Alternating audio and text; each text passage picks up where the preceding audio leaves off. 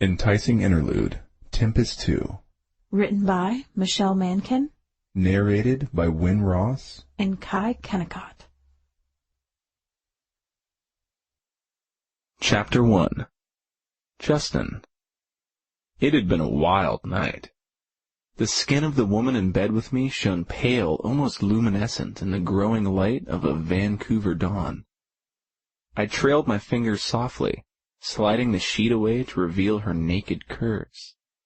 She stretched and turned over at my touch, her large tits swaying as she rolled toward me. Holy hell! The rack was nice, but the face was one scary-ass mess. Thick black streaks of mascara were smeared beneath her eyes, and the bottom half of her face was a mishmash of bright red from her lipstick and light pink from the abrasion of my stubble. Heath Ledger's Joker came to mind. Okay, maybe that was a little too harsh. Sunlight now began to stream unmercifully through the crack in the heavy brocade curtains of my Sutton Place apartment, revealing a riotous kaleidoscope of color staining the pillowcase beside her head. Garish blue eyeshadow. Heavy beige foundation. That lipstick. It framed a black tangle of hair that would make a Rastafarian proud. That gonna be a real bitch to comb out. Justin. Her cloying perfume made my stomach churn as she shifted closer. Dual waves of nausea and regret instantly crashed over me. What the hell had I been thinking? Bringing casual hookups back to my place was not something I usually did. Letting them know where you lived made things too complicated the next day. She propped up on an elbow, eyes practically obscured by heavy clumped lashes. You want to take a shower? Her deep, gravelly, 2-pack-a-day voice was an additional repellent that had me withdrawing to the other side of the bed. Not at all sexy. No thanks. I shook my head firmly, my voice cold. I wanted her to have both visual and auditory confirmation so there would be no misunderstandings. Why her? I'd been stone cold sober last night. I didn't drink and I didn't do drugs, not anymore. Not since rehab a couple of months ago. Why hadn't I noticed that voice, the truckload of makeup, or all that powdery perfume? My eyes dropped to her chest. There you go. 2 reasons. 2 38 double D ones.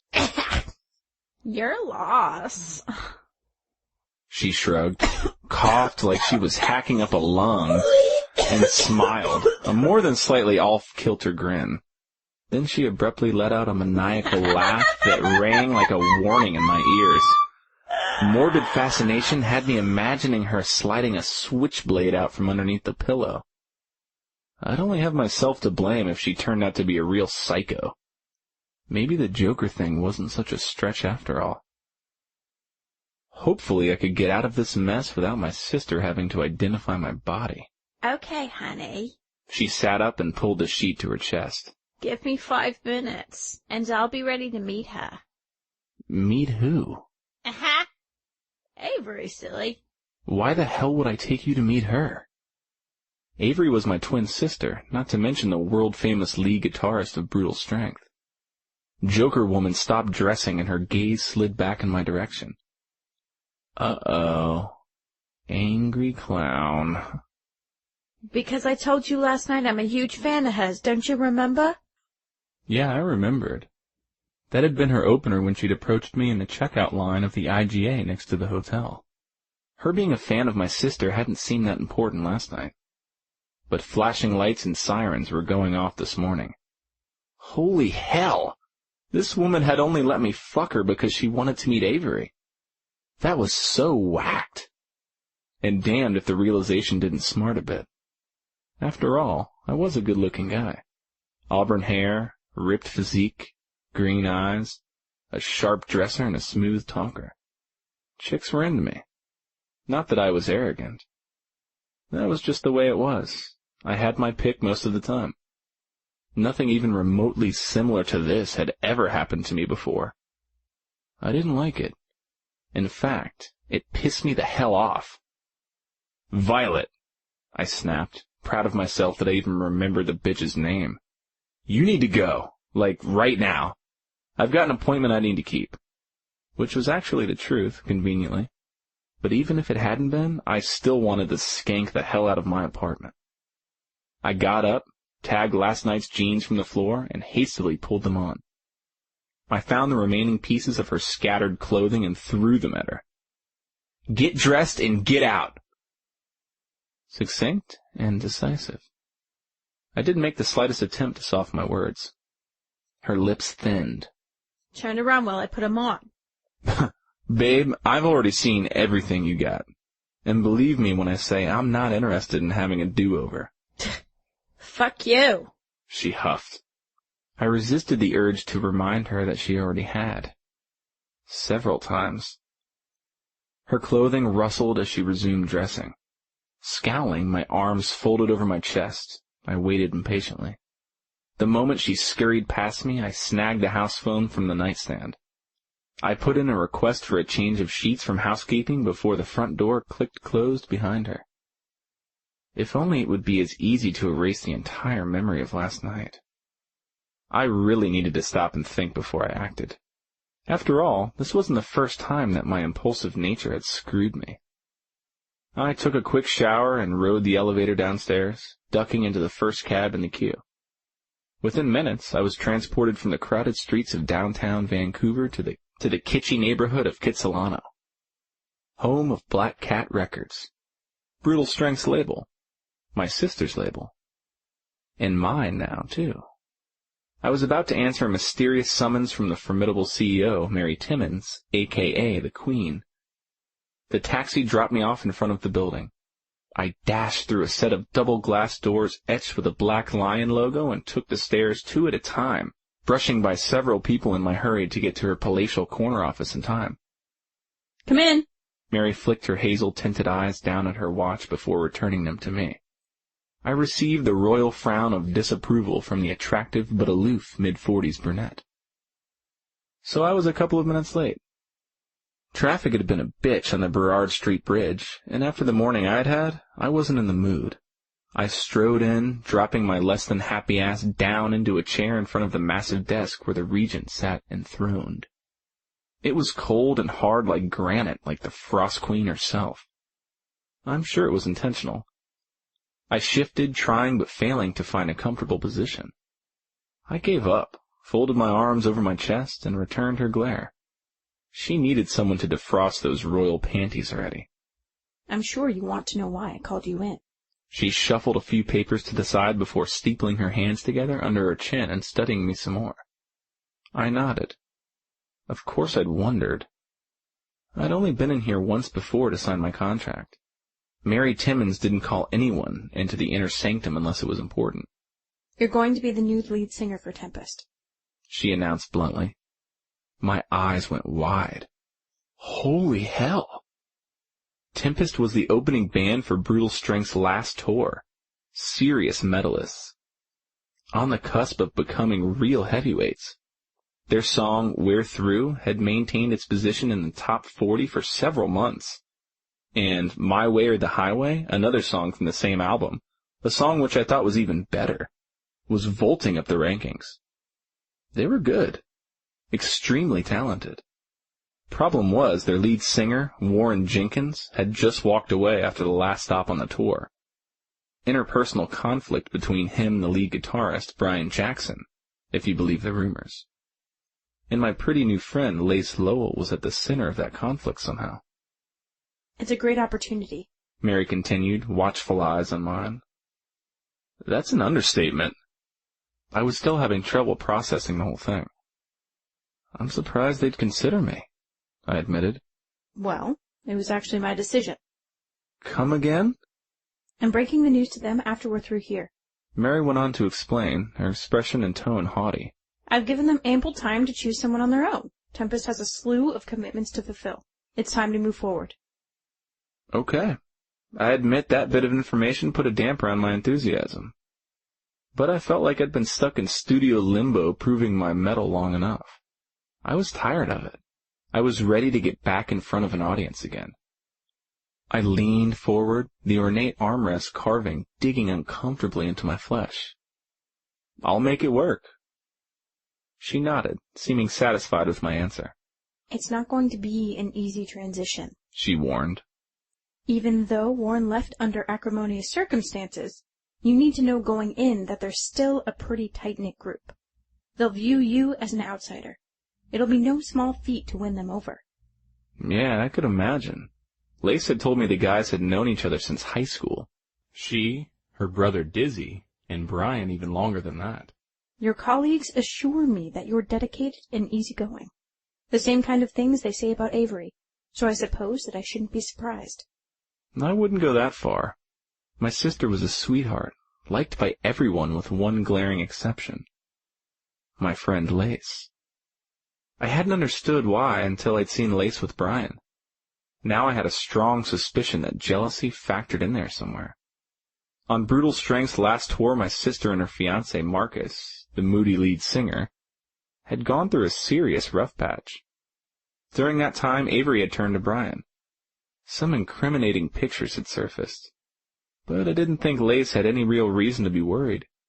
No lines had been crossed between Avery and Brian, as far as I knew, and Avery and Marcus were now even more solid than they had ever been before. Someone cleared their throat behind me. I swiveled around in my chair. Brian, Dizzy, King, and Sager, the 4 remaining members of Tempest, stood in the open doorway. Faded jeans, lots of leather, copious tats, abundant attitude. They looked exactly like the rough rockers they were reputed to be. I had to admit I really liked the idea of being a part of that. Good morning. Mary rose from her chair, unintimidated, pulling down the hem of her St. Laurent jacket and smoothing the matching charcoal skirt. You're early. She shot a brief but chastising glance my way, still peeved about my tardiness, I guessed, before returning her attention to them. I'm sure you're anxious to hear what I have to say. She gestured to an open door on the other side of her office. Let's move this to the conference room so we can get started. Her eyes slid back to me. You go with Beth. She has paperwork you need to complete. My dismissal received, I stood and turned to do as I was bidden, but found my forward progress blocked. Brian's light eyes were speculative as he passed. Better than the vibe from him yesterday when it seemed as if he wanted to take my head off. King, the built-like-a-monster-truck Hispanic drummer, and Sager, the lanky bassist, each gave me a neutral chin lift of acknowledgement. Not too bad. I could work with that. Dizzy, Lace's brother, the rhythm guitarist, had been a lot friendlier than Brian during our earlier meeting. His bleached and brown-streaked hair was wet and flat. Apparently a 9 a.m. meeting was too early for him to bother with sculpting product either. Offered me a fist bump that I readily returned as I steered around them. One thing was perfectly clear.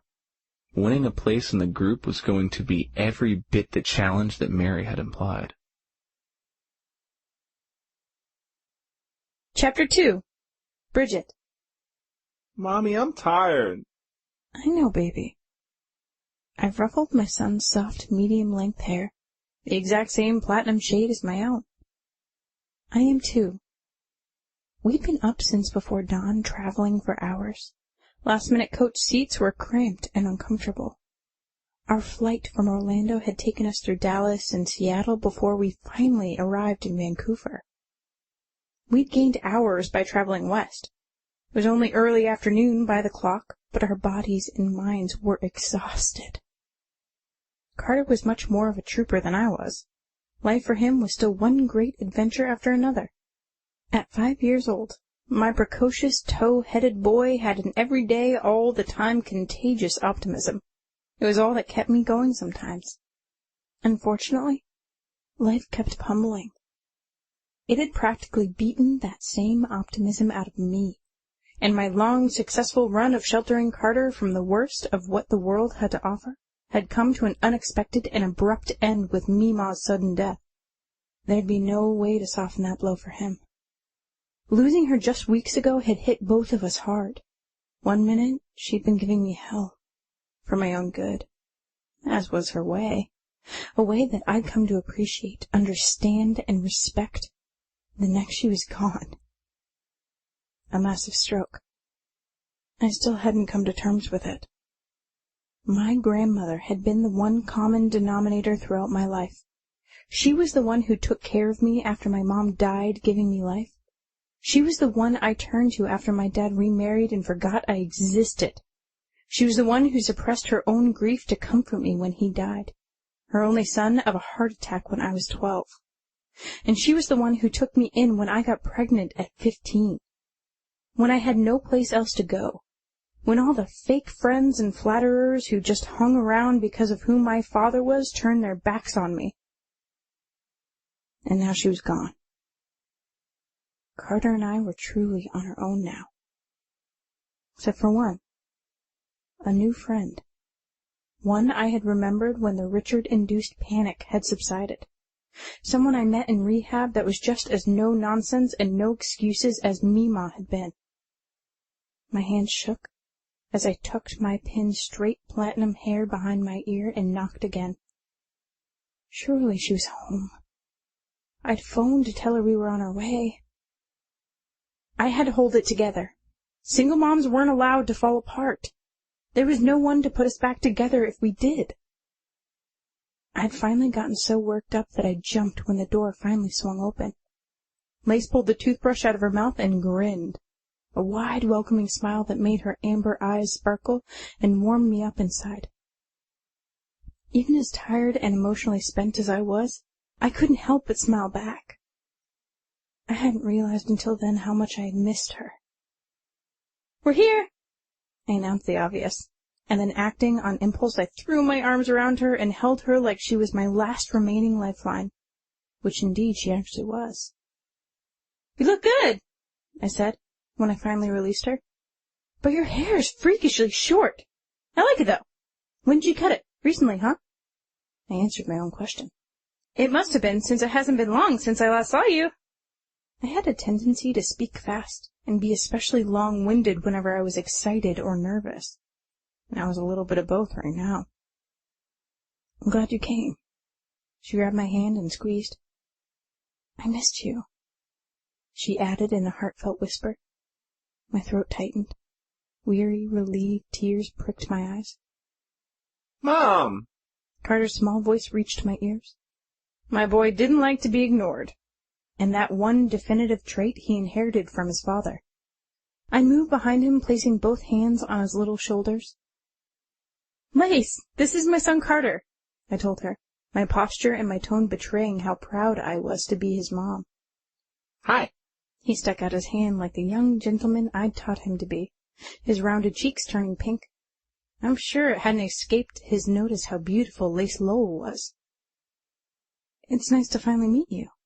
She crouched down so she was at his eye level. "Your mom's told me all about you." She straightened and waved us inside. "Come in. I've got the second bedroom all made up for you." I retrieved my duffel from the hallway floor, and we followed her through the short, narrow entryway that opened up into a living room-dining room combination. The residential side of the Sutton place appeared to be laid out just like a regular apartment. Carter dropped his backpack, walked directly to the sand-colored couch, took a seat, and scooped up an abandoned video game controller. What was it about boys and their innate ability to hone in on those kinds of things practically with their eyes closed? The television screen lit up and music blared out of the speakers. "Carter," I began to admonish. "Aw, Mom," he pleaded. "Please. I'm sure Miss Lace doesn't mind." He's right. I don't mind. Lace's amused eyes met mine. "But only if it's okay with you." "All right." I sighed, giving in. I was too tired to argue. Besides, my bladder was about to burst. I'd had way too much coffee on the plane. "Where's the ladies' room?" I implored. "There are two. One across the hall from your room.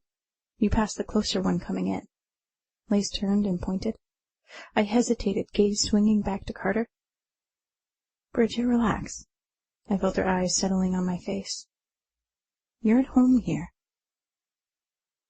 Thank you. I pressed my lips together, swallowing back more stupid, overly emotional tears as I made my way to the bathroom. Pushing the lock in the door, I quickly took care of business, vowing to be smarter and use the restroom before the plane landed next time. As I was washing my hands, I noticed a rumpled tux hanging on the hook on the back side of the door. Curious, I dried my hands and went back into the living room, but forgot my question entirely as I took in the scene in front of me. Lace and Carter sat close together, each with a controller in their hands and a bowl of shared goldfish on the couch between them. I smiled. Apparently Lace was a natural with kids. I'd bet money she didn't usually keep those kinds of snacks lying around. They looked really cute together. In fact, I don't think they even noticed that I'd returned. Their eyes remained glued to the large flat-screen TV on the opposite wall. Carter's brow was furrowed in concentration. His tongue peeked out of the corner of his mouth. Suddenly, the front door of the apartment opened, breaking the spell. Everyone jumped as it slammed hard against the wall. My eyes widened in recognition when I turned and saw him enter the apartment. Timmons is a bitch! Brian Jackson, the handsome lead guitarist of Tempest, stormed into the room, ramming a keycard in the back pocket of his jeans as he entered. A royal fucking bitch! He froze the moment he saw me, his questioning gaze pausing briefly on me before going to Lace. I knew a bit about him from the articles I'd read, and also from what Lace had mentioned in rehab, but obviously Brian hadn't known that Carter and I were moving in. Lip trembling, my little guy dropped the controller. I could tell he was trying real hard not to cry. He didn't do well around angry males, especially not after the recent run-in with his father. Mommy, he called, hurrying to my side and ducking behind me. Lace? Brian questioned at almost the same time. She carefully set aside her controller and stood. She shook her head at Brian, her eyes sliding from him to my son. I'm sorry, Carter. Brian's really a nice guy once you get to know him. Don't worry. He's not mad at you. She took a step towards me, but her gaze remained on Carter. Could you give me and your mom a second so I could talk to her and Brian? Carter slowly blinked up at Lace, his blue eyes brimming with wariness. Okay, he agreed after a moment, then looked at me. Can I go lie down, Mommy? Please, I'm tired. Sure, kiddo. I glanced at Lace. I'll just get him settled in and be right back. Her bedroom is just down there, past the kitchen. Lace pointed in the direction I needed to go. I picked up Carter's backpack and my duffel. We passed a galley-style kitchen on our left and then turned right down a narrow hall. The bedroom was styled in the same earth-toned monochromatic color scheme as the rest of the apartment. The only splash of color came from a welcome basket that sat on top of the mahogany dresser. Lego box sets, comics, Vancouver guidebooks, and useful toiletries overflowed its confines. Touched by Lace's thoughtfulness, I felt the tension inside of me loosen, and my lips curved into a small smile as I drew back the beige cotton comforter. When I turned back around, Carter had already removed his shoes. He immediately climbed into the spot I had uncovered. I pulled the blanket up to his chin. His head on the pillow, he yawned so big I heard his jaw pop. I smoothed his hair from his sleepy eyes and bent down to kiss his soft cheek. Night, he mumbled. It's still day here, kiddo, but have a good nap. I love you bunches. Love you too. He turned over on his side and whispered. Don't worry, Mommy. I paused, giving him a reassuring smile before closing the door. He knew me so well. Worry had riddled my insides with holes. This move was a big change for us, but one that I felt was necessary given the circumstances. Without my grandmother as a buffer, Richard had gotten increasingly threatening. There was also my stepmother to consider. Though she hadn't shown up at Mima's funeral, Evelyn was always a menacing threat lurking in the background. I hadn't felt safe living in Orlando any longer. 2 sets of eyes landed on me as soon as I re-entered the living room. Brian moved his beer from his right hand to his left, shaking my hand, as Lace stood to make introductions. "Nice to meet you," I said softly, and took a step back. Light brown faux hawk, piercing gray-green eyes. Brian Jackson was a good-looking guy and radiated a level of charisma so palpable that even if he hadn't been a rock star, I would have found him more than a little intimidating. He gave me a warm smile that made him seem a lot more approachable, and his expression softened even more as he moved closer to Lace. The way he looked at her with those eyes was so intense. It was almost hot enough to melt an ice-encased, cynical heart like mine. But not quite. I didn't think it was possible for me to ever believe in love again. At least not for myself. I now understood why my friend looked so different than when I'd first met her. It was more than the haircut. It was Brian Jackson. Her former bandmate and childhood friend was into her in a serious way, and it was just as obvious that she felt exactly the same. Lace was truly happy with him. No wonder she and Warren had broken up. All the little details were starting to add up. Brian having a key to her apartment that tucks on the door. How content she seemed. A lot of momentous stuff had apparently gone down since I'd last seen her. Good things, I thought. I couldn't wait till we had time to talk so she could fill in the blanks. "I'm really sorry I blasted in here and scared your boy." Regret brought his dark brows together over his soft, apologetic eyes, the sincerity in his voice and words cutting a wide swath through my concerns about him. "He's fine. He was almost asleep before I closed the door." I shrugged to let him know we were good. "Is something wrong?" He sighed. "Not really." But he threw Lace a look that said the opposite. "What does Dizzy think?" she asked him. "He likes the guy." Brian ran a hand through his hair. "But you know Diz. He'd rather go with the flow than make waves. Ever." In this case, maybe he's right, Bri. Justin does have a great voice. He's also a pretty decent guitarist. Having 3 guitarists would give Tempest a really powerful sound. I agree with Dizzy. I say give him a chance. "You think so, huh?" Brian frowned. I got the distinct impression that there was a lot more than professional jealousy simmering beneath the surface of that frown. "Maybe. I listened to some of his tracks after the meeting. He's okay, I guess. Too Jason Wade for me, though. And the way he's being forced on us without us having any say-so." Can she really do that? Lace looked perplexed. "She quoted from some right-to-management clause in the contract we all signed. I don't really understand it at all." He tipped back his beer. I watched his Adam's apple bobbing as he took a really long pull, draining the bottle of Molson dry. He wiped his mouth with the back of his hand. "Anyway, Kane let her have it. His lips tilted into a faint ghost of a smile. Told her straight out how fucked up he thought this whole thing was. Hell, he just said what the rest of us were thinking. But she just looked down her nose at him. You know, that intimidating as shit way she does, and said, 'I don't see your signature on the checks, Mr. Asinato, and until I do, it'll be me calling the shots and you doing what you're told.'" Whoa. I didn't know who this Mary was, but I'd seen pictures of King. He was cut. She must be a definite force to be reckoned with, if she would take him on. It'll work out, Bri. Lace moved into him and threaded her arms around his trim waist. War signed a contract with Morris now. He's not coming back. You guys have to move on. A momentary flash of something that looked like pain flickered in the guitarist's eyes before he squeezed them shut. I had a feeling that War was more to him than just their lead singer. Brian dipped his face into Lace's hair. I heard his heavy exhalation, and watched Lace skim her hands along his back, the hunched tension in his bunched muscles visibly loosening. It was a poignant scene. They seemed to have forgotten I was there. Feeling like I was intruding on something private, I started to back quietly out of the room. Brian lifted his head, his eyes landing on mine. "Sorry to embroil you in all this drama."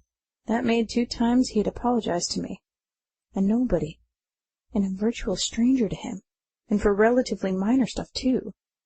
I began to believe Lace had chosen wisely. Brian seemed as kind as he was handsome. That's okay. No worries. I tapped my lips, trying to remember what I'd learned in the senior-level contracts class I'd been taking at UCF before I'd messed up, and had to drop out to go to rehab. These types of record deals usually have some kind of out clause. It'd cost you, but you could probably get a lawyer to look into it. I mean, if you really don't want this guy and object to Mary's heavy-handedness. I tucked my hair behind my ear as another thought occurred to me. Has anyone from the band talked to Justin to find out how he feels about all this? We haven't yet. Brian shook his head. He was in her office right before us. He eased back and placed his hands on Lace's shoulders, staring down at her. You're friends with him. Would you mind, Lace? If we could just buy a little time, a little breathing room for all of us, I think we could come up with a solution that's better for everyone. Sure, Bri. No problem. She reached back and covered his hands with her own. But only if you agree to keep an open mind about him. I still think he'd be an excellent frontman for Tempest. I would do anything for you, babe. You know this. He lowered his head and touched his lips to hers. The kiss was brief, but it was hot, and lasted long enough for her hands to go into his hair and his to bunch up her cotton tee, exposing the skin of her lower back. My cheeks flushed. Desires that I would never again acknowledge tried to surface, but I stuffed them way the hell back down. I'd given up on romantic aspirations 5 years ago. I'll go over right now. Lace was out of breath and looked a little dazed when they separated. See if he's even home. Great, babe. But take Bridget with you. It was clear from his authoritative tone that my presence wasn't optional. Lace had an edgy personality. I knew from experience that she didn't take orders well. My gaze shifted to her. Bri? Sure enough, her spine was stiff and her eyes flared. I love that you're all possessive and shit. And I'll take Bridget, 'cause I want her to meet Justin anyway. But babe, you gotta know you've got no competition there. None. She headed to the door. You coming, Gigi? She called, looking back over her shoulder and using her nickname for me. Justin's staying just next door. But what if Carter... Bri'll be here, she interrupted. He's good with kids. He's put up with me since I was 5, and he grew up taking care of his younger siblings. All right, I agreed, catching up to her and following her out into the hall. She turned to face me as soon as she shut the door, and her expression was guarded. I just want you to know Brian and I are together now, Bridget. He stays in my bedroom with me. I hope that's not going to be a problem for you. If it is, I'll help you find somewhere else to stay where you'll feel more comfortable. Pfft, I'm no prude.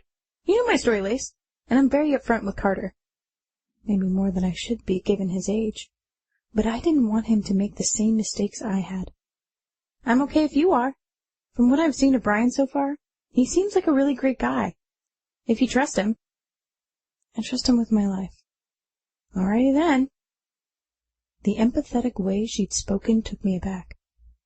He's certainly very good-looking, I allowed. Her face lit up. A devilish gleam brightened her tawny eyes. That he definitely is. She knocked on the door. And just wait till you see Justin. Before I had sufficient time to allow that to sink in, the door in front of us was jerked open and my jaw immediately hit the floor. O-M-G. Her Justin was Justin Jones, as in the twin of Avery Jones, the famous female guitarist from Brutal Strength.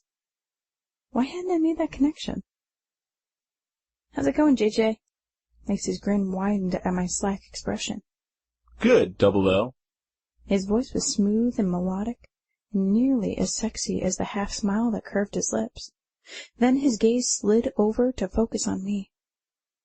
Good-looking wasn't an adequate enough description. No wonder Brian had wanted Lace to come over here alone.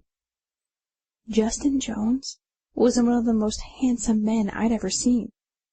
Rip your heart out and teach you a lesson you'll never forget kind of handsome. His auburn hair was shorter on the sides and artfully long and stylish, disheveled on top. His emerald eyes were framed by thick, dark lashes, and his body was all lean, compact muscles beneath a snug-fitting gray henley. He'd rolled up his sleeves up to his elbows, revealing an enticing pair of strong forearms, and had a black leather cord with 2 silver beads tied around his right wrist. The way that shirt fit him! I'd bet my life it was designer. Rag and bone would be my guess, as were the contrasting straight-line jeans that fit his narrow hips and long legs really, really well. Those gorgeous eyes appeared to have been doing some checking out of their own. I felt exposed beneath the intensity of his gaze. My pulse started thundering loudly inside my ears, and the space between us became supercharged with electricity, like the atmosphere back home in Florida just before a lightning strike.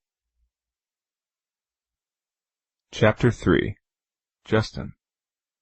My initial delight at seeing Lace was swept away by the overriding curiosity concerning the woman standing at her side. She was young and pretty, but her beauty wasn't the in-your-face kind. You might even miss it on a cursory first glance. It almost seemed to me as if she were trying to conceal it. She definitely hadn't done a thing to play it up. In fact, I doubted she was wearing any makeup at all. Refreshing. The complete opposite of the woman who'd wrecked my bed last night and would likely disturb my dreams for some nights to come. Involuntary shudder. Long, straight, shiny platinum hair kissed her shoulders, and she had uneven bangs that completely covered her forehead. They were so long they tangled in the thick fringes of her white blonde lashes. Those lashes framed the most beautiful pair of aquamarine eyes that I'd ever seen. Eyes I was still gazing into. Eyes that remained on mine, making me hope that she was just as attracted to me as I was to her. There was a wariness in them, though, that I didn't quite understand. She tore her gaze from mine and took a big step back. Wondering what the hell that meant, I continued my enticing assessment.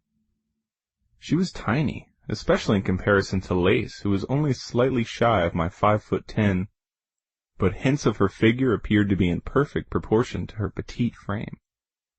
So perfect that I really wanted to conduct a more thorough examination. So perfect that I couldn't for the life of me figure out why the hell she covered it up with clothing so loose it had to be at least one size too big for her. The word camouflage immediately came to mind. But why? She'd gone tense, too, as soon as I'd opened the door. I'd never met a woman who appeared to be less comfortable in her own skin. It made no sense, especially when she had skin that was as sun-kissed and beautifully flawless as hers. "Can Bridget and I come in?" Lace asked after a knowing glance swung back and forth between the two of us. She'd obviously noticed my interest. Not much slipped past her. "I need to talk to you for a minute." Bridget.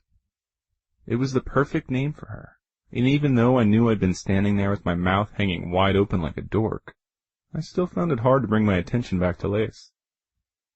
"Absolutely. Sure. Come in." I pushed the heavy door back and threw an arm wide, indicating they were welcome to enter.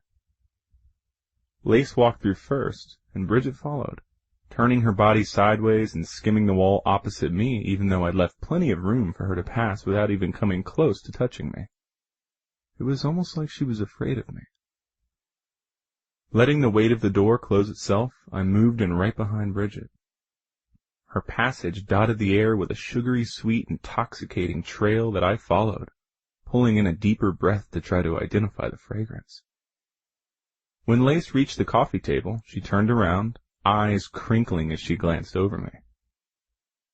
Embarrassed to have been caught standing so close to Bridget, nostrils noticeably flaring, so not at all my usual level of cool, I quickly moved to the couch and busied myself clearing a space for them to sit down. I gathered the strewn pages of sheet music into a pile, threw my leather jacket over my arm, and snagged my Gibson acoustic by the neck. I transferred everything to the dining table except for the guitar, which I placed carefully in its stand. When I'd finished straightening up, I turned back around. They had both taken a seat on the couch side by side and were watching me. Lace still looking amused, but whatever Bridget was thinking was a mystery behind blue eyes. Regardless of the differences between them, they seemed very comfortable together. Close.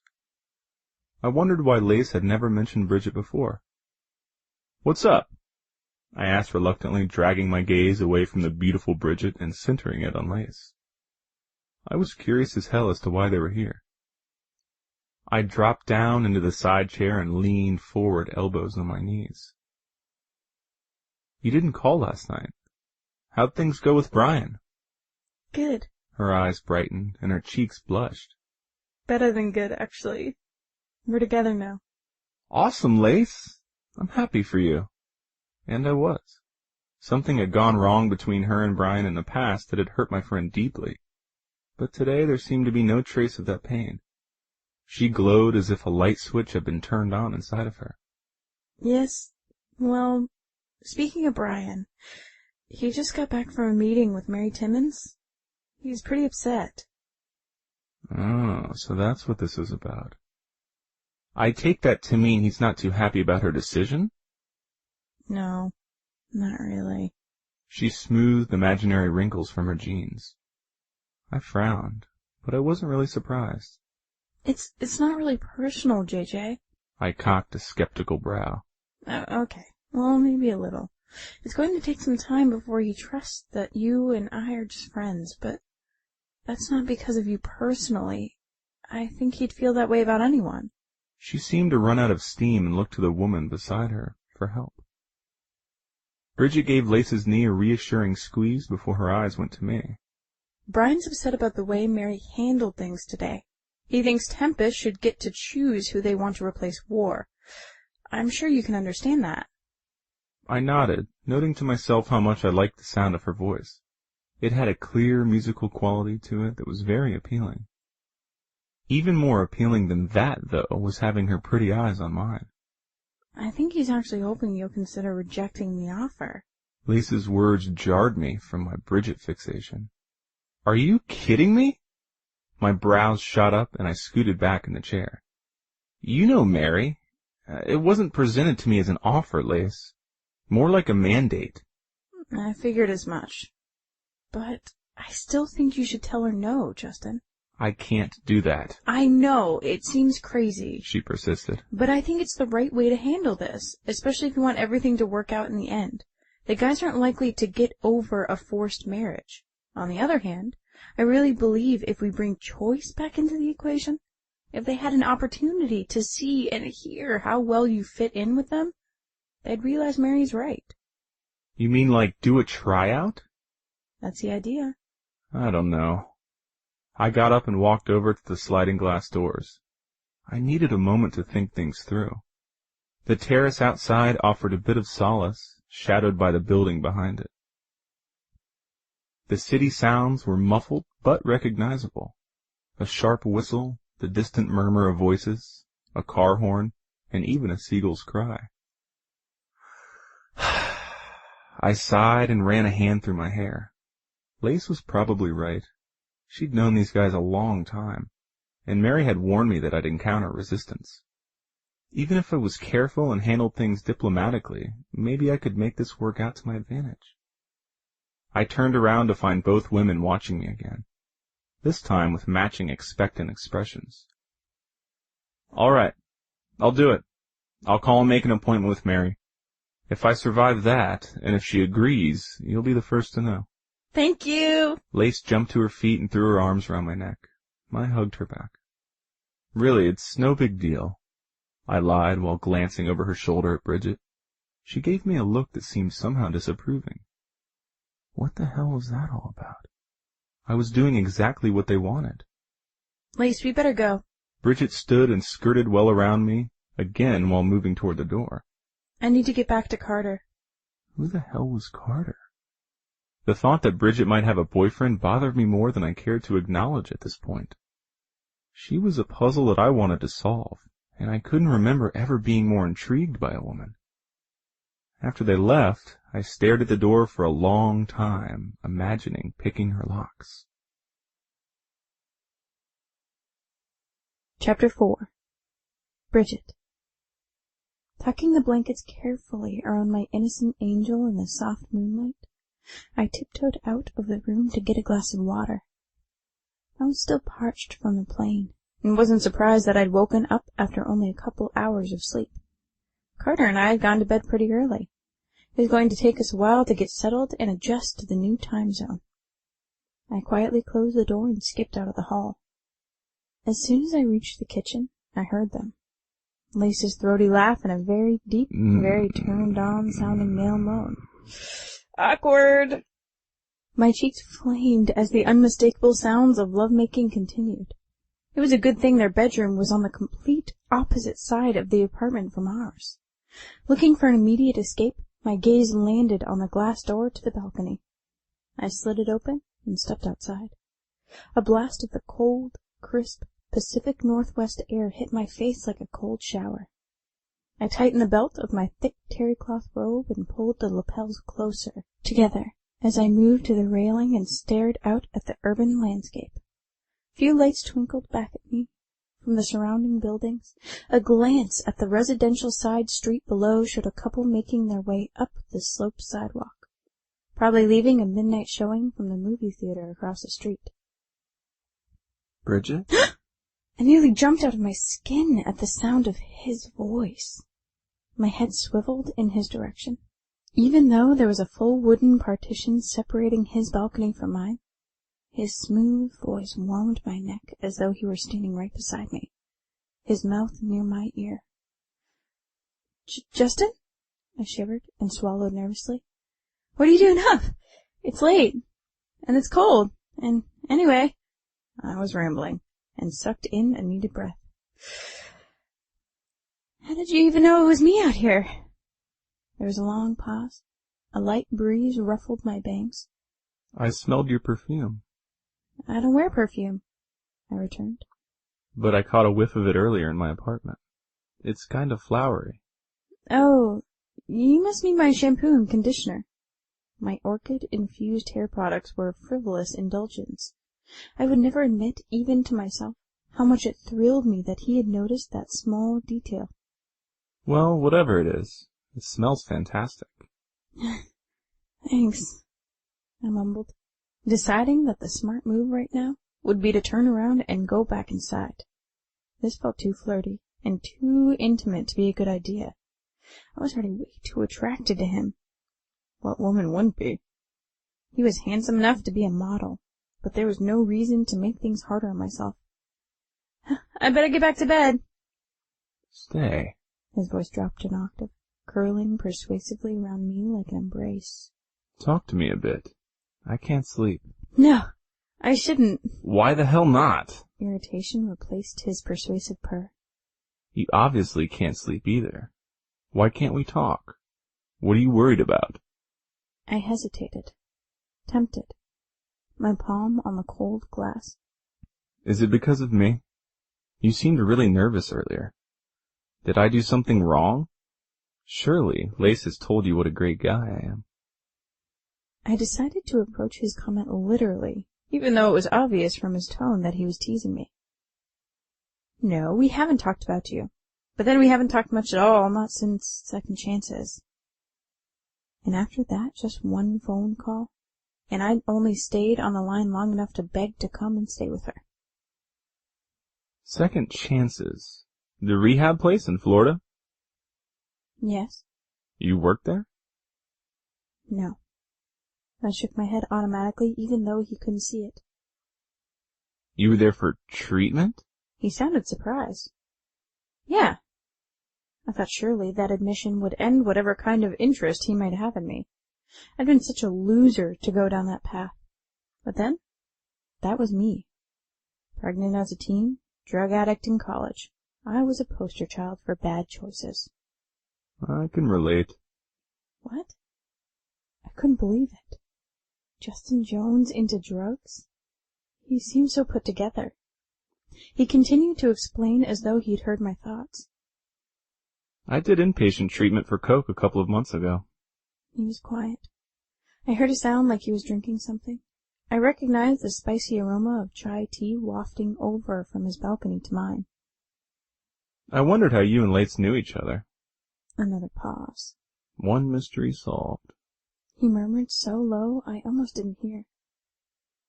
We were neighbors in rehab. I kind of forced her to be my friend.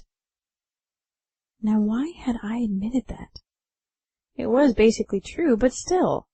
He was too easy to talk to, and having the partition between us must be giving me a false sense of security. Me too. He chuckled. Although I did try for a little something more the first time we met. But she told me in no uncertain terms how it was going to be between us. Yeah, I smiled. That sounds like her. Lace was a straight shooter. I liked that about her. I have to tell you, Bridget, that I'm interested in more than just friendship with you, too. Why don't we go out to dinner sometime? No. My denial was immediate. I don't date. Why not? I could almost visualize his auburn brows drawing together in confusion. No offense, Justin, but the answer's no. And it's really none of your business why. My tone was rude. My words way too harsh, but at least I had that one part of my life the way I wanted it. The way it needed to be.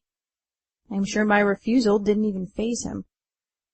Doubtless he'd made offers like that to countless women. He'd just move on to the next one. I'd better get back to bed now. Good night. Poof, poof. What the? I sat up in bed, rubbing the sleep from my eyes, and looked at the half-dozen orange and yellow Nerf bullets scattered in a wide debris field on the white bed linens around me. Carter Randall Dubois! I yelled as another Nerf projectile fell out of my hair. I saw his smiling, impish face as he poked his head cautiously within the doorframe. I glanced at the bedside clock. You scamp! It's not even 8 o'clock yet! I complained without any real heat. He giggled. I'll get you for this! Surprisingly, another head poked in the door. One with short, honey blonde hair. You can try. Lace's lips curled playfully. But superhero Carter is nearly invincible, especially now that he has a beautiful new sidekick with lethal skills. You can totally take your butt. My eyes narrowed on her even as I swung my legs over the side and my feet hit the floor. That's my weapon, Lace Lowell. You two better run, I warned, lunging for them, but they took off back down the hall, Carter squealing with delight as he fled. I entered the living room, grinning, my heart wearing a matching but unseen smile. I was glad to see my boy so happy. His laughter had been rare and fleeting since Mima's death. I was also delighted to see Lace enjoying herself and getting along so well with him. Before I even had a second to prepare, I was bombed with a barrage of pillows. 3 heads were now visible, bodies safely shielded by the couch that had been rotated to the center of the room to provide cover for the conspirators. I put my hands on my hips, trying to force my grinning face into a mock scowl. I was totally unsuccessful and laughed instead, watching a final decorative couch cushion arching in the air towards me. I caught it and let out a practiced maniacal laugh. I was usually the villain when Carter and I played. That had my boy ducking. He knew what it meant. I lobbed a pillow like a grenade and launched myself over the back of the couch to get that little stinker. He had earned himself a major tickling session. Later that morning, after Carter had been served his comeuppance, and the couch was back in its proper position against the wall, we ate breakfast. Lace, Carter, and I sat around the circular mahogany dining room table, while Brian leaned against the kitchen counter next to us scarfing a bowl of cereal. Suddenly, Lace's cell bleeped with an incoming text. She picked it up, looked at the screen, and smiled broadly. He did it. She glanced over at Brian. Justin told Mary he wants a tryout. That he won't agree to join the group unless you guys want him to. Isn't that great, Bri? Yeah. Brian appeared stunned by the news. Lace's thumbs moved quickly as she typed into her phone. Her cell bleeped again almost immediately. Justin says he'll meet us at the Studio 8 at noon. She relayed the message. I'll just text everyone to let them know. When she was done, she set down her phone and turned to me. This all worked out because of you, Gigi. Thank you. You're welcome. I replied automatically. But I didn't really do anything. If this Mary's as scary as you all think, it's really Justin who stuck out his neck. She's a total badass. Lisa's eyes rounded. Shit! She gasped and reached over and covered Carter's ears. I snorted. It's too late for that. He's already heard you. And anyway, you won't teach him anything new. Unfortunately, he's known all the major swears since he was 3. Mima used to curse something fierce. I gave up trying to shield him and focused my energy on teaching him not to repeat them instead. I'm sorry about her passing. Lacey's expression turned sympathetic. It's obvious you were really close. Thanks, I mumbled, eyes filling as I'd gotten accustomed to them doing so readily lately. She had no idea. Her absence had left a terrible void, one I knew no one could ever fill. The trick was to keep busy, so I didn't dwell on it too much. You should go to the studio with us today. Lace took my hand from where it rested beside the empty coffee cup and squeezed. It'll be fun. And I want you to meet my brother. Diz is really cute, and the rest of the guys are too, of course. I appreciate the offer, but I really should prioritize getting Carter enrolled in kindergarten. I pulled in a deep breath through my nose. I had a lot to do to get us settled. Then I need to figure out the public transportation system so I can look for a job, and I need to find a permanent place to live, and... Bridget, stop, she interrupted, concern causing a crease between her eyes. You and Carter are welcome to stay here for as long as you need to. Thank you. I wasn't used to generosity like that. In the world I came from, gifts always had a price tag on them. And didn't you just tell me last night that your grandmother left you a sizable inheritance? I nodded. It was not even close to what I might once have had, but it was more than enough for Carter and me to live on if we'd been able to stay in her house. That was all paid off back in Florida. But not nearly enough considering the rent and utility bills we'd face each month here. But I don't want to impose on you any longer than necessary. You're not imposing. I like having you and Carter around. She ruffled Carter's already mussed bed head hair. And anyway, don't you think you should take at least one day to get settled? Carter and I have a game we need to finish too, don't we, buddy? He nodded enthusiastically. I suspected he was way past simple adoration and well into full-out obsession mode with my beautiful friend. Please, Mommy. He blinked his cute little baby blues at me. I'd like to play more video games with Miss Lace, and I'd like to get to see her rock star friends. Okay, I exhaled. But Carter, you know Miss Lace is a real rock star herself. I showed you the magazine pictures of her with Tempest and Brian, too. He's the guitarist. Carter's eyes went back and forth between the two of them and then got big. He hopped off his chair and without another word, dashed to the bedroom. When he returned, he held open the Rolling Stone issue that featured Tempest. Eyes squinting, he stood next to Brian, seeming to compare the picture to reality. Can I have your autograph? He asked, apparently deciding Brian was the real deal. He gets it from me for sure. At his age, I had a total obsession with the Beatles. Maybe I have an old soul. But then, music speaks to me. Sure, sport. Brian grinned, and the muscles on his intricately tatted arms flexing as he moved the pen, adding one more to his long list of admirers.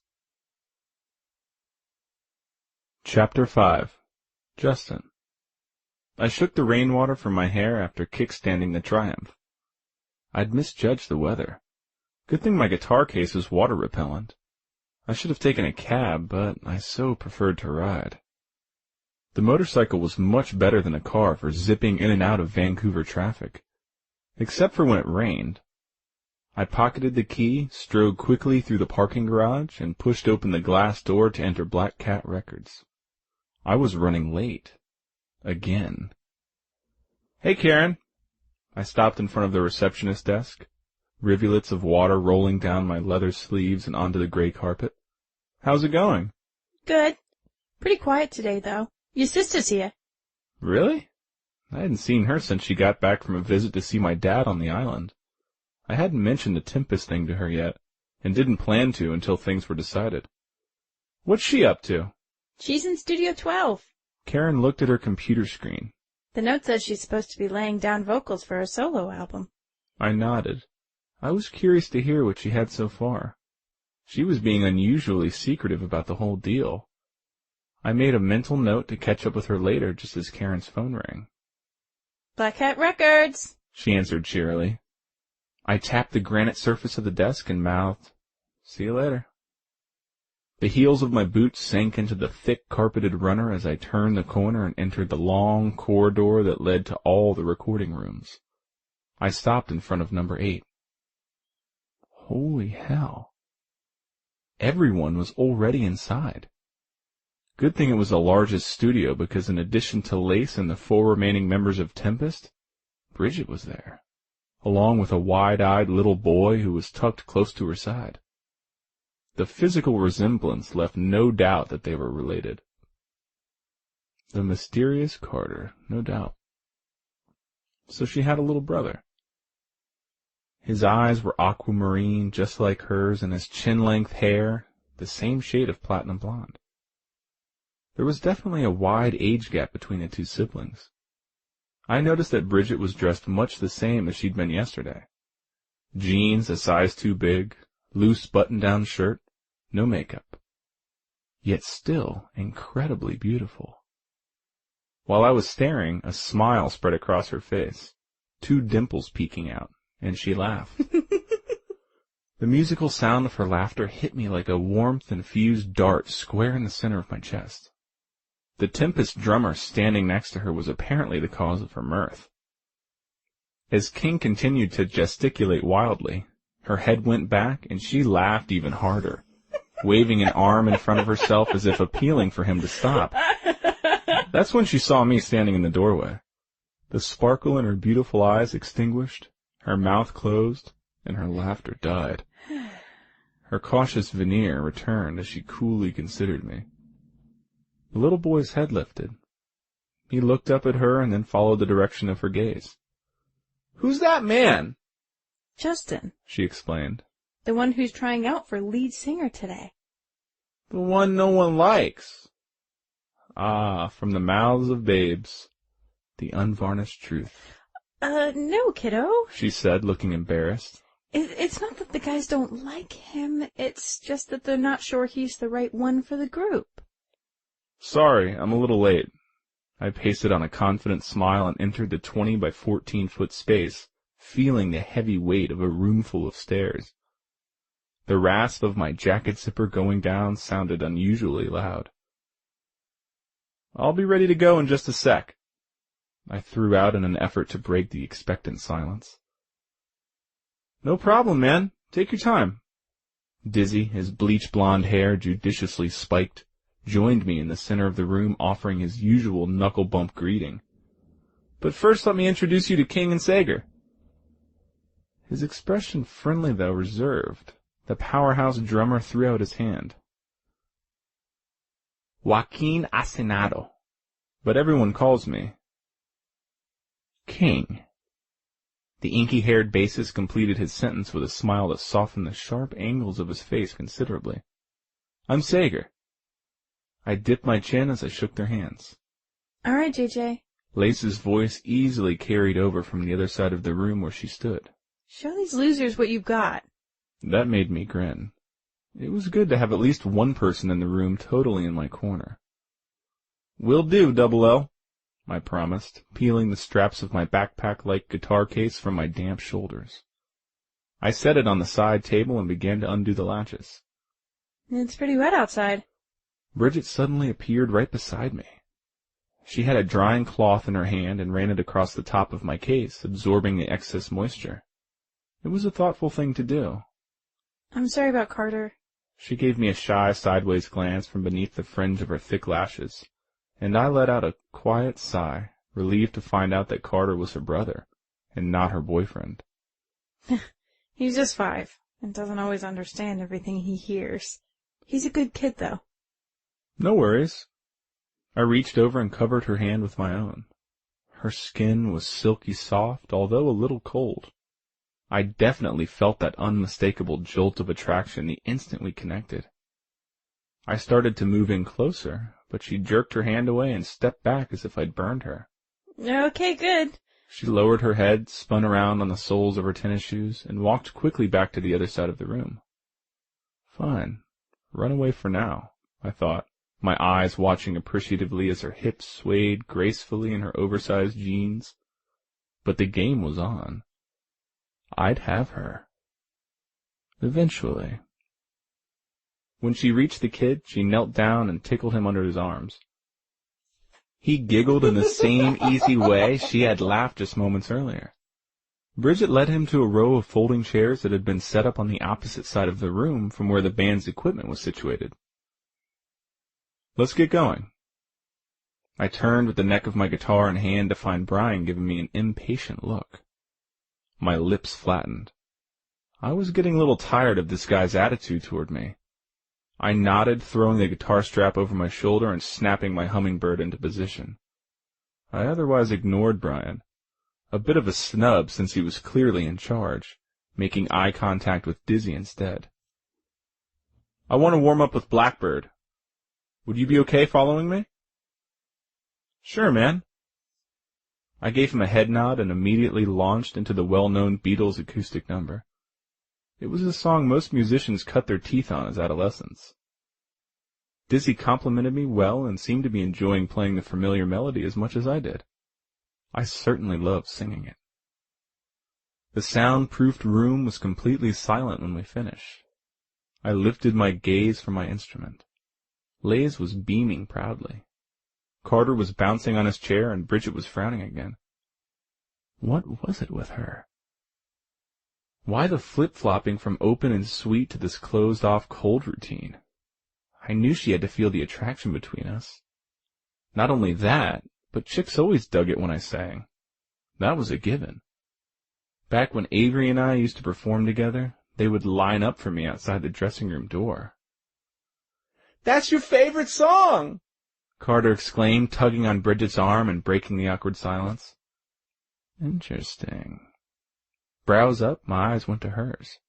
I enjoyed the fact that even eye contact with me appeared to fluster her and anticipated there being major sparks when we finally came together, and I had my mouth on hers. And I would. Soon. But for now I needed to get my head, the thinking one, back into this tryout. I really wanted this job. I shifted my attention to Tempest's lead guitarist. Brian, I hear you're a GNR fan. Brian swung his gaze to Lace. What? She gave an exaggerated shrug.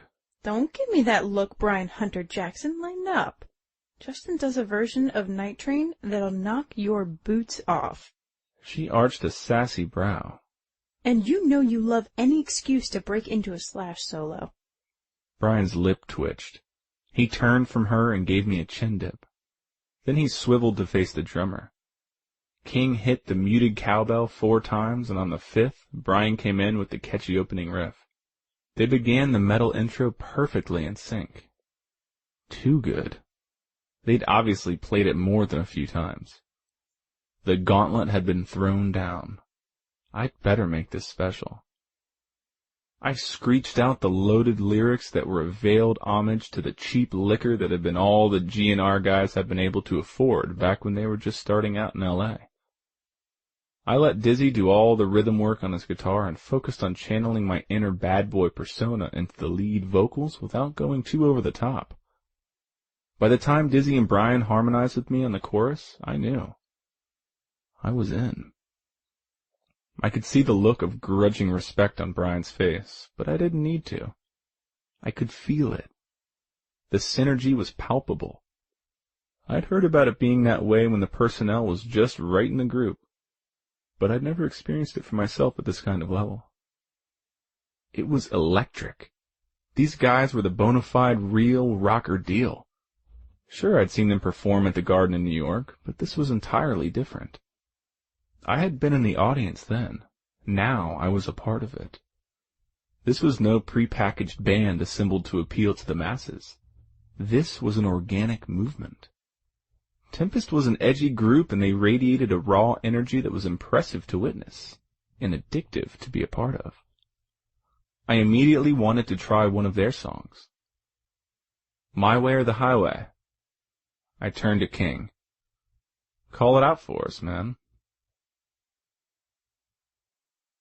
Chapter 6. Bridget. 1 minute I've been seated on one side of the room. The next thing I knew, I was standing in front of Dizzy on the other. I honestly couldn't remember how I'd gotten there. But my eyes were still riveted on him. I knew I was staring, but I just couldn't seem to make myself stop. I was totally focused. Artists like him were the reason I loved music. I was fascinated by the culture of it all, the songwriting, the inspiration that went into it, the angst that surrounded it, the passion to communicate through notes and lyrics. That's what he'd just done. That's what I'd just heard. It's been like he'd reached right out and grabbed me. By the time he'd finished, I was thinking, Paul who? As a preteen, I'd been obsessed with the Beatles. I even wished I had lived in the 60s so I could have seen them perform. And of course, so I could have dated Paul McCartney.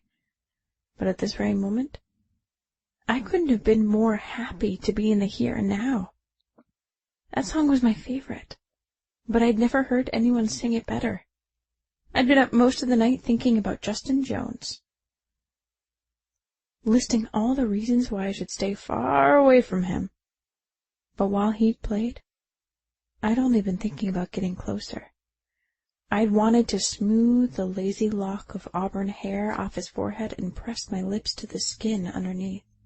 And the way his narrow hips had subtly swayed in time with the rhythm had created a lure that hooked me. I'd gripped the cold metal seat of my chair to keep from joining him in that sexy shuffle. Justin had the perfect body, leanly muscular, but not overly bulky. His looks were indisputably enticing, but not his voice. Sweet mother of all that is good, that voice was off the chain. Total insanity. Especially when he crooned the lyrics to Blackbird. So smooth. As if it were possible to take the richest, creamiest hot chocolate you ever tasted and somehow convert that decadence into sound. Yeah, that good. Sager, King, and Brian had surrounded him now, deep in negotiation. Sensing my eyes on him, he looked over at me. The force of his gaze sent aftershocks rippling throughout every part of my body. I'd never been this attracted to a guy. Not even Richard. My skin felt as though it was on fire, and I wanted Justin to be the one to put out the flames. Or maybe even stoke them higher. He must have been able to read my desire because his lids lowered and his green eyes blazed back at me from across the room. Mommy? I don't think anyone but my son could have torn my attention away from Justin in that moment. Huh? Was my barely coherent response as I peered down at him. I need to go to the bathroom. Sure, baby. My hand visibly trembled as I wrapped my fingers around his. Thank God for Carter. I'd lost track of the number of times I'd forced myself to keep going, slogging forward against the raging rivers of horrible shit, just for him. I loved him with every fiber of my being, and I'd never regretted him, not once. But I'd foolishly lost track of that, and of what was really important for that moment. I couldn't. I wouldn't allow that to happen again. Carter tugged at my arm. I led him out of the studio, carefully taking the widest path around Justin towards the restrooms. When you are a single mom with a 5-year-old, these are one of the many things that it's important to take note of. As was our drill, I had him go into the men's room alone while I stayed in the hall within shouting distance right outside the door.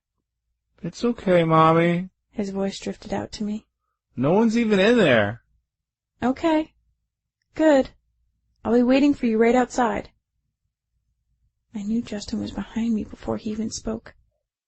He had a powerful aura like an intense magnetic field that helplessly drew me toward him. I dug my soles into the carpet in a futile attempt to resist him. He's a cute kid. Justin's voice was low, deep, and delicious, almost as good as it was when he was singing. Thank you. I think so too. I feel a little foolish. He stopped, looking uneasy. I mean, I heard him call you Mommy just now. I thought when I first saw him... He stumbled, and I helped him out. I'd had enough of these types of questions to overflow a landfill. That he was my little brother. You're not the first to make that mistake. My tone was more acidic than usual. I should have been immune to it by now. After all, I'd had years of this kind of stuff thrown in my face. Why should I give a shit about the disapproval of a man who just wanted to make me his latest conquest? But I did. And unfortunately that hurt sliced deeper than I ever could have imagined. I had Carter right before I turned 16, so yeah. I was that kind of girl. His father didn't want anything to do with me once he found out that I was pregnant, which is really a blessing in disguise, because whenever he does come around now, Richard is mean and threatening and scares Carter. I felt the sharp, angry sting of tears behind my eyes. I said more than I meant to, but I lifted my chin, daring him to go ahead and judge me. My son is the best thing that's ever happened to me. He's mine, and I love him. Unexpectedly, Justin's expression softened. I can see that.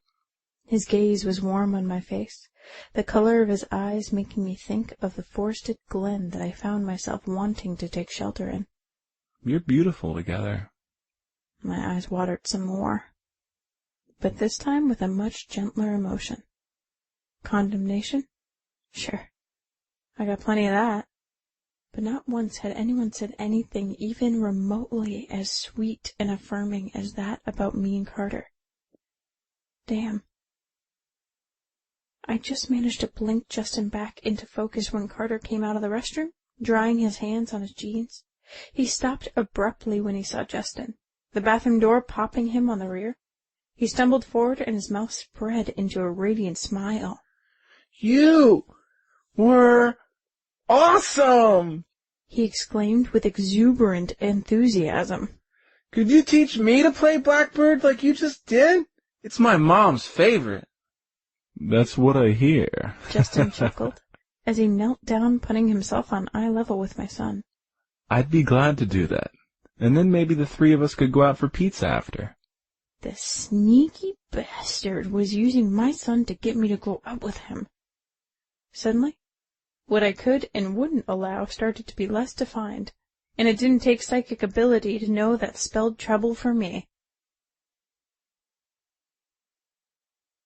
Chapter 7. Justin. How's Dad? I asked my sister. Avery held up a finger, finishing the humongous bite of Joppa dog she'd just stuffed inside her mouth. A dribble of cheese escaped and dripped down her chin.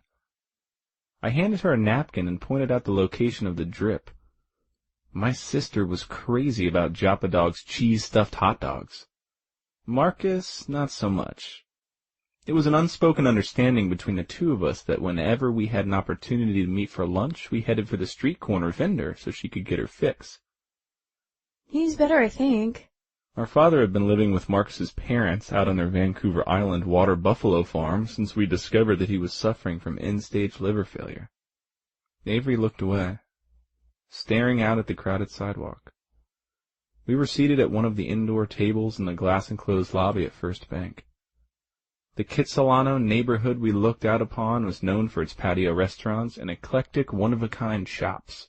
But we'd chosen to eat inside because even with a ball cap and sunglasses, my sister was too famous to escape notice out on the street. The last setback he had while we were in Atlanta really scared me.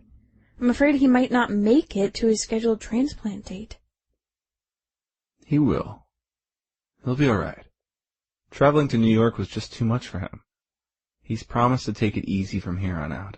My eyes settled on hers. I've got some good news I think will cheer you up. What? She crumpled up the napkin, placing it on the metal mesh tabletop along with the empty cardboard hot dog holder, and leaned forward expectantly. You're looking at the new lead singer of Tempest, I announced proudly. One auburn brow went up skeptically. I thought you were doing studio stuff with Lace. Her lips puckered on Lace's name as if she'd tasted something sour. The animosity between the two of them definitely went both ways, though I really didn't get where it was coming from on my sister's side. I don't think that's a good idea, Jess. She leaned back in her chair and crossed her arms. After all, you were the one who warned me to stay away from them before the first stop of the tour. That's different, and you know it, sis. It was your reputation I was mainly worried about. I scowled back at her. I'd have thought you would be happy for me. I am happy for you. I saw the remorse in her eyes even before she apologized. I just don't want you to get in trouble. Drugs and alcohol are a big player with them. You just got your life back together. I understand that. I'll be on my guard, but I can't live in a bubble forever. There'll always be temptation. And then there's Lace. Her eyes went to the table. Trouble seems to follow that woman everywhere she goes. That's not fair, Avery. The displeasure in my tone brought her gaze back up to mine. That same case could be made about me. An ill-advised affair with a woman engaged to a mobster, leaving the witness protection program, and so forth and so on. I leaned forward, elbows on the table. You really should take time to get to know her. I cut her off. When you're not reprimanding her. Her lips flattened. Listen, she's had a rough life, Avery. It's not like you to be so close-minded about someone. Give her a chance is all I'm saying. I think you might warm up to her. I don't know about that. She doesn't seem like a very stable person. The tabloids say she's sleeping with War and Brian both, playing one off the other. You know as well as anyone that there's rarely an ounce of truth to those stories. Yeah? She arched a brow. What'd she tell you? It was my turn to look away. She doesn't talk about it. When I turned back, she was watching me with concern-filled eyes. Oh, Justin. Tell me you're not hung up on her, too. No, absolutely not, I answered. She's just a good friend. Good. She looked and sounded relieved. I've got more than enough stress right now with Dad and the transplant coming up. Mary pressuring me to finish a solo album and Marcus wanting to set a date. Her apologetic eyes met mine. Forgive me for being overprotective? Sure, I replied easily. After all, I was the exact same way when it came to her. What do you mean about Marcus? You mean a wedding date? Yeah. Her cheeks turned pink. He wants to get married before the summer tour with Tempest. Wow. I mean, I knew this was coming, but...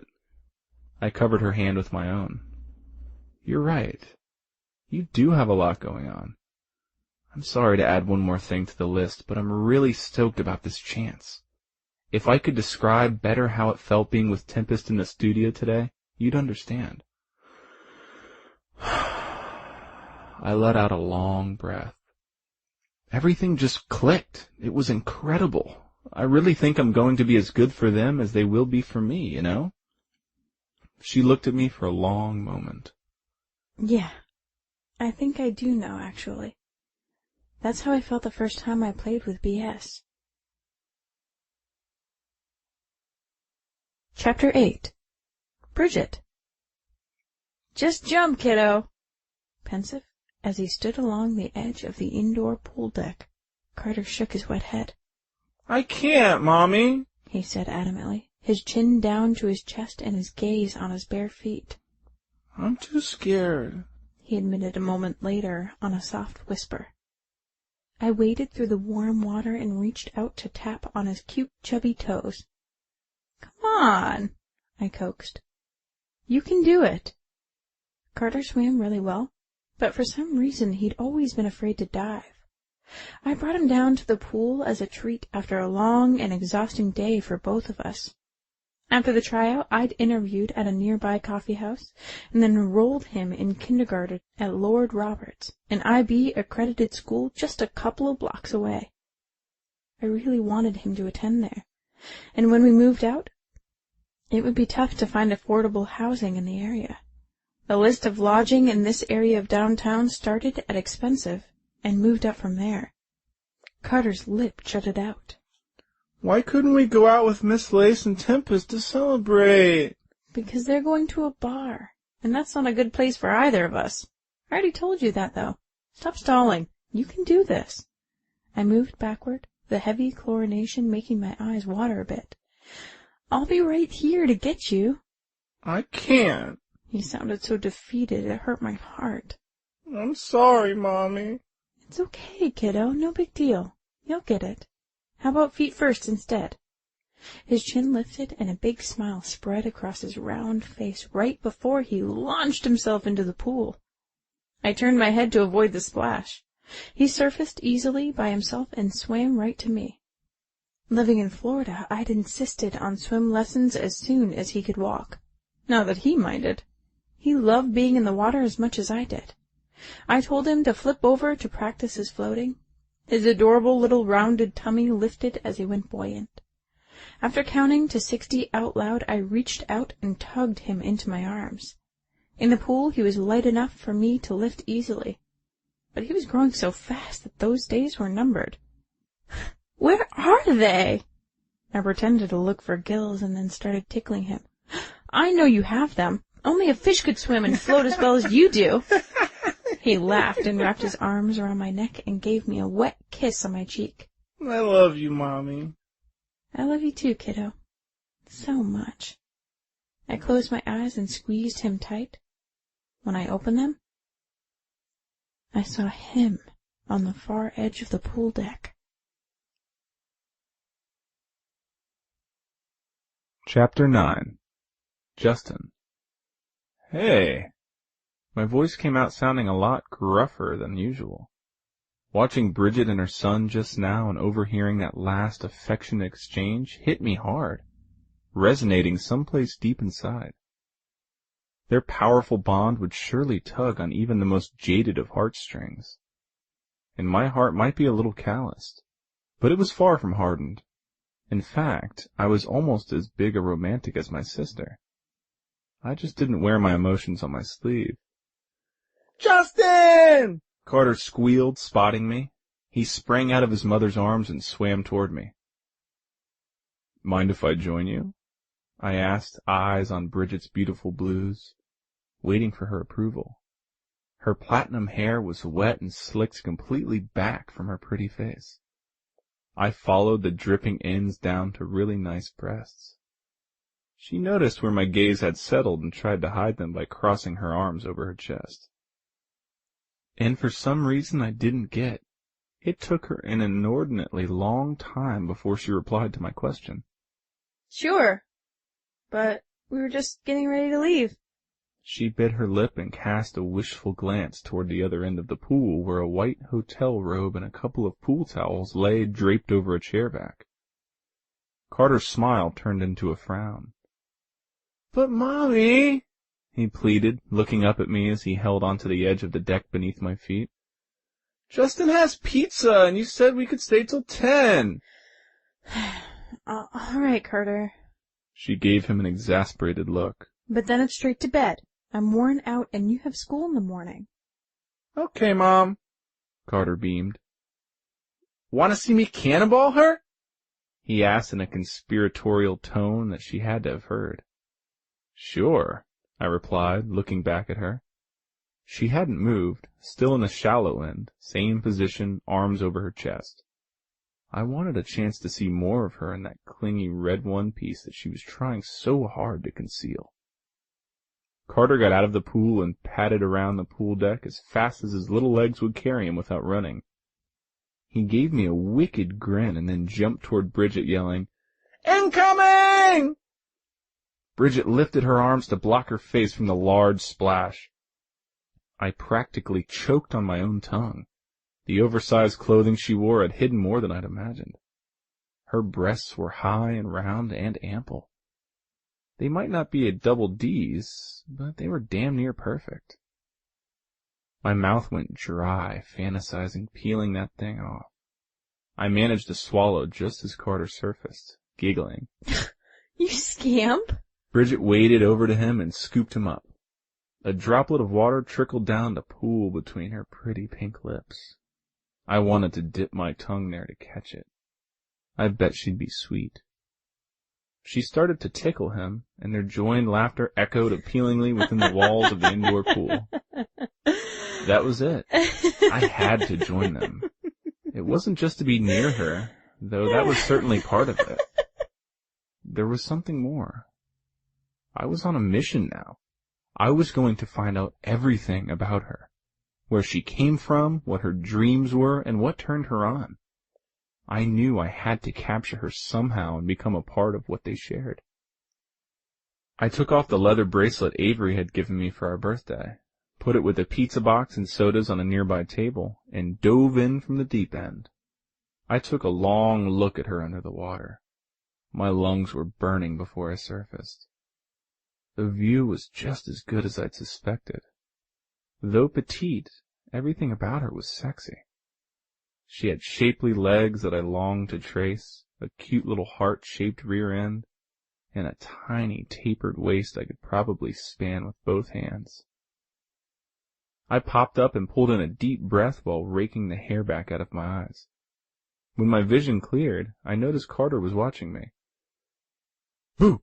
I told him, lifting my brows. He laughed, playing along. Bridget held him in front of her body like a shield. Too late, I thought.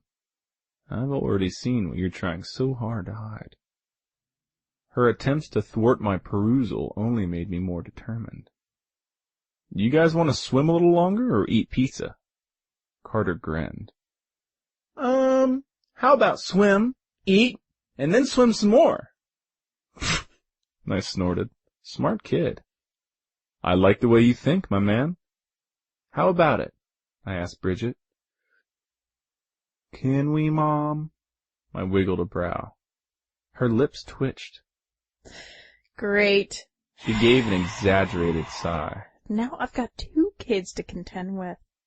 Apparently so, I teased back, wading closer. I suggest you get used to it. I spoke low, my lips near her ear. I'm not going anywhere any time soon. I eased back, giving a little slack on the line, my eyes going to Carter. I noticed you earlier, buddy. You're a strong swimmer. I threw an arm out toward the other end of the pool. Want a race? He nodded and wiggled out of his mother's grip. I get a head start 'cause you're taller, he said over his shoulder and immediately kicked away.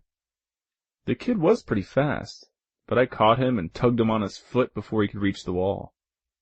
I win, I teased him, slapping my hand on the edge just ahead of him. You cheated! His lip came out and his big aquamarine eyes filled. Only because I had to. I ruffled his wet hair. He liked that and smiled and then launched himself at me. I let him push my head down under the water. When I resurfaced, I noticed Bridget watching us with a funny look on her face. Maybe you could get better, Carter told me, completely serious. My mom made me take a lot of lessons. Good for her, I said, locking eyes with Bridget. She's a great mom, kid. She blinked, pulled her gaze from me, and waded toward the steps. Then she stepped out of the pool, all toned wet skin and curves. The underwater view hadn't done her justice. She was stunning. Justin! Carter called out just as Bridget reached down and pulled on the robe, covering up all that perfection. Justin! Carter repeated louder. She turned and caught me ogling her. I returned her gaze, hiding nothing, my lips curving into a hungry grin. She pulled tight on the sash, and I turned my attention back to Carter. You want to race again? He asked, glancing back and forth between his mom and me with a worried crease between his blonde brows. He looked exactly like her when he did that. No, but how about we dive together? He shook his head back and forth. I moved closer to him. Look, I used to be afraid to dive too, but I have a twin sister named Avery, and she did it with me, and even though I was scared, it wasn't too bad. It was definitely worth it when I saw how happy it made my mom to see me dive. Carter chewed on his lip and glanced over at his mom and then back at me. Okay. Not making a big deal out of it, I pulled myself up out of the pool and Carter did the same. I squeezed his shoulder before we took our diving stances. I noticed that Bridget had gone completely still over at the other end of the pool, her eyes round with surprise. I counted to 3, smiled at Carter, and then eyes to the water, I dove. Looking to the right once I was under, I noticed Carter was underwater beside me. He'd done it. My chest burned with pride for him. I kicked to the surface and swam over. He was laughing. I did it! I did it! You certainly did, kid. I knew you could. Thank you, Justin, he said solemnly as if he were years older. You're welcome. He gave me a nod and then yelled at Bridget. Mom! Mom! He splashed and kicked his way to her end of the pool. I did it! Do you see? Even across the length of the pool, I could see the glassy sheen in her eyes. Her head was cocked to the side, and she was looking at me like I was a riddle she couldn't figure out. Good. Same here. Carter flew out of the pool and practically knocked her over in his excitement. He was only 5, but he already came to mid-chest on Bridget. I presumed he got his height from his father. He was a fool to abandon them. It made me angry thinking about it. But I was thankful because his loss was my gain. It gave me an opening. Exactly how far I could take it, I wasn't entirely sure yet, but it already felt heavier than I was accustomed to. Heavy in a way that I might have run away from before. But not now. Not from them. Not from her. Bridget hugged Carter to her chest, and I swam quickly to the other end of the pool. What'd you say to him? She asked quietly after I'd stepped out and she'd sent Carter to retrieve the pizza and drinks. I've been trying to get him to do that forever. Nothing really, I shrugged, a large puddle dripping onto the pool deck beneath me. Just about how proud it made my mom when my sister and I did our first dive. Oh. Her pink lips rounded with surprise. What? I snorted. I don't know exactly who you think I am, but I'm not all that bad. I'm certainly not some creature that clawed its way up from the bowels of the earth. I took a step closer to her. I had a mother, too. She loved my sister and me with damn near everything she had in her. Just like you with Carter. She stared at me, licked her lips, and swallowed. Had? Yeah. She died when Avery and I were 8. I miss her, I admitted with brutal honesty. Every single day. Fuck me, but her aquamarine eyes filled. The sight of those sympathetic tears on my behalf blew out of the water any remaining thoughts that what I felt growing between us was casual, at least from my end. I never thought I'd ever find a woman I'd be willing to share things like that with. I wasn't thinking that way anymore. Chapter 10. Bridget. My mom died right after she had me, I admitted after Justin shared about his. I remember being pretty happy until my dad remarried when I was 6. And then that was the end of it. My stepmother is a witch. I noticed Carter was coming back with the pizza and drinks. It sounds harsh, but I told Carter she was dead, I confessed quickly. I only wish that was really true. As soon as my little guy reached us, I drew him into my side, suddenly needing the reassurance of his presence. Thinking about that woman still made me feel inadequate and unsettled. She had taken my father's love away from me, and then after he was gone, she'd taken everything else. The unconditional love I had from my son was something I'd never really received from anyone else, and it took a mental pinch to remind myself that was all I needed. I could feel Justin's eyes on me. I turned to look at him, and the intensity of his gaze frightened me enough that I began to waffle about staying. Thanks for the diving lesson, but we should probably be going. We need to get to bed early. I've got training in the morning for my job, and Carter has school. No, Mommy! Bridget, no. They both spoke over me and each other. Carter glanced at Justin. I can't eat a whole large pizza by myself. Justin began. I doubted that was true, but I didn't call him on it.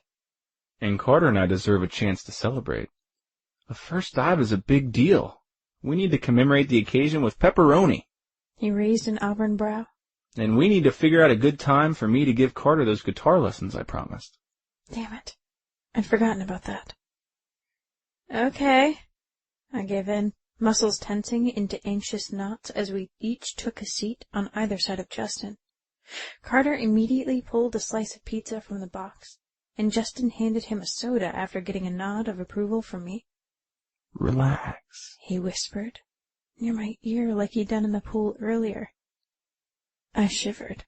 Just the same, only this time I didn't have the water to cup up my response. What's the harm in the three of us getting to know each other a little better? If that was all this was, maybe it would be okay. But the way he watched me with those devilishly lashed emerald eyes said something different. I was afraid it would be too easy to fall prey to him. He had a depth that I'd missed during our first couple of encounters, and it was those glimpses of compassion that I definitely found myself responding to. I'd already given him more personal details than I usually shared with anyone. He drew out a slice and handed it to me, waiting until I put a bite in my mouth. My eyelids fluttered closed as I chewed. It was delicious. Heavy on the sauce, light on the cheese, thin crust. Just the way I liked it. I hadn't eaten anything since breakfast this morning. I stifled a moan. When I opened my eyes, Justin was staring at me even more intently. You're beautiful. His gaze moved over my body, and it was hard not to reach up and pull the robe more tightly closed. I can't for the life of me figure out why you would hide that gorgeous figure of yours beneath all that loose clothing. He was very observant. Dangerously so. I started to tell him that what I wore was none of his business, first glancing at Carter to see if he'd heard. He hadn't, luckily. He was humming contentedly, as he often did whenever he really liked what he was eating. Somehow I found myself telling him the truth instead. I don't want the type of attention tighter clothing might attract. He continued to stare at me. It was unnerving. That been working out for you? I nodded. Then the guys in Florida must be idiots. I smiled. I couldn't help it. He looked so serious, and he was so very handsome. The attention from him was flattering. Thank you for saying that. It's the truth. Hey, Justin! What, buddy? I want a nickname. Carter informed him. Miss Lace calls you JJ. You call her Double L. Brian's Bullet, and Lace calls Mom Gigi. She does? I nodded, pinned in place by those emerald eyes that I'd probably dream about tonight. His head tilted to the side, studying my face. It suits you. Carter pulled on his arm as he shifted his attention to my son, giving me my first real extended opportunity to check him out.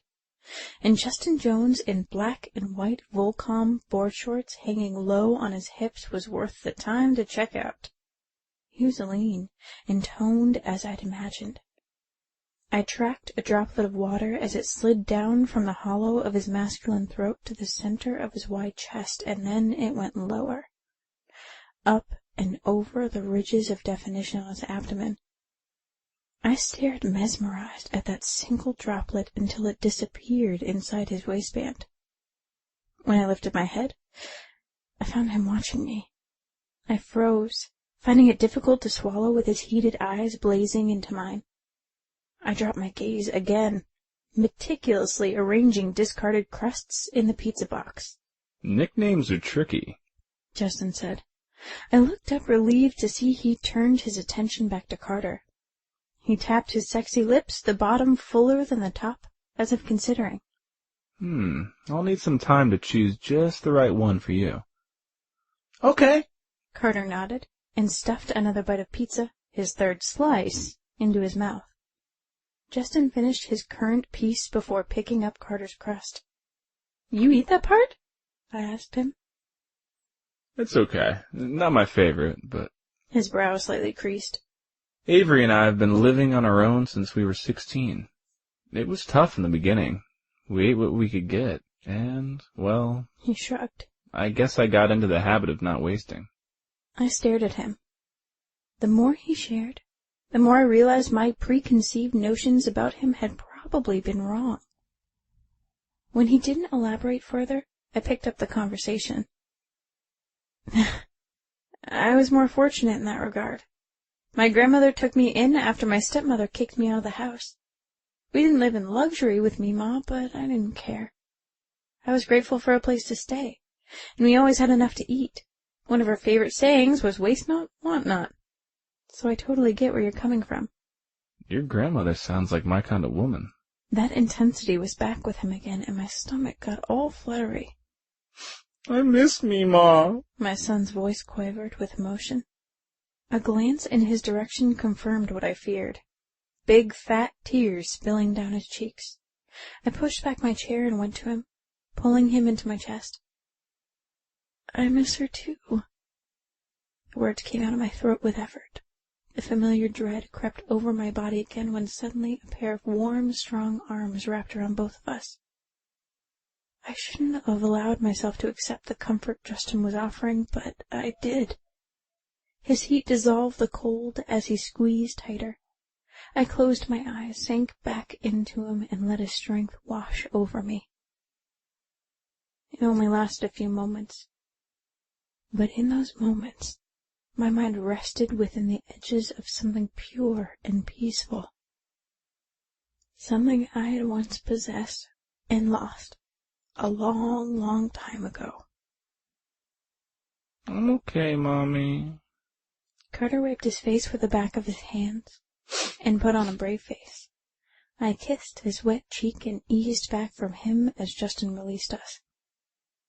I found myself not wanting to let go, but I knew I had to.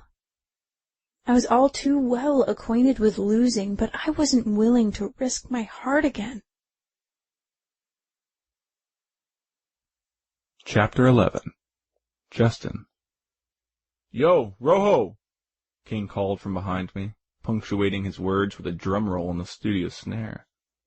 I turned around, tucking my pick inside my pocket so I could flex my fingers. They were pretty cramped up. I was used to practicing every day, but not like this. We'd been in the studio for hours for several days now, working on the Tempest set list. We were all starting to get sick of the repetition. I wasn't surprised to see frustration evident on our drummer's face.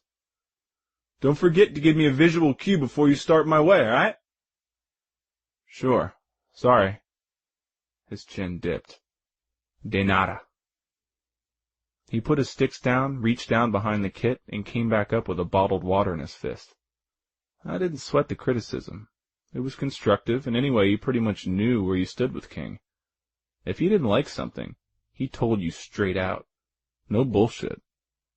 I'd been around long enough now to have experienced his legendary quick fuse, but I'd also discovered that he was just quick to get over whatever had made him mad in the first place, which made the temper thing a lot easier to tolerate. I thought it sounded better that time. I turned toward Brian, surprised to receive any encouragement from our lead guitarist. Hell, I sure hoped it did. That was about the 100th time we'd done that song. He unclipped his Les Paul, and I sighed inwardly. I wasn't going to read too much into it, though. I got the feeling that I would always be on the outside looking in where he was concerned. I say we call it a day. Brian glanced around, looking to the others for a consensus. Dizzy nodded his spiky blonde head. Sager grabbed his newsboy cap and put it on, and King immediately kicked back from his stool and stood. It was unanimous, then. Thank God. I was worn out from the pressure of being under the gun all week. I'd been so full of confidence after the tryout, but actually attempting to walk around in Warren Jenkins' shoes was another thing entirely. The first couple of times the guys and I had gotten together, I'd tried to imitate War's style and technique. Guttural yells and everything. But even before Dizzy pulled me aside, I'd known that it was lame. Just be yourself, man, Dizzy had told me. Do it like you did during the audition. Practice had gone much better after I'd followed that advice. But we still weren't there. We had a long way to go before we were a cohesive unit. Brian was obviously the crux of the problem. He'd become the de facto leader of the group after War left, and that was okay, except that the toxic vibe leeching off him was poisoning everything and everyone else around him. Not much I did seemed to meet with his approval. I was going to have to do something about that. I just hadn't figured out what yet. I closed the latches on my case and my thoughts sprinted down the well-worn path straight to Bridget. She was the other reason I felt so tightly strung. I'd dropped by her apartment every day since that night with her and Carter down at the pool. But I'd missed her. Every single time. I knew she was working at a coffee house up the street and was busy with Carter in school, but I was beginning to suspect she was actually avoiding me for some reason. I hadn't pushed it because I knew she would have to see me tonight. It was Friday, and at 7 I was going to give Carter his first guitar lesson. I held back inside the studio, watching as the guys filed out. They were off to the Diamond Mine to play some pool. The 4 of them were tight, at ease as they talked loudly and made plans for the upcoming weekend.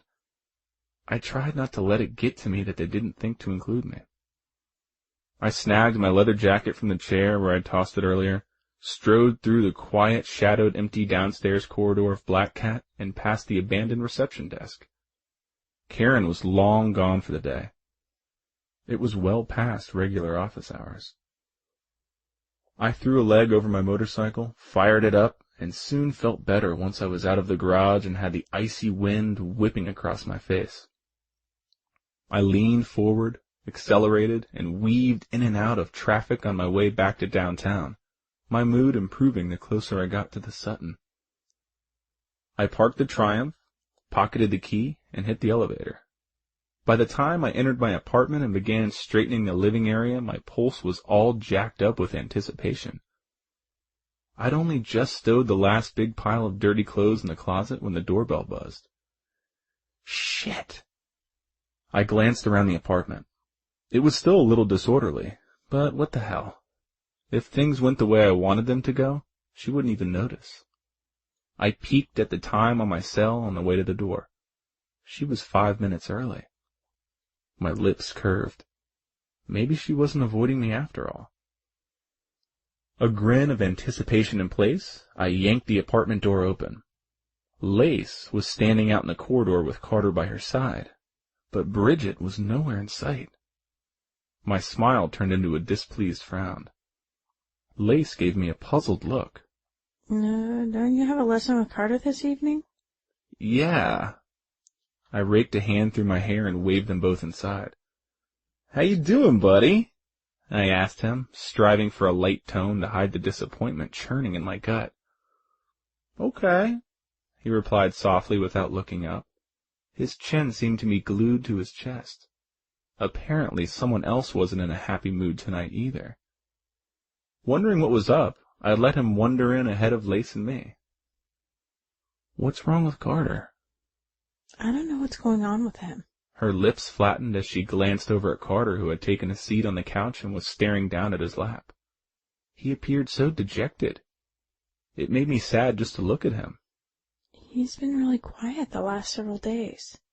Her gaze shifted back to me, her eyes assessing. Where's Bridget? I asked in a confidential tone. I'm helping Gigi out. She's catching up on laundry tonight. I could certainly understand the necessity of that, but the timing seemed too coincidental in my mind. Why do you want to know anyway? She asked astutely as she continued scrutinizing me. Ah. One of her honey blonde brows rose. You like her, JJ? She decided in a teasing lilt. You were expecting her to bring Carter over, so that's why you've been over at my place every day this week. And here I thought was because you enjoyed my stellar company. I rolled my eyes. Carter! I called out, and he looked up. You and I'll get started in a sec. I just need to have a quick word with Lace out in the hall. I put my hands on her shoulders, steering her toward the door, pulling it almost closed as soon as we were through it. Don't worry. Lace's expression had turned as serious as her tone. I'm not saying a thing to her, but I think you should know up front that she's been treated poorly in the past. Carter's dad is a real ass. If you're interested in her because you want to tool her around and make her some kind of trophy to add to your wall, I really wish you wouldn't. I'm not. And that was the truth. I realized it as soon as the words left my mouth. That might have been part of my motivation in the beginning, but things were definitely different now. Really? Lace gave me another narrow-eyed assessment. I could tell she was working something out in her mind. Whatever she decided, she was nodding as she moved away. You and Carter have a good time tonight. Her voice drifted back to me over her shoulder. Bring him to my place when you're done. I'm not sure if Bridget will be around, but Brian and I are staying in for the evening. She disappeared inside her apartment, and I went back in mine. Carter was in the exact same spot that I'd left him in. I don't think he'd moved even an inch. I felt my brows come together. I didn't think it was usual for any 5-year-old boy to be so still for so long.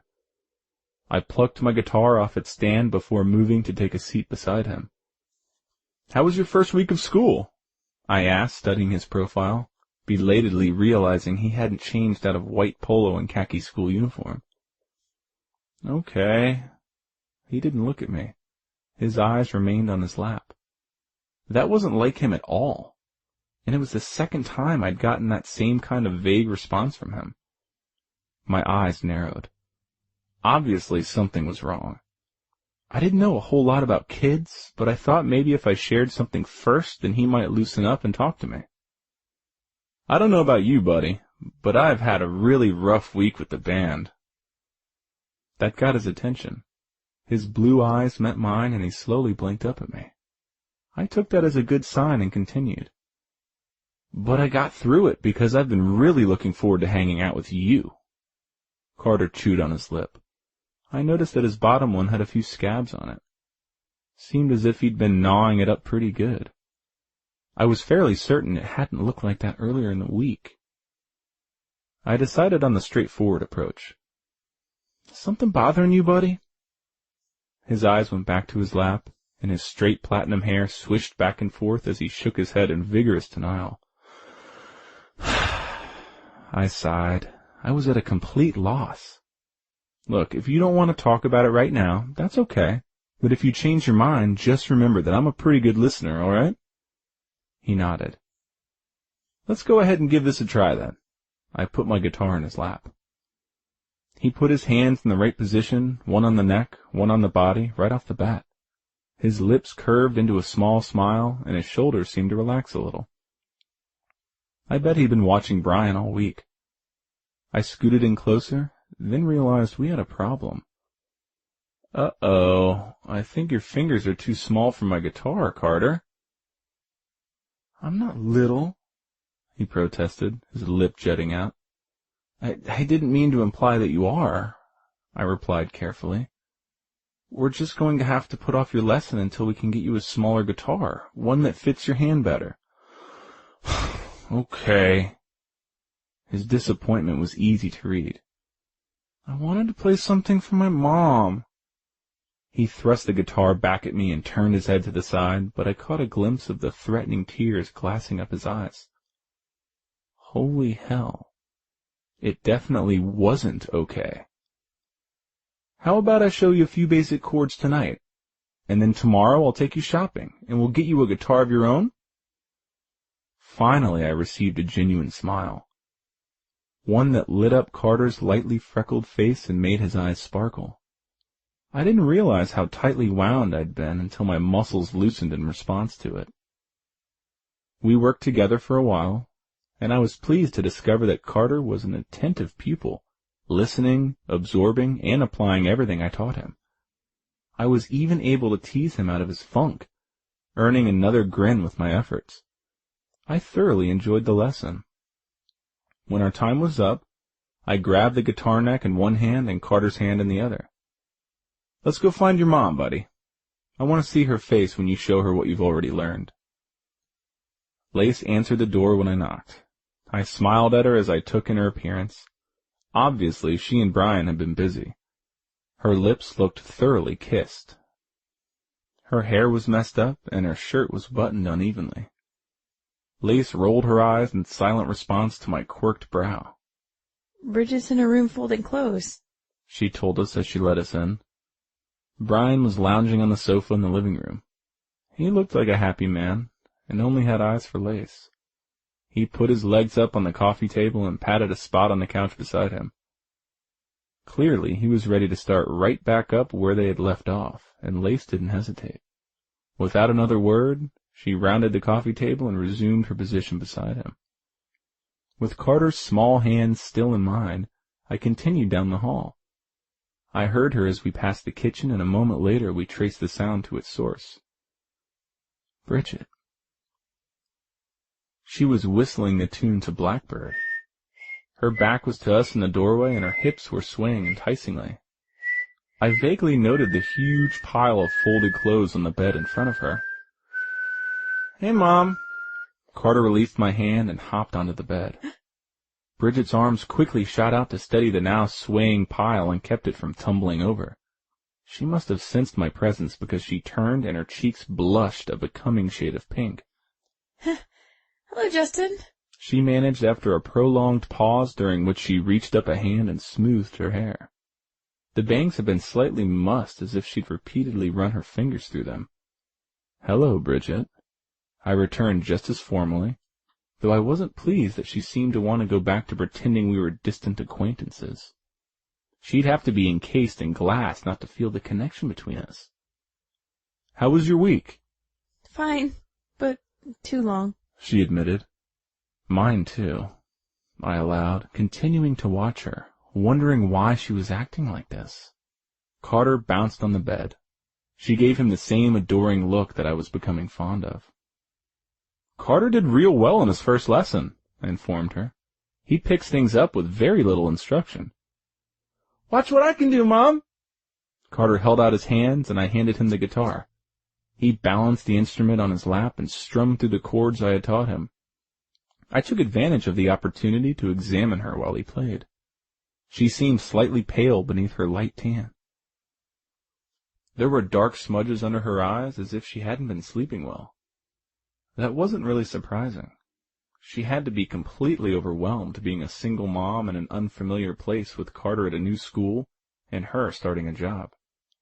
I really didn't know how she managed to do it all by herself, especially knowing how hard her grandmother's death had hit her. The more I learned about Bridget, the more my admiration for her grew. Stronger, more unfamiliar feelings were beginning to grow as well. Carter gave his mom an expectant look when he finished playing. "That was awesome, kiddo." He frowned.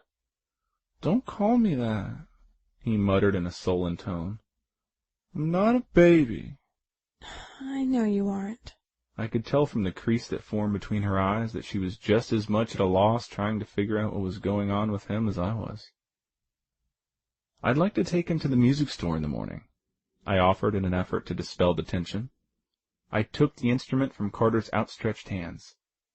He really should have a guitar of his own, one that's better suited to his size. Maybe we could all go together and eat lunch afterward. I could tell by the way she looked at me that my offer had the opposite effect from what I'd intended. She'd clearly become irritated. "We can't afford an expense like that right now, Justin. Not after the plane tickets to Vancouver and everything else." I saw the disappointment on Carter's face as he lowered his head. She saw it too. "I'm sorry, Carter."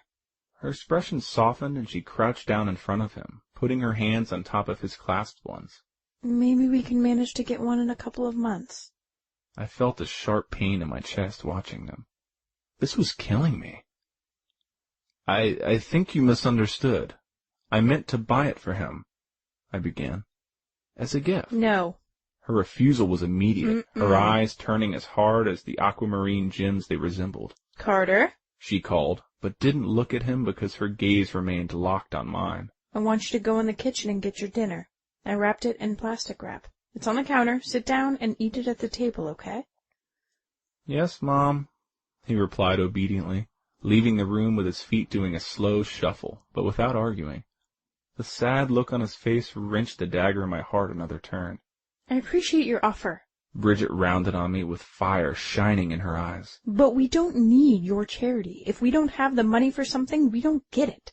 Simple as that. Carter knows the drill. He understands that sometimes we have to wait for things. It's not charity, I said, spacing out the words slowly while feeling my blood pressure rise. I was starting to get irritated myself. Look, I like him, and he really does need one for our lessons. We could keep it at my apartment if that makes you feel better. I took a step toward her, but she backed away. So I followed. We did this back and forth pattern several times with her looking nervous and me determined until the wall effectively cut off her retreat. I leaned forward, placing my palms on the wall behind her head. While I had her pinned, I noted how much I liked the difference in our heights, the sweet fragrance of her shampoo, and, well, just about everything about her. Since I finally had her undivided attention, I decided now was a good time as any to get it all out in the open. I really like his mother, too. She squeezed her eyes tightly shut and started to drop her chin, but I moved quickly to stop her by skimming my fingers along her delicate jawline and framing her face in my hands. Eyes fluttering open, she blinked up at me, surprise and maybe something else I didn't know her well enough to recognize flickering in her gaze. "You're working too hard. You're exhausted," I said softly, brushing my thumbs across the silky smooth, slightly rounded sun-kissed surface of her cheeks. Can't be helped. She slid along the wall, moving out of my reach while her posture remained defensive. Things have to get done, and I'm the only one to do them. She was so feminine and yet at the same time trying so very hard to project a tough image. But it didn't work on me. I wasn't buying it. Or maybe I was just getting better at figuring her out because in that moment I had never seen her look more vulnerable.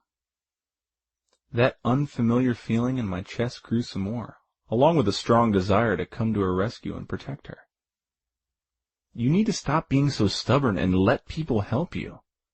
Who am I going to ask? Lace is stretched to the limit with school and work at Black Cat, and she and Brian just got together. Still nothing. She worried her bottom lip between her teeth, just like I'd seen Carter do. Only her lips were in much better shape and were sexy as hell, plump and shiny from the moisture of her tongue. I had to resist that voice inside my head that told me to kiss her. I settled for running my thumb along her jawline instead of taking the taste of her that I wanted. "I can help if you'll let me." She was quiet and motionless for so long I wasn't prepared for the reappearance of her seething tone. What do you want from me? She asked, features hardening. Honestly. Her eyes took on an accusatory gleam that I didn't like and that I didn't feel like I deserved. "The usual things a man wants from a woman who intrigues him," I said softly, moving closer. "A chance to get to know you better. A chance to see where things might go between us." She shook her head.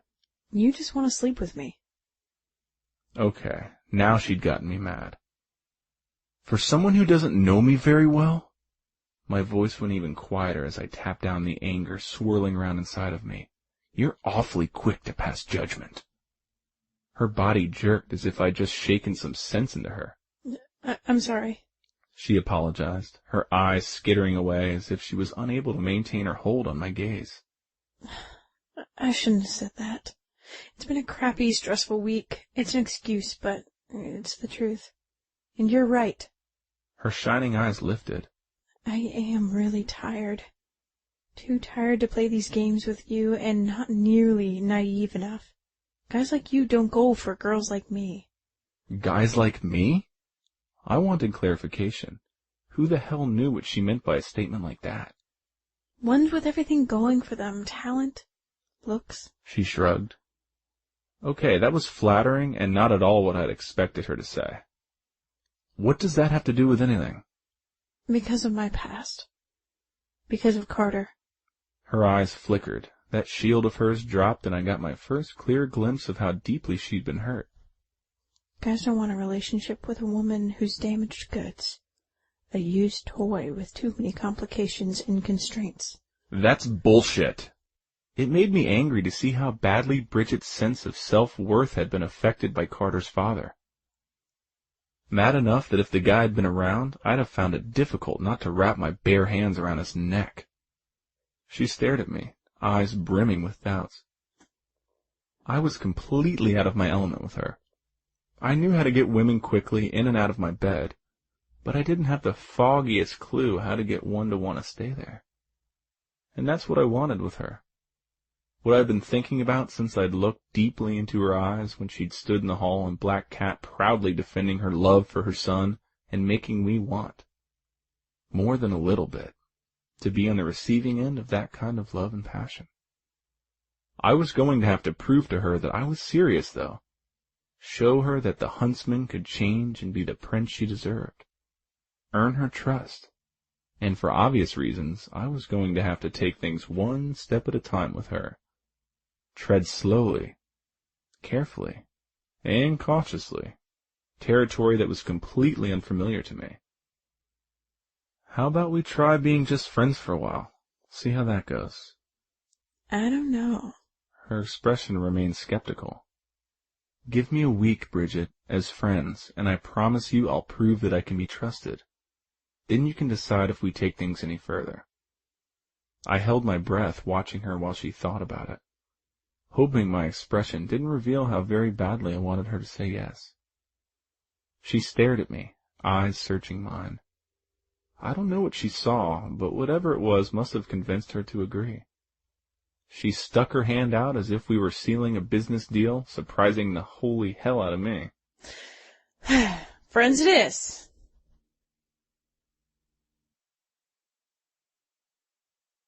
Chapter 12. Bridget. I was an idiot. A sleep-deprived one. I've been tossing around the bed all night when I should have been taking advantage of my weekend off to catch up on some needed rest. Friends? I should have told him no.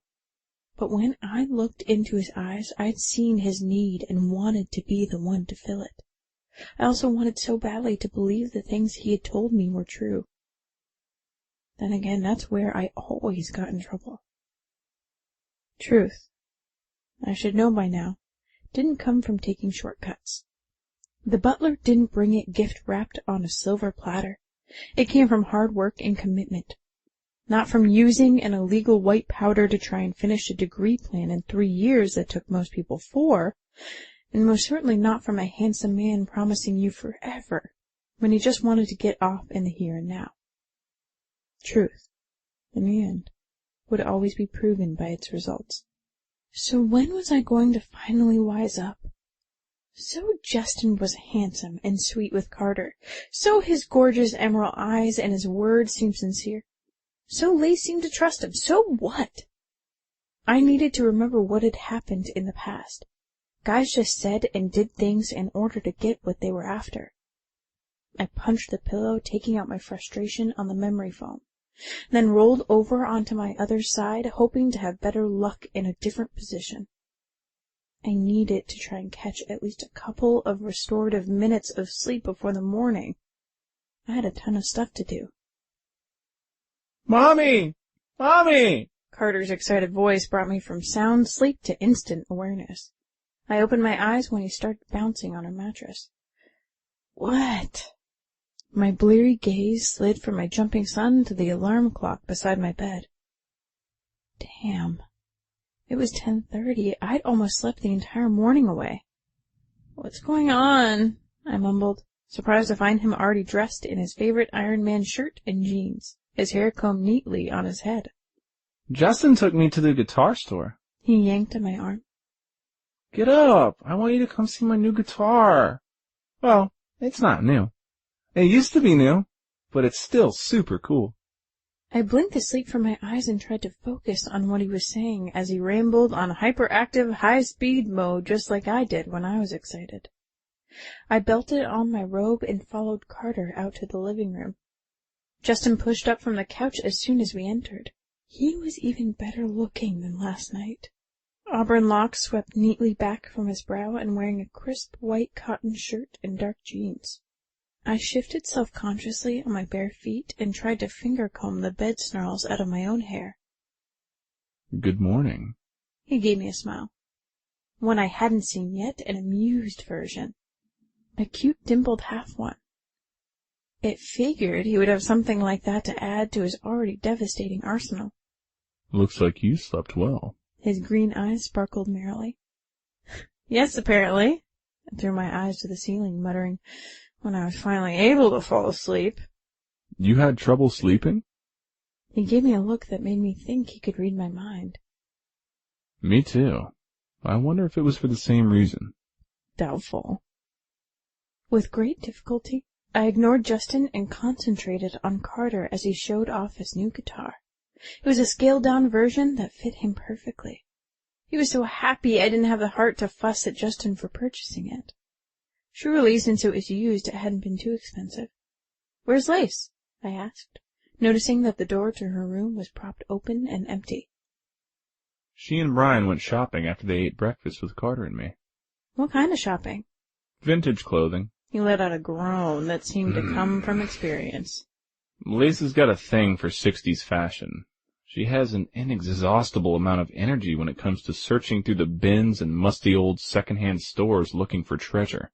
Yeah, I could see that being the case. I'd seen her design sketches. They were definitely inspired by that decade. Okay, well, I moved towards the front door, hoping he'd take the hint to follow me and leave. I needed to get started on my errands. I'd lost too much time sleeping late. It also felt a bit awkward being alone with him in the apartment. Justin didn't get the hint. Or he didn't want to take it. He settled back down onto the couch and stretched his arms along the back of the cushions, that familiar leather bracelet dangling from his wrist. Lounging Justin was a sexy distraction I couldn't afford, but it was distressing me to no end that he didn't seem to be in any hurry to leave. What are your plans for the day? He asked me, while Carter plucked away on the strings of his new used guitar. Well, since I overslept, I huffed at him as if it were his fault, which in my mind it kind of was, since it had been thoughts of him that had kept me awake. I probably don't have time to get everything done, but I ticked off my fingers. I need to open a checking account, deposit my paycheck, and buy a couple more t-shirts to get embroidered for work. I need to get a cell phone, and I really need to try and find a second job and a permanent place for Carter and me to live. You don't have a cell phone? Eyes glittering with sudden focus. Justin dropped his arms and leaned forward. I didn't understand why he looked so irritated. That's not smart, Bridget. He frowned. Or safe.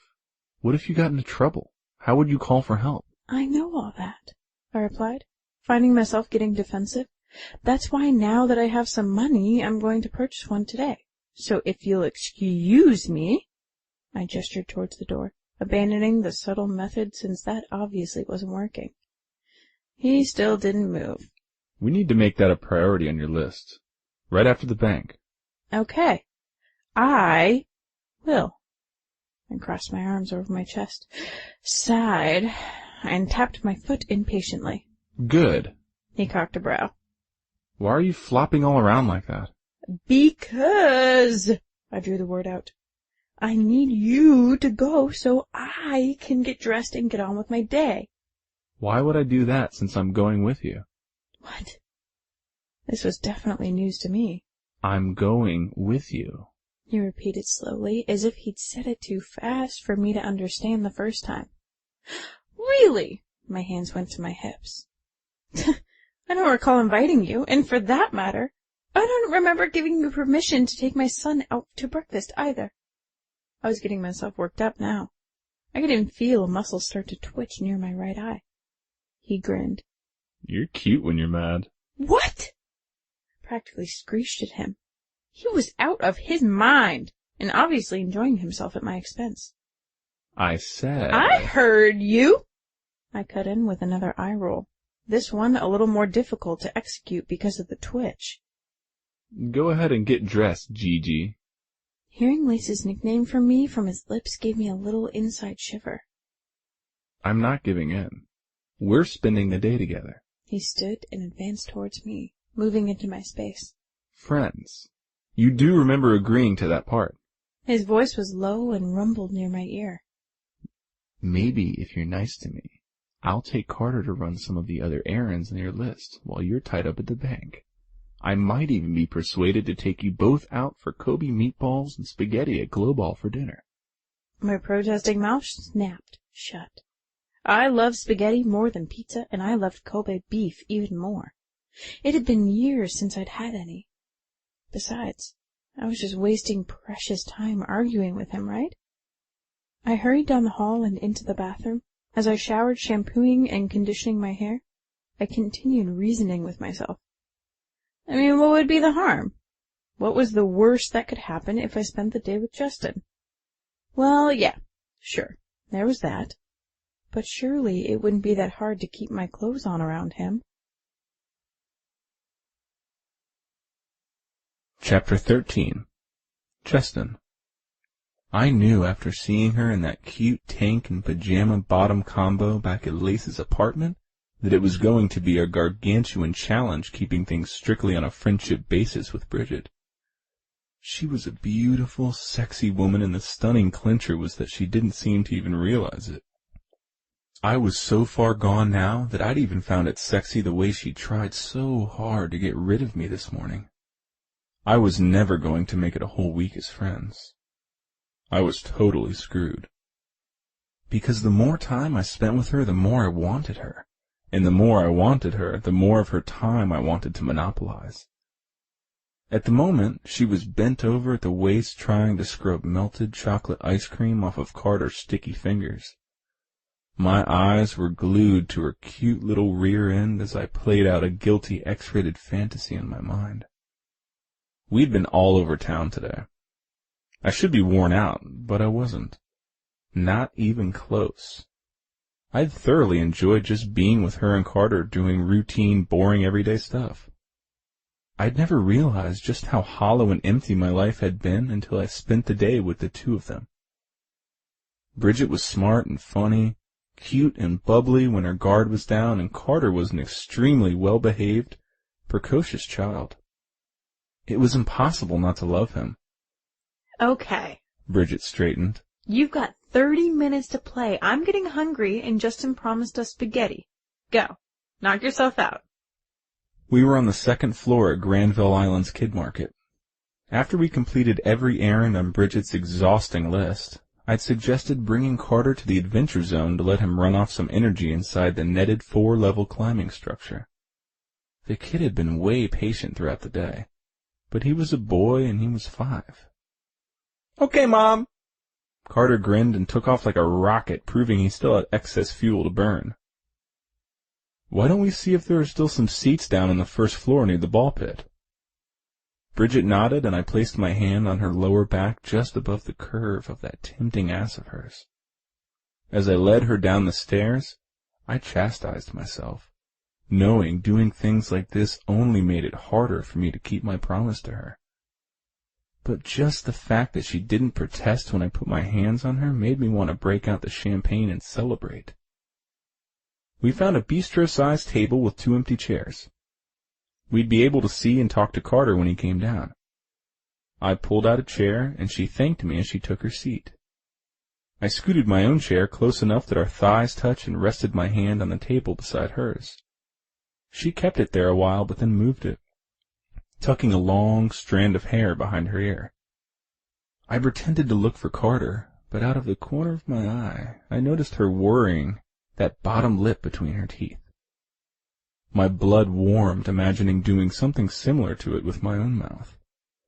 I held back a groan. At this rate, I was probably going to spontaneously combust before the week was up. Bridget? She glanced over at me, seeming a bit distracted. Would you mind telling me what happened with Carter's father? She went from distracted to tense as hell in a heartbeat. Don't shut down. I shifted closer and touched her hand. And don't shut me out. He obviously hurt you. I just want to understand. She looked down at my hand. After a moment, she nodded. Richard Gilmore was someone I trusted. Her posture remained rigid as she began, and her eyes slid to the side, taking on a faraway glaze. I don't think she even noticed the people passing through the double glass doors in front of her. He was a college intern and worked for my stepmother in the marketing department. He was 22 when we met. But he treated me like we were peers. He was kind and thoughtful and seemed genuinely interested in me. In the beginning. But I soon found out that was just an act. Her gaze came back to me, the surface of her aquamarine eyes glittering with a lifetime's worth of sadness. As it turned out, I wasn't a very good judge of character. I could tell it was hard for her to share, and I didn't like to see her upset. On the other hand, I was glad she was finally opening up to me. I curled my fingers around her delicate hand, encouraging her to continue. We dated in secret because of our age difference, and because of who we worked for. He wove an irresistible web of lies around me and talked up elaborate plans for our future together. I believed him. I believed all of it. I wanted so desperately to be loved. I told you how my dad married my stepmother when I was 6. Well, what I didn't tell you was that he pretty much forgot I existed after that. The only time I had his full attention was when he talked to me about work. His work was his true love, you see.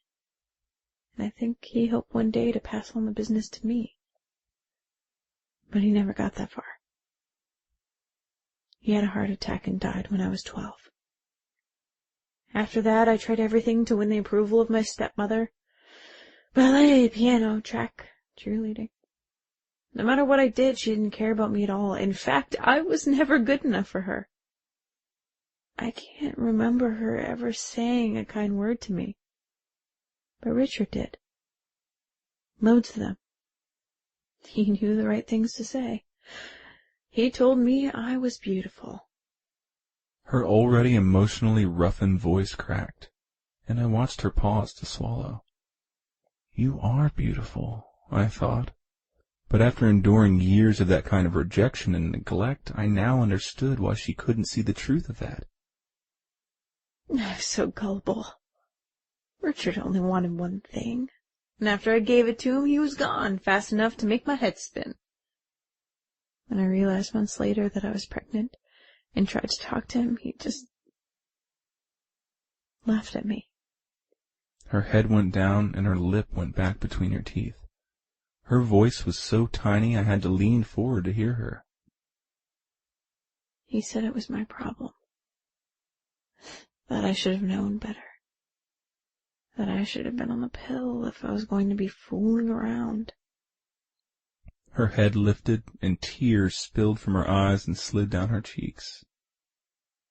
My biggest regret is the way I humiliated myself for begging for his help.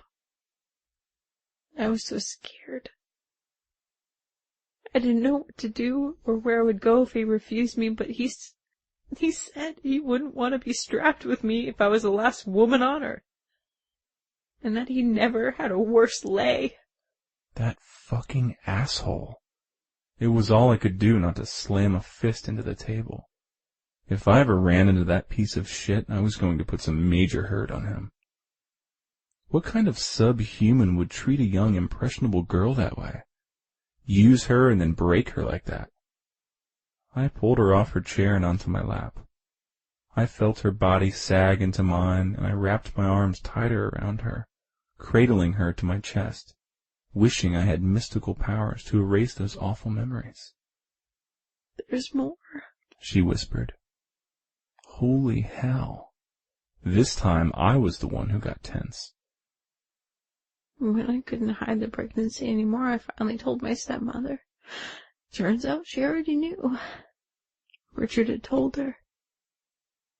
Turns out they had much more than just a working relationship. Apparently she was better in bed than I was. She gave me 2 choices. Get an abortion or get out of her house. I got out. I wanted my baby. I never wanted anything more in my entire life. I wanted to give him the love I never had myself. But you know what the reality of the whole thing is? She tilted her wet face back, her gaze locked unwaveringly with mine. I shook my head. My baby's only 5. But he's already given me more love than I could ever give him. She stunned me speechless. She was so fierce in her defense of her son. I found I had to fight back tears of my own as I ran my thumbs through the fresh trail of tears from her cheeks. She buried her face in my shirt and went silent. I stroked her silky hair, reeling from the emotional impact of what she'd shared. I realized then that I'd been deluding myself with the whole friendship thing. My interest in Bridget Dubois went far beyond that. I wanted something real and lasting with this woman.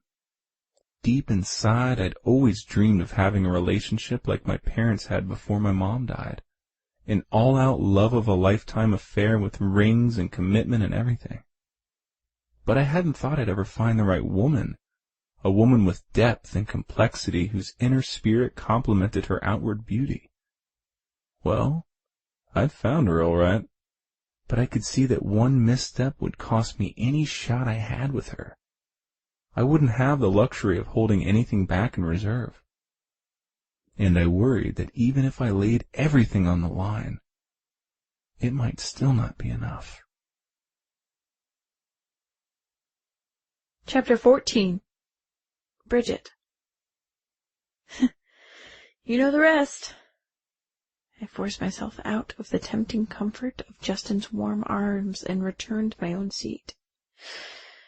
I gave you the condensed version already, the version I'd given to everyone else, including my grandmother and Lace. I never shared with anyone about the hurtful things Richard said to me. It was humiliating, but I'd wanted to tell Justin for some reason. I guess I wanted him to understand why I was the way I was with men. Closed off. Suspicious. Guarded. And why there could never be more than just friendship between us. I pulled myself together and completed the narrative of my messed up life. If not for my grandmother, I probably would have ended up on the street, or with someone just as abusive as Lace had with Martin. I pretended a casual shrug, but considering the sympathetic look he laid on me, I don't think he bought it. Anyway, I've had other bumps and bruises along the way. Done things I shouldn't. But I always find a way to get back up somehow. Too stubborn to stay down, I guess. He continued to stare at me, and I looked away. His intensity was unnerving. I told myself it was only wishful thinking, that he had me believing I'd seen admiration flickering inside his eyes. Mima was tough on me, but I could always count on her. She never once turned her back on me, even when she found out about the drugs. Sure, she let me know she was disappointed in me and sent me right off to rehab, but she took care of Carter while I was in. She always doted on him. She might never have been outwardly demonstrative with me, but she'd never held anything back with him. I missed her. More stupid tears welled up. They made their way down my face. I tasted the saltiness as it pooled between my lips and licked it away. Through the glass doors I saw a man and a woman with 2 children feeding the swans by the pond. A traditional family. They looked normal. Happy. If only my life could have turned out like that. It would be so much easier with someone else to rely on. For a long time, Justin and I remained silent, my thoughts weighed down by the heaviness of the past. Then suddenly, Carter dropped into the ball pit in front of me. His ringing laughter was like a life preserver, and I willingly grabbed to pull myself out of my morose musings. I managed to smile for him. He was my bright light, my beacon. I would do anything for him. Good night. I closed the apartment door and turned, leaning heavily against it as Carter trudged on into the apartment, heading for his bath and bed. I was in so much trouble. Dinner had gone by like a scripted scene from a chick flick. Justin had been gracious and charming, sharing childhood stories about himself and Avery during appetizers and entrees, and carefully coaxed embarrassing details about me from Carter during dessert. All day long he'd focused on Carter and me. He'd been attentive and helpful and listened to my story about Richard as if nothing in the world was more important than figuring out what made me tick. After that, he'd seemed sensitive to my mood and had changed tactics in the way he treated me. He'd toned down the playful flirting.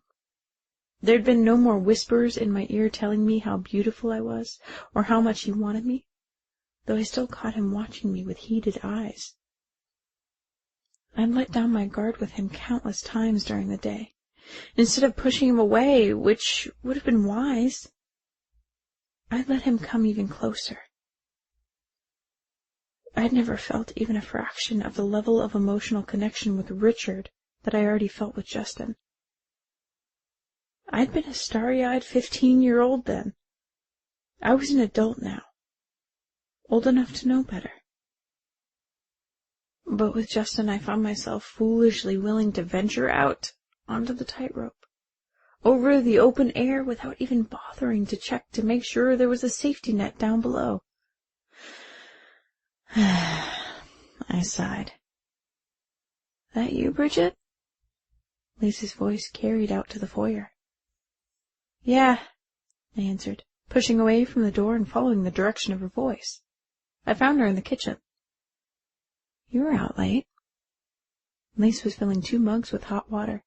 She raised a thoughtful brow when she saw me. "Everything go all right?" "I guess." I looked away from her, assessing amber eyes, and started to move towards my room. "I better make sure Carter gets ready for bed." "He just got in the tub. We both know he'll be in there for a while. That boy's got to be part fish. I'm making us some chamomile tea. Why don't you come into the living room with me and we'll talk for a bit, like we used to in rehab? I've missed that." I nodded my head in agreement. I needed a sounding board, and I knew from experience that Lace was a good listener.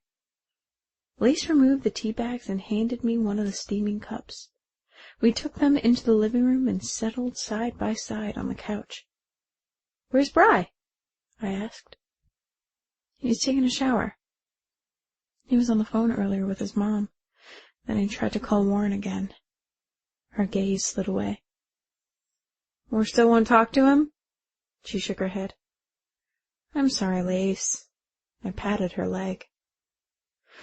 "I really wish—" She trailed off and then shook her head as if that was all it took to dispel the regret. "We're all just going to have to move forward the best we can." She went silent, her eyes turning reflective. I knew she carried more than a little guilt about the rift between War and Brian. We both took a sip at the same time. I cradled the warm mug between my hands, inhaling the aromatic fragrance, and tried to make myself relax as I processed all that had happened today. "What's going on with you and JJ?" Lace asked without preamble. "I don't know," I admitted honestly, and blew over the top of the tea before taking another careful sip. If only I could make myself be that cautious around Justin. How could I put into words how he made me feel? It would sound silly to describe out loud the way he made my stomach get all fluttery just by looking at me, or how my nerve endings seemed to burn whenever he touched me. "You like him," she concluded while peering at me over the rim of her cup.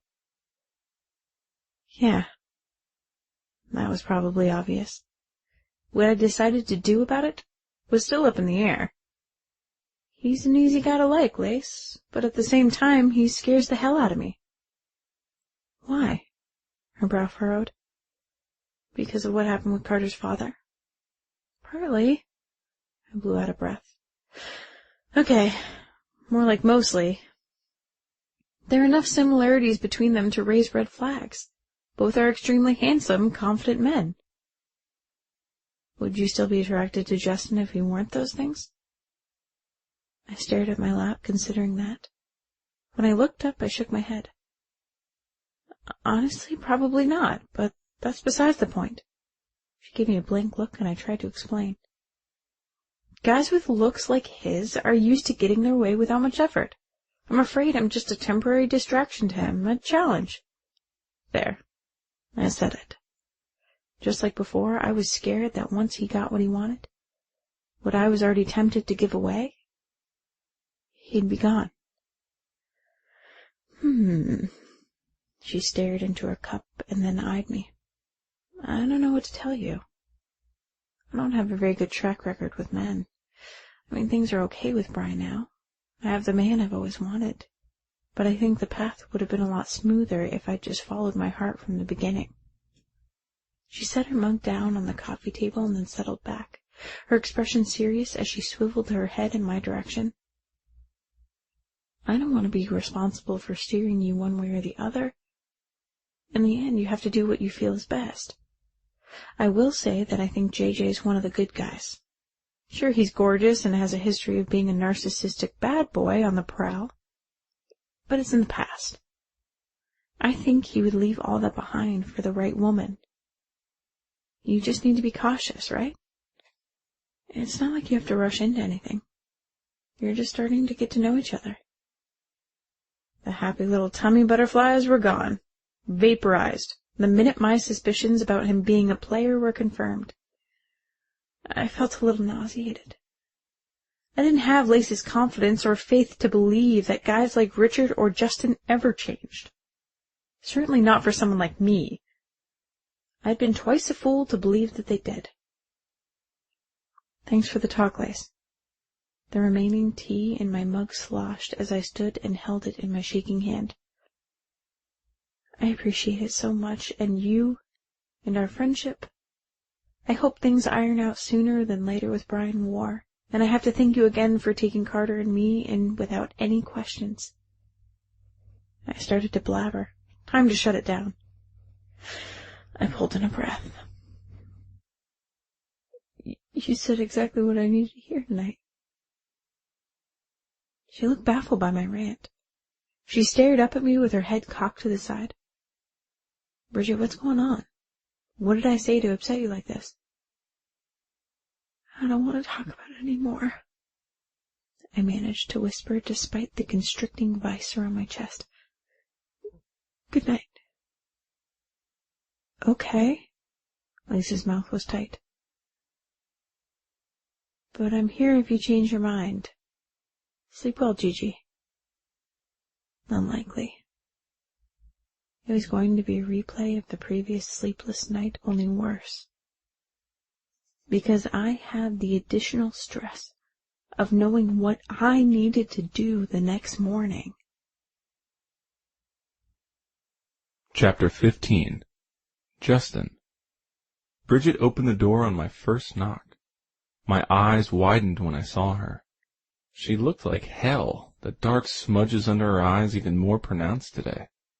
It didn't take Sherlock Holmes' powers of observation to notice that her guard was up again. I felt my jaw clench. I thought we were making progress. We had gotten along so well the day before. She'd even agreed to let me take her and Carter to the aquarium today. I assumed her text request, asking me to come over earlier, meant that we might be sharing breakfast together. But I could tell by the way she was looking at me that something was wrong. What's going on? Is Carter okay? I can't do this, she blurted out, eyes bright with emotion. Do what? My brows came together as I watched her step out into the hall and pull the door almost all the way closed. This friendship thing, she said with her gaze dropping to the floor and her hands tightening on the belt of her robe. It's not working. Carter's getting the wrong kind of ideas. I shouldn't have agreed. I'm sorry. She turned away, reaching out for the door, but I grabbed her arms and turned her back around. She looked weary, and I could feel the tension in the bunched muscles under my hands. It is working, I threw back at her. This isn't about Carter, and you know it. This is about you being afraid. It took a great deal of effort to ignore how fantastic it felt to have her in my arms. I talked with Lace. She tilted her head back and rapidly blinked her eyes as if she had something in them. She thinks you're a good guy. So do I. That's why I've been trying to ignore that little voice inside my head that keeps telling me it isn't smart to get involved with you. But I've got a son, Justin. I can't afford to play around. I need someone steady, someone I can trust to be in it with us for the long haul. And we both know that's not your kind of scene. Bullshit! My fingers curled into her upper arms and I yanked her to me. My body didn't get the message that I was angry and responded instantly to the feel of her soft curves. I should have been upset, but all I really wanted to do was kiss her. Badly. My eyes dropped to her mouth. I felt a tremor flow through her body. Yeah, she wanted that too. There was more than one way to convince her we were right for each other. You're saying one thing, babe, but your body's saying another. I tunneled my fingers into the hair on either side of her head and touched my lips to hers. They were even softer and sexier than I'd imagined. She parted them on a sigh. I didn't need any further encouragement. I swept my tongue inside and tasted her. Finally. She was minty and spicy all at the same time. My head buzzed the way it used to after a couple of beers. Then she nearly brought me to my knees when I felt her tentatively touch her tongue to mine. Instantaneous hot desire crushed me like an avalanche. I rocked my hips into hers, pushing her backward into the wall. I slanted my head at the same time that I cradled her face to position her mouth for better access. I thrust my tongue in deep, coming to the immediate realization that she was an addiction that I wouldn't ever get enough of, though I tried. Again and again. I registered her fingers digging into my forearms as if she were holding on to me to stay upright. She made a needy whimpering sound, which I thought was a good thing until the whimpering turned into a single word. No. I released her and eased back, finding myself looking into wounded aquamarine eyes. The accusation in them shredded me to ribbons. I'm sorry, Bridget. I got carried away. Don't! She turned her back to me, shoulders shaking. You don't have to apologize. I gave you mixed signals. Thank you for stopping when I asked. But I want you to go now, and I don't want you to touch me like that ever again. Bridget, I protested. Please just go. She shook her head. Don't make this any more awkward. Chapter 16. Bridget. I collapsed against the door as soon as I had it shut. Same position as yesterday evening, only this time touching my fingertips to my mouth. Wanting to somehow hold on to the way it had felt when his lips had been there. I'd never been kissed like that. So thoroughly. It's only desire, I told myself, clenching my fingers into fists, refusing to cry. What's wrong, Mommy? Carter asked, rubbing the sleep from his eyes when I shuffled back into the bedroom and dropped down onto the bed beside him. Nothing, Carter. Everything's fine now. Go back to sleep. He sat up. But we gotta get dressed. We're going to see the whales at the aquarium with Justin today. No. Disappointment burned bitterly inside my chest. His face fell. But you said we would. No, I'm sorry. She reached out to stroke his soft hair. There's been a change of plans. Carter stared at me for several long moments, his feature turning hard. Why? He asked. I like him. He's nice. He makes you smile. I squeezed his hand. I know that, honey. I'm sorry, but the answer's still no. He tugged his hand out from under mine. You're always saying no, he muttered harshly, glaring at me. He jumped out of bed and then slammed into the bathroom. I covered my mouth with my hands, feeling sick to my stomach. Carter and I were a team. We always had been. He never rejected my affection before. Sure, he had times when he pushed the boundaries, like every kid does, but he never completely shut me out. On top of everything else, it was just too much. A heavy, suffocating darkness fell on top of me. I suddenly felt trapped and panicked. Bridget? Huh? I looked up, tears blurring my vision. What's going on? Lee stood in the doorway, glancing back and forth between me and the bathroom. I heard a door slam. Is everything okay? A strangled gurgle escaped from my mouth. I knew it. We were being too much trouble. I was about to be kicked to the curb again. This time I had nowhere else to go. Fear started to pull me under. I found it difficult to breathe. Oh, sweetie. Lace came straight to me, sat on the bed, and pulled my head to her shoulder. It's okay. Nothing's bad as all that. She started rubbing soothing circles on my back. I assume this is about Justin. I heard you talking to him out in the hall. I told him we can't see each other anymore, and now Carter's mad. He doesn't understand. I managed to get out. He'll come around. I wasn't sure if she meant Justin or Carter. I'm on your side, just so you know. We're friends, Bridget. Teammates, remember? You're not alone. I'm not going anywhere. Chapter 17. Justin.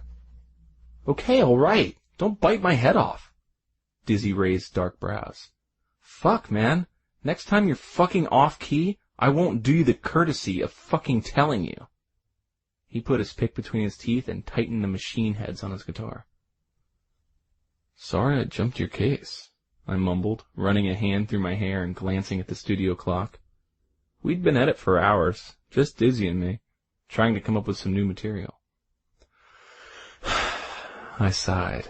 It had been 4 long days and 4 equally long sleepless nights since I'd kissed her and she'd pushed me away. The ache in my chest hadn't lessened, and I wasn't getting any better at dealing with it. The only good to come out of the last few days was the lyrics I'd written. Having your heart ripped out and stomped on brought out the inner poet, apparently. One of the darker pieces I'd written had resonated with everyone in the group. That was a good thing, because Mary had been putting a lot of pressure on us to come up with something for the benefit performance in 8 days. Dizzy and I had been nose to the grindstone working on the melody for it, but without any luck. Zilch. Nada. Zero. Nothing. I sat my ass back on the stool, her face drifting to the forefront of my mind as I plucked around on my hummingbird. Whoa, wait up a minute.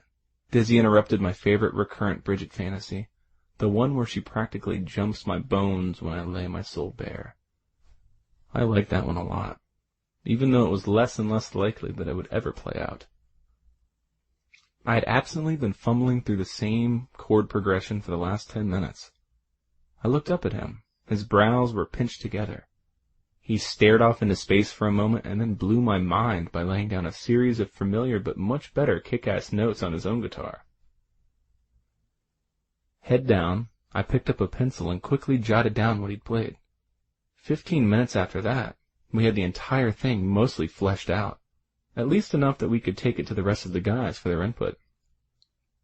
It's pretty damn good, I assured Dizzy. He nodded. It's a little softer than the stuff we usually do, but I like it too. As I gathered my stuff together, my stomach grumbled really loudly. I started to ask Dizzy if he wanted to grab something to eat with me when my cell phone rang. Lace's picture flashed up on the display.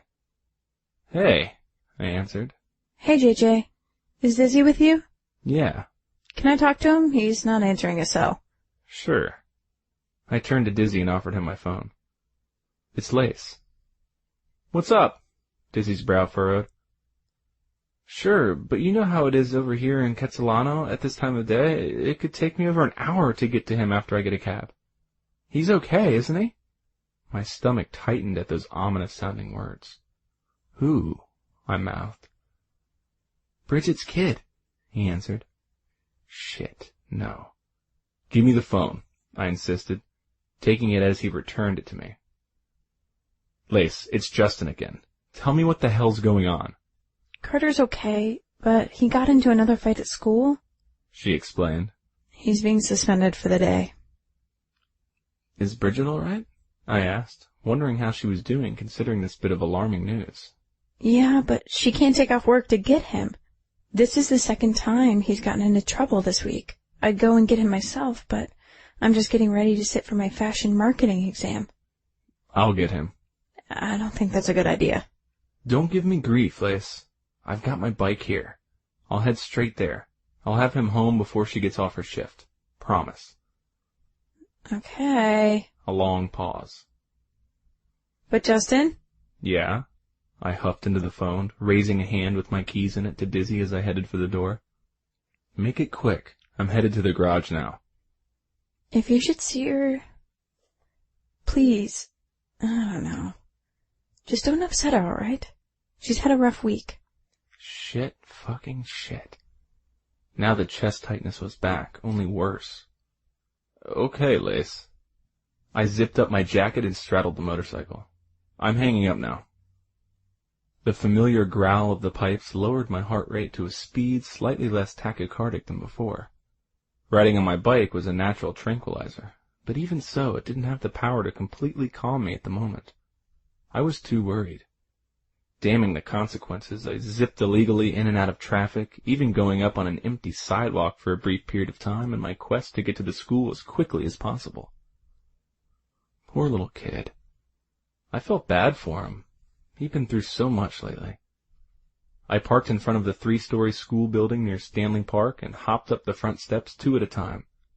The heels of my boots clapped loudly on the linoleum as I entered the building and pushed through the glass door into the front office. Legs swinging, Carter was sitting alone in a row of empty chairs near the secretary. He glanced up at me. Hey, buddy. I strove for a soothing tone. An older woman in a pale peach suit approached me. Mr. Jones? Yes? I'm Mrs. Steeley. She held out her hand and gave me a warm smile. Maybe this wouldn't go as badly as I'd imagined. Miss Lowell called and said you'd be on your way over. Could you come into my office for a moment, please? I nodded. Unpleasant memories of being dragged in to see the principal for acting out after my mom died dogged me as I followed her through the reception area and around the corner into her office. Have a seat, she told me, sweeping her arm around the chairs in front of her desk. A worried expression brought a crease between her brows as she took her place on the other side of it. She clasped her hands together on the neatly organized surface. I just wanted to reiterate that Carter's a good kid, but he's having a difficult time adjusting here. As I discussed with Mr. Bois several days ago, I think he could really benefit from a positive male role model in his life. She mentioned, She glanced down at an open file. Brian Jackson as a possible candidate, but if that doesn't work, we have an excellent mentorship program I'd like to get him started in. She closed the file and scooted back in her chair. Given that this second incident came so close on the heels of the other one, we might need to consider professional counseling as well.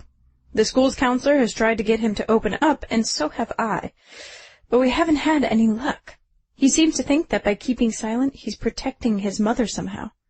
But Mr. Jones, if there's something going on here at my school that's causing a problem for Carter, I want to know. I will put an end to it, I can assure you. I'll talk to his mother. I'm sure she'll take all this into consideration, and I'll try talking to him myself. Good. Thank you. She tucked a strand of gray hair back behind her ear. Carter can come back to school tomorrow. I really don't want to send him home today since he didn't start the fight, but we have rules to follow. I understand completely. I stood and shook her hand over the desk before making my way back to Carter. He was in the same place, hands twisted together in his lap. Come on, buddy, I said gently. Let's go home. I reached for his hoodie and helped him put it on. He lifted his backpack from the floor and slung it over his little shoulder. My home's in Florida, he grumbled as we left the office. I know it feels that way, buddy, I told him softly as I steered him out the door and toward the parking lot. But Florida didn't have a bunch of other people like Lace, Brian, and me who care about you. You don't care, he scowled as we crossed the pavement together. You left. I bent down and put my hands on his shoulders so he'd have to face me. I want to talk about that when we get to the hotel. He nodded but remained sullen until we reached my bike. He grabbed my sleeve. That's yours? It sure is.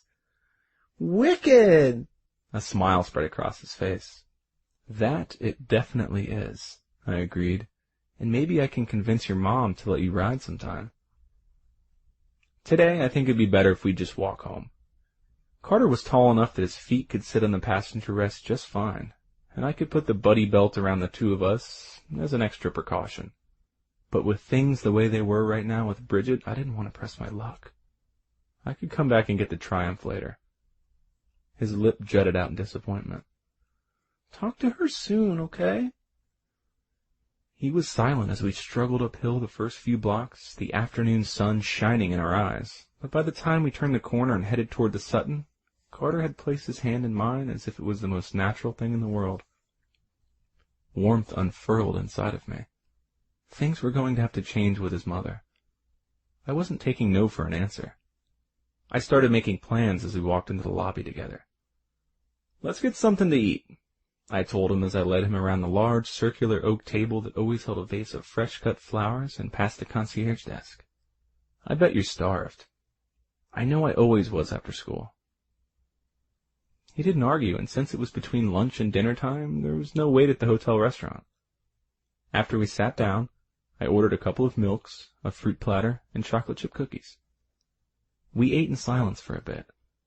Carter's eyes were still guarded, and I was trying to formulate my thoughts. My mind was a chaotic mess. By the time he'd reached for a second cookie, I'd decided what to say. Hey, buddy, I began. I'm kind of worried about you. I'm okay, he replied around a mouthful of cookie, but his gaze dropped and his chin went down to his chest. I got a hand under it and lifted. I'm not so sure about that. I rushed on when I saw the guilt overshadow the previous evenness in his features. You know, we all go through hard things. I had it rough too when I was about your age. Really? Yeah. My mom got sick and then things got real tough with my dad. I tried to handle it a lot like you are, keeping it all bottled up inside. But that didn't work. It made me feel like a soda that's been shaken. Too much pressure builds up and it needs somewhere to go before it explodes like a volcano or something. Yeah, I feel like that sometimes. I bet you do, I pressed a bit. And I bet your mom does too. She cries at night, he confessed in a small voice. Ever since Meemaw died. That bit of revelation burned inside my chest along with all the other worries. She tries to be quiet, but I hear her. It makes me sad. I'm afraid she'll have to go away again, and I'll be alone. That was way too much crap for a 5-year-old to take on alone. I leaned over and gave him a big hug. That's not going to happen. Your mom's not going anywhere, and neither am I, Champ. What did you just call me? Champ. I eased back in my chair so I could see his face. Your mom's a princess, and every princess needs her champion. Someone who looks out for her, protects her, like you do. It suits you perfectly. His blond brows knitted together as he appeared to be considering it. I like it, he concluded. Good. I told you it would come to me. I tapped his nose and handed him a napkin. But you've got chocolate on your chin. Chapter 18. Bridget. I knocked on his door and waited, my stomach tied up in tangled knots. Distressed that Carter had gotten himself into trouble again. I couldn't believe that Lace had allowed Justin to get involved. Carter's light, ringing laughter mingled with a masculine chuckle drifted through the door. I felt my eyes widen in surprise. Carter had been sullen and withdrawn all week. I hadn't heard him laugh since the Saturday we'd spent together with Justin. My anxiety started to unwind a bit. Justin pulled open the door, a grinning Carter thrown over one shoulder in a fireman hold. Hey. He gave me his usual one-word greeting, his green eyes sparkling as he gave me a quick head-to-toe scan. They looked so cute together, I didn't have the heart to get into it with him about picking Carter up from school. Hi, I said, shifting uncertainly on my sneakered feet, returning his gaze. I wasn't sure what to expect or how to act considering the way we ended things the other day. I found myself pleasantly surprised when he continued to smile at me. With more difficulty than I cared to admit, I managed to tear my eyes away from his handsome face and peered up at Carter. He smiled back at me as if he didn't have a care in the world. Hey, Mom. Why don't you come in for a minute? Justin pulled the door open wider and slid Carter off his shoulder, placing his feet on the floor. Champ, go on and finish that episode of Batman Beyond we were watching. I'll catch up on it later. I need to talk to your mom. Okay. I watched, mouth slightly parted in wonder, as Carter immediately rushed to do Justin's bidding. He zipped back into the living room at superhero speed. I followed Justin inside, my heart pounding nervously as I noticed things I shouldn't. Like how fantastic his low-pocketed jeans looked on his ass, and how well his light green cotton shirt outlined the width of his shoulders. But inexplicably, what I found even more appealing was the trail of chocolate fingerprints scattered all over his sleeves. My unsettled stomach calmed as my lips lifted into an irrepressible smile. Obviously Carter had left his mark on Justin, and it certainly seemed as though Justin was beginning his own on my son. How was I going to keep Justin at arm's length when he did things like this that made him seem so thoughtful, so sweet, and so unpretentious? Justin continued on through the living room and entered the bedroom. No, Justin. I refused to go further and stopped in the doorway. Let's go back and talk in the foyer. When he turned toward me, his eyes were hard and his expression unrelenting. Uh-huh. We did things your way once. That didn't work out so well. His eyes searched mine. For either of us. I think if you're being honest. So now we're going to do things my way. And that means we're going to talk here in my room with the door shut because what I've got to say is private. And I don't want you to go running away again. So I suggest you come in, unless you'd rather I throw you over my shoulder just like I did with Carter. Eyes rounding, I stepped inside the room, the cotton of his sleeve brushing against my skin as he passed by me to close the door. The highly appealing woodsy and leathery scent of his cologne chipped away at my carefully laid defenses. He turned back around without warning, reached out and trailed a fingertip down my arm. The silver beads on his bracelet cold against my bare skin. Self-preservation finally kicked in. I took a step back. His gaze hardened again. What's it going to take for me to convince you that I'm not a threat? I shook my head. I don't know. And I really wasn't sure if it was possible. Mostly because deep down I didn't think it was him I was afraid of. It was me. The way I responded to him and how much he made me feel without even seeming to try. He let out an exasperated breath. Let's start with Carter and then move from there. He ran a hand through his hair. We had a good chat this afternoon. I found out Carter's having a little bullying trouble at school. But we have a plan, and we're going to take care of that together. The bigger issue, the way I see it, is you. Carter worries about you. Much more than a boy his age should worry about his mom. He tells me you've been crying at night. I covered my face with my hands, humiliation making my cheeks flame beneath my fingers. Babe. I felt strong arms wrap around me, warmth seeping inside as his hands settled in the small of my back. I braced myself, trying to resist melting into him. But then he breathed my name into my hair, and I felt him press his lips there.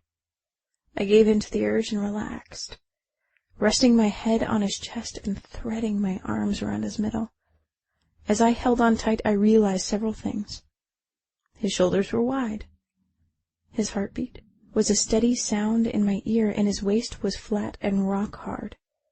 It would be so easy for me to let go and let him be my anchor. Justin Jones, more than anyone else I'd ever known, had this uncanny ability to make me feel safe and secure and protected. Maybe I'd been wrong to shut him out. He exhaled just then. The breath leaving his body stirred the hair on the top of my head, making my scalp tingle. I'm not letting you push me away anymore. His voice was resolute, and so deep it vibrated inside my ear like the bass line to an enchanting melody. He eased back and looked at me. To my dismay, I found that my hands were actually clinging to the fabric of his shirt. He glanced at them and then lifted his gaze to give me a lazy smile, a new and potent addition to his repertoire. Then his hands came up to gently frame my face. I can't change the past, but I can make you a promise that between you and me, things will be different. And I'm willing to commit to some additional promises that I hope will help make you feel more secure and might help you consider letting down that shield of yours. Just a bit. Justin, He put a finger over my lips and stared deeply into my eyes. Give me an opening, Bridget. Let me in. Take a chance with me. I promise you won't regret it. I promise we'll take it slow. And I promise I will always tell you the truth, even when I think it's not something you want to hear, even if I think it might make you mad. I know you need to be able to trust me, and I want you to. I nodded my acceptance. What else could I do? No one had ever talked to me the way he did. His words, just like the gorgeous emerald-eyed man who'd spoken them, held the promise of something true and beautiful. Both were impossible to resist. Chapter 19. Justin. I went to bed with a grin on my face that remained there until the next morning when I knocked on the door to pick up Carter for school. Hey, Romeo. Lace greeted in a teasing tone as she opened the door. Come on in. He's just finishing cereal. I followed her into the dining area, and Carter glanced up at me with a humongous spoonful of chocolate puffs suspended near his mouth. Hey, champ. I held up my palm for a slap. You sleep okay? He nodded. JJ? Lace tugged on my arm. Can I have a word with you, please? Sure. I glanced at my watch and held up my hand, fingers spread wide to show Carter. 5 minutes, bud. It's really cool your mom's letting me take you to school this morning, but with rush hour traffic, we'll need to leave soon. So you're a couple now? Lace asked as soon as I stepped inside her room. What did she tell you? Uh-huh. She shook her head. I may be new to this girlfriend gig, but I know better than to break the code of confidentiality. She tilted her head to the side, eyes narrowing as she studied me. With your artistic temperament, I had a feeling that when you fell, you fall hard. I heard about the promises you made her. It's pretty heavy stuff. You don't do anything half-assed, do you? I laughed. Apparently not, but don't expect me to kiss and tell either. I threw back some of her trademark sass. Fair enough, JJ. She chuckled, exiting the bedroom and grabbing a backpack off the side chair. I'm off to do a little homework before going into the studio. Gigi said you can pick her up at 7. She crossed back to the table and kissed Carter on the top of his head. Have a great day, champ. She smiled at me as she straightened. I will give you a little something. You might be a pain in my ass sometimes, but I don't think I've ever seen Bridget look happier than she did this morning. You just might be exactly what she needs. My grin transformed into an eye-crinkling smile as I went and sat in a chair beside Carter. He had a chocolatey milk trail dribbling down his chin. I handed him a napkin. The kid loved his food and ate it with gusto. You ready? He dragged the napkin across his face and said with a distinct lack of enthusiasm, I guess so. Listen, champ. I leaned an elbow on the table. Don't worry about it. You play it my way, and I guarantee this will all work itself out. When we arrived at the school, I purposely kept the engine running, idling the bike in front circle as parents, children, and staff piled out of cars and into the building. Responses varied from pretending we didn't exist to double and even some triple takes. The bike with its chrome and growling attitude, me beside it, my black leather jacket, and Carter on the seat in his green Hornet hoodie. Kid-sized helmet and school uniform made for an interesting tableau. A crowd soon gathered, and I let Carter do the talking just as we'd rehearsed. The Triumph was a great conversation starter, and Carter kept them entertained with his personality and the specs he'd memorized. Suddenly, his little hands tensed on the handles. Following the direction of his gaze, I saw a skinny, sullen-faced kid with longish hair who looked to be a year or two older than Carter, just about to hit the front steps. That him? I asked. Carter gave a quick nod. You can do this, champ. Pierce! Carter called, and the flat line of the boy's mouth turned down into a quizzical frown. Come look at this! Tucking his hands into his khakis and scuffing his tennis shoes on the pavement, the boy made his way over to us, squeezing through the crowd. Carter introduced us, and the kid's eyes rounded. You're Avery Jones' twin, aren't you? Yeah. I hadn't been expecting to be recognized. You a big BS fan? Pierce nodded. Uh-huh. You're my favorite. His gaze went to Carter. My dad told me to tell you I'm sorry or he'll take away my iPod. I'm sorry, too. Carter threw his legs over the side and slid off. Would you like to sit on it? It's a Triumph. A Rocket 3 Roadster. Pierce nodded. As the champ rambled on, my chest puffed up with pride. Carter was a super kid with a heart as big as his mom's. My lips spread into a wide grin. I thought this particular problem would have taken a lot longer to fix. And maybe there would still be a few more bumps along the way, but for the moment it appeared as though my little buddy was off to a good start. I phoned Bridget's cell as soon as I got to the studio. The call rolled directly to her voicemail. I left a long message, losing my focus as I imagined her face. It went really well this morning, babe. I was so proud of him. You would have been too. I don't think we'll have any more trouble at school. Anyway, have a good day, and I'm looking forward to seeing you tonight. See who tonight? Dizzy asked as he set his case down and shrugged out of a black leather jacket that was almost identical to mine, except he had memento patches from the different cities Tempest had been through on their tours, sewn into the inner lining. Bridget Dubois. Dizzy's brows shot up. Really? His tone was slightly incredulous. Nice. I wouldn't mind tapping into a little bit of that action myself. Only she's my sister's friend. How did you... She's off limits, I growled. It pissed me off to hear him talking about her that way. Whoa, man, chill. I didn't mean the offense. I see by the look on your face how it is. I just don't get it, though. Chicks are only good for one thing. After that, he shrugged and started working on the latches to his case. Yo, Rojo! King glided in, Sager in tow, and slapped me hard between his shoulder blades. Ready to rock it? I hear you finally got something for us to work on. I winced, gaze sliding to the door as Brian sauntered in, lifting his chin to acknowledge everyone else. The room quickly filled with a mix of congenial conversation and warm-up guitar licks. But I sensed the slight tension that remained and knew it was time to speak up about it. Hey, guys, listen up. I cleared my throat. I know War kind of took a leadership role, but that's not me, so don't expect that.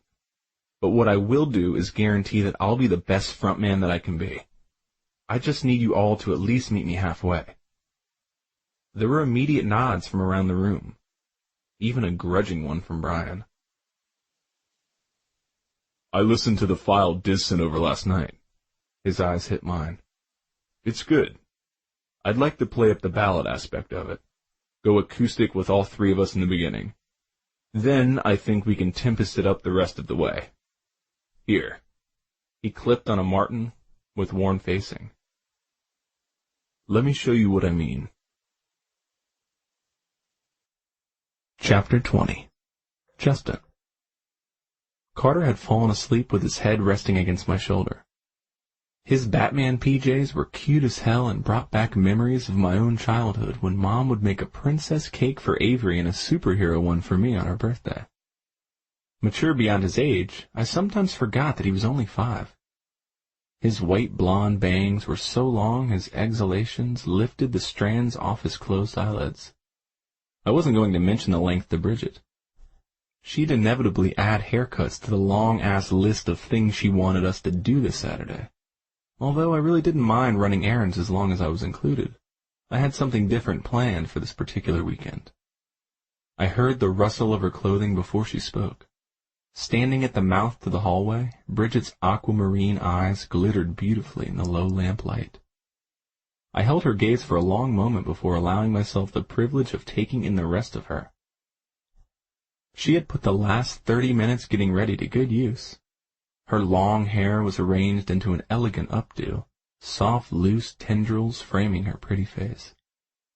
Her jeans and a light blue tee played down that knockout figure of hers, but that was okay by me. I didn't need the competition from other guys at this point. I knew her secret. "You look beautiful," I said, meaning it, my chest tightening. I dropped my head to the sleeping form leaning against me. "Do you want me to put Carter to bed?" Would you mind? I'll just let Lace know that we're leaving. Carter was so light it was easy to carry him to their room. Their bedroom decor was neat and tidy, clothes hanging up in the closet and a couple of chapter books in an organized stack on the nightstand. Finding the covers already turned back, I gently laid him down. He murmured something I couldn't make out and immediately tunneled under the covers. "Night, champ," I whispered as I smoothed his hair back from his face. On the way out, I paused and looked at a framed picture on the dresser. Beside Bridget in the photograph was an elderly woman with a long gray braid and eyes the same striking blue. She was smiling with her arms draped around Carter's shoulders. They stood on a dock with a lake and moss-draped trees in the background. All three looked incredibly happy, and I was reminded just how much Bridget had lost recently. Yet, I'd never heard her complain. Quite the opposite. She jumped right in and gotten involved to help her friends from the moment she arrived to start her new life in Vancouver. Lost in those thoughts, I wasn't paying attention and ran right into her as she came barreling down the hall from the opposite direction. "Oh," she said, and I steadied her with my hands on her bare arms. "I was just on my way to kiss Carter goodnight." Her cheeks flushed, and I felt pretty confident that the close proximity to me had something to do with it. He was out like a light when I put him down. I touched her face, running a thumb softly along her jaw. "Do whatever you need to, babe, but grab a jacket while you're back there. It's pretty chilly tonight." "Okay. I'll only be a moment. I just want to make sure he's okay before I leave," she explained, looking more than a little bit flustered. I mean, I haven't gone out on a date since before I had him." Her eyes widened, and she covered her mouth as if it just occurred to her that she hadn't meant to say that out loud. Holy hell, I thought, feeling my own eyes widen as she ducked her head and skirted past me. No one in that long? It was understandable, I guess, given the way she'd been hurt. Knowing made me even more determined to make this special date and to do right by her. When she returned, I was waiting in the living room talking to Lace and Brian. The picture of domestic bliss. Lace rested her head against Brian's chest. One of his arms draped over her, and a bag of potato chips lay tucked between them. When Bridget began to ramble through a litany of improbable scenarios with Carter and what Lace and Brian should do in the unlikely event one or all of them should occur, I cut her short. "Baby, it's gonna be okay. He's asleep. Lace and Brian can handle this. This is the modern age. We have cell phones, and we're just going to be out for a couple of hours. It's not like we're going to be making a trip overseas." "I'm being ridiculous, right?" Her lips lifted into a cute, self-deprecating grin. "Yeah," I readily agreed and received a playful swat on my arm that made me smile. I liked that she could laugh at herself and didn't get defensive about my gentle teasing. As I helped her on with her jacket, an insubstantial red hoodie that had probably been adequate for a Florida winter but was way too thin for Vancouver's, I made a mental note to prioritize getting her a better one as soon as possible. Once we were inside the elevator and on our way to the garage, finally alone, I moved closer, grabbed her hand, and entwined my fingers with hers, gaze steady on her beautiful eyes. I brought our joined hands to my mouth, softly touching my lips to her knuckles. "This okay?" I verified while squeezing her fingers. She nodded. "Good. I've wanted to touch you for the past hour." My eyes skimmed over her form. "You look gorgeous, by the way. But you should probably know that those oversized clothes you wear are a waste of effort. You have an undeniable beauty that flows out of that lovely heart of yours, Bridget. Anyone who looks at you can see it. It's in your eyes, in your smile, and in the graceful way you move your body. I can't tell you how much I'm really looking forward to having you all to myself tonight." Chapter 21. Bridget. Justin's words made my breath lodge in my throat. He had this effortless way of saying profound stuff that instantly melted away my resistance. He seemed to see right through to the real me, or to the me that I really wanted to be, so much so that I felt totally exposed and more than a little nervous about it. When the elevator door opened, he let go of my hand and started to pull on gloves. I took in a deep breath of exhaust-laced air and managed to regain my equilibrium somewhat. I tucked my hands into my hoodie pockets, hoping the break from skin-to-skin contact with Justin would help. But he seemed unwilling to comply. His strong hand went to the center of my back, and it was a warm, scintillating presence, even through the gloves, that I couldn't ignore as he led me through the garage directly to a black motorcycle. Imposing with tons of chrome detailing it was, even to the unpracticed eye of a novice like me. Totally badass. I could certainly understand why Carter was so enamored with it, though it had gone against my better judgment to let him ride on it. But then somehow with Justin I seemed to repeatedly find myself in situations where I allowed and did a lot of things that I knew I probably shouldn't. But I was drawing the line here tonight. A solid white line that I would not be talked into crossing. I did not feel the need for speed. Oh, no, no, no, no, no. I shook my head emphatically and stepped backward just as the smiling Justin sauntered forward, a helmet held out toward me. We can go right back upstairs and get a taxi. I'll pay. There's no way you're getting me on that thing. It's perfectly safe, He insisted with a raised brow. Said the spider to the fly about the web. He continued to grin disarmingly. That thing scares the crap out of me. I gave it to him straight. Too straight, probably. Even more than you do. He came closer, this devastatingly distracting man, and I tensed. My hands formed into fists, and I held my breath and held my ground while trying to ignore the temptation he represented with his tousled auburn hair, bad boy black leather jacket, and sexy, faded, outlining all the good parts jeans. He set down the helmet and leaned into me, his eyes glittering and his smile widening to reveal white teeth and a devilish dimple that winked at me from the right side of his mouth. That cocky bastard seemed well aware of the effect he had on me. Why don't we start out with the bike and we'll work on alleviating those other concerns later, yeah? I knew from his flirty tone that he wasn't really expecting a reply, and this was a good thing because my throat was too dry to speak anyway. I stood statue still as his gaze drifted across my face. The hair is beautiful, baby, but not practical on the bike. Eyes steady on his task, he removed his gloves and began sifting through my hair. Finding and removing pins, long strands fell whisper-soft to my shoulders. I shivered, feeling like he just undressed me. I like it better down anyway.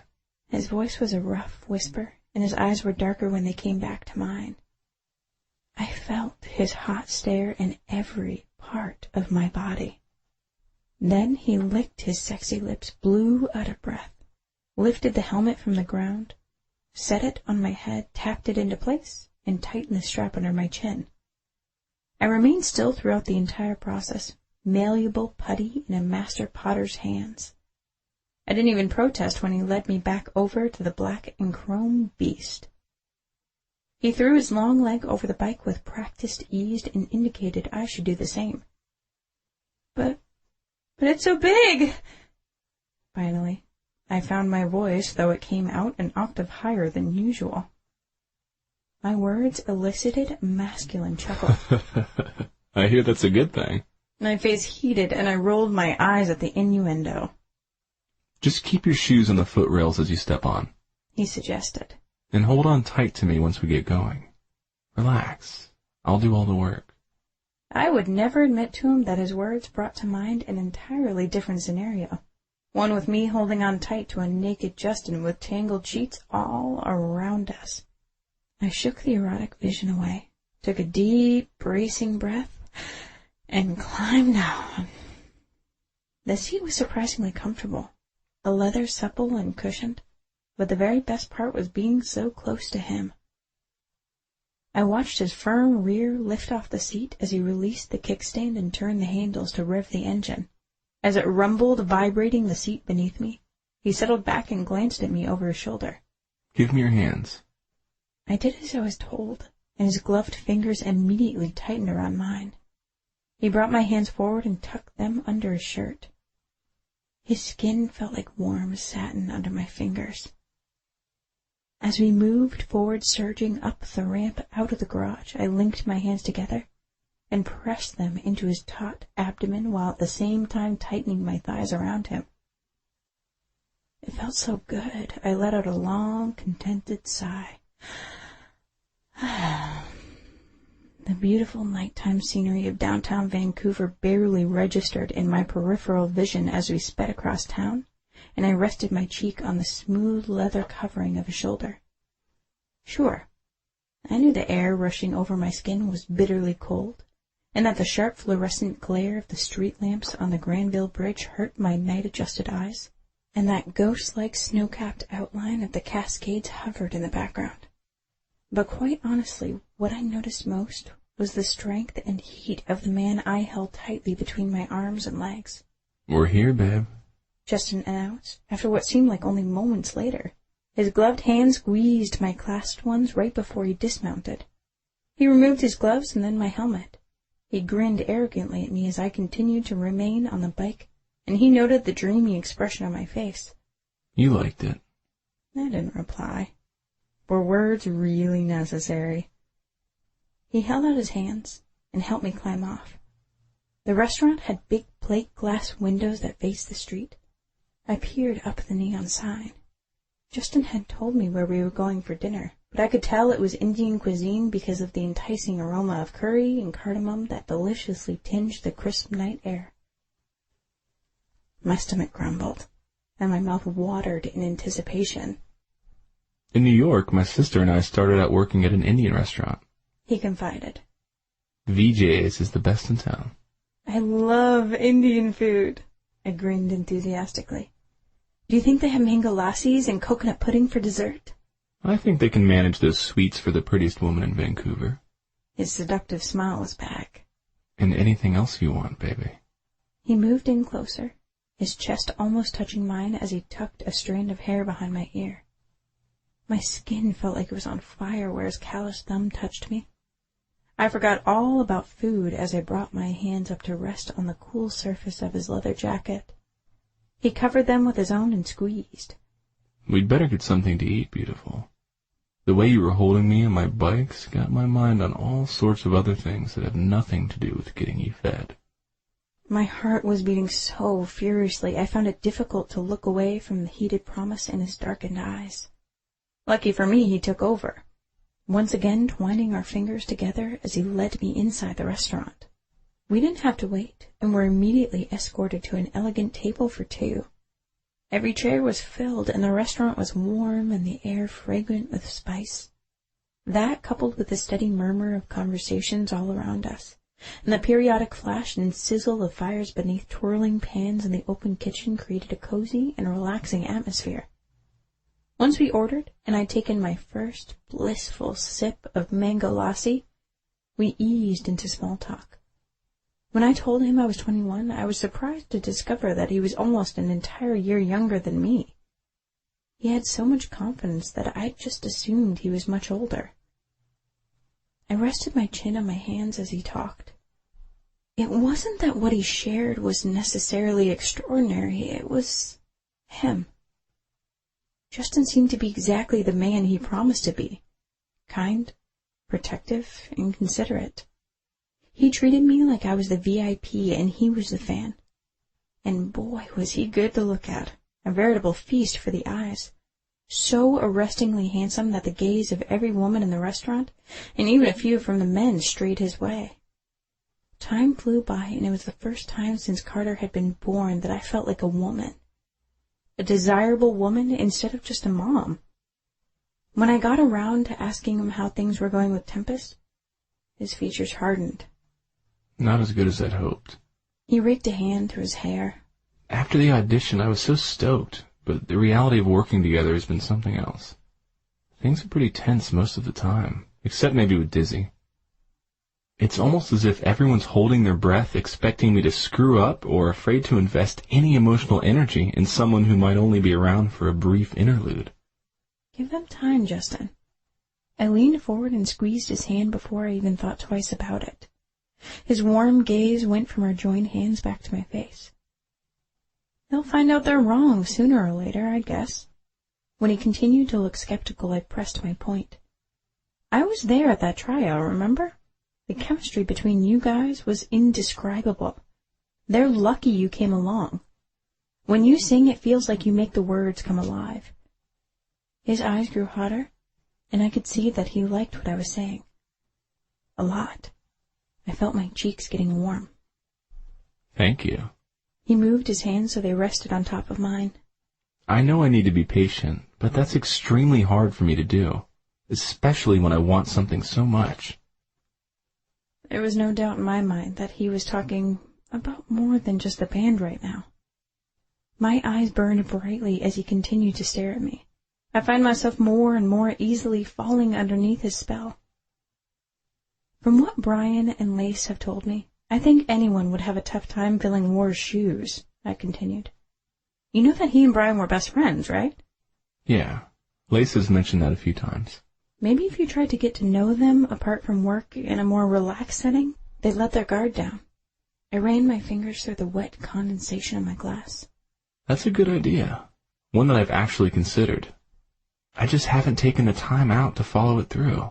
He shook his head as he looked at me. You're incredible, you know. Since you got here, you've been helping everyone else. You're strong and resilient and have an incredibly big heart, Bridget Dubois. Those are just some of the many things I like about you. There he went again, saying something so sweet that it stunned me speechless.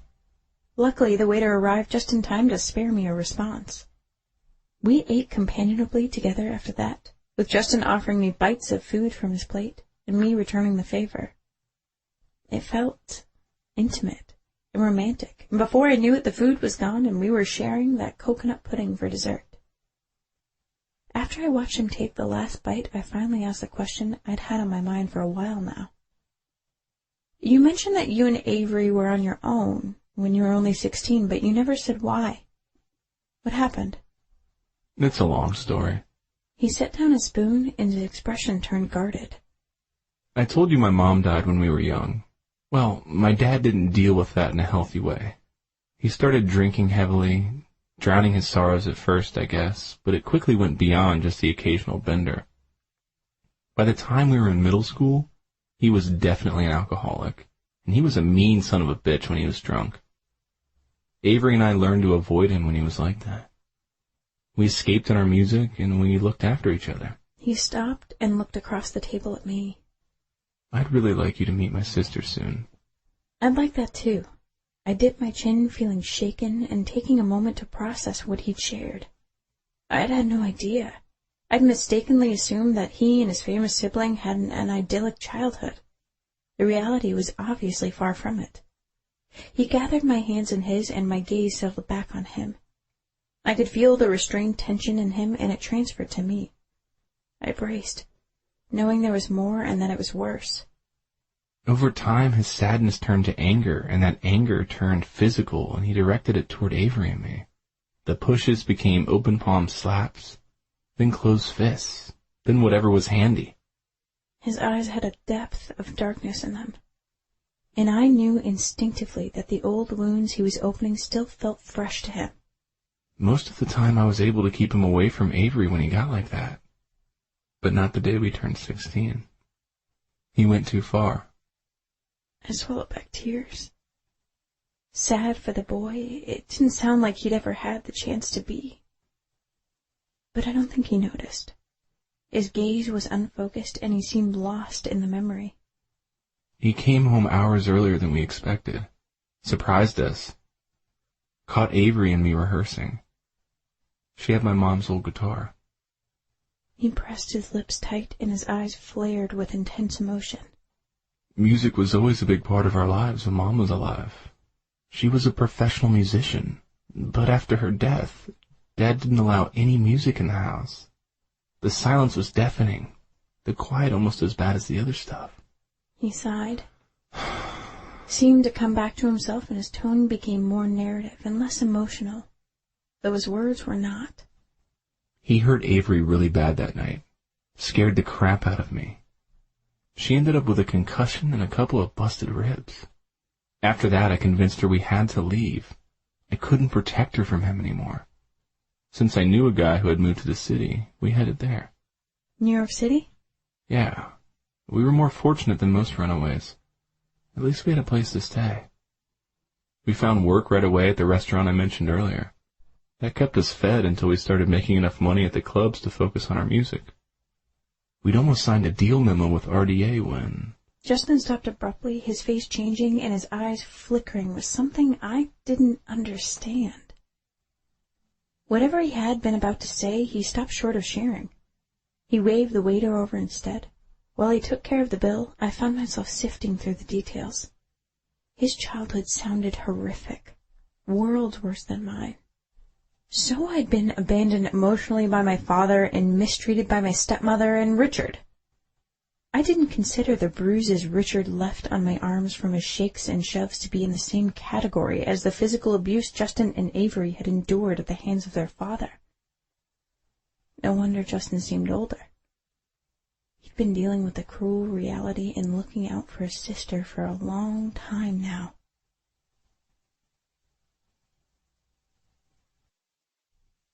Chapter 22. Justin. What happened with RDA?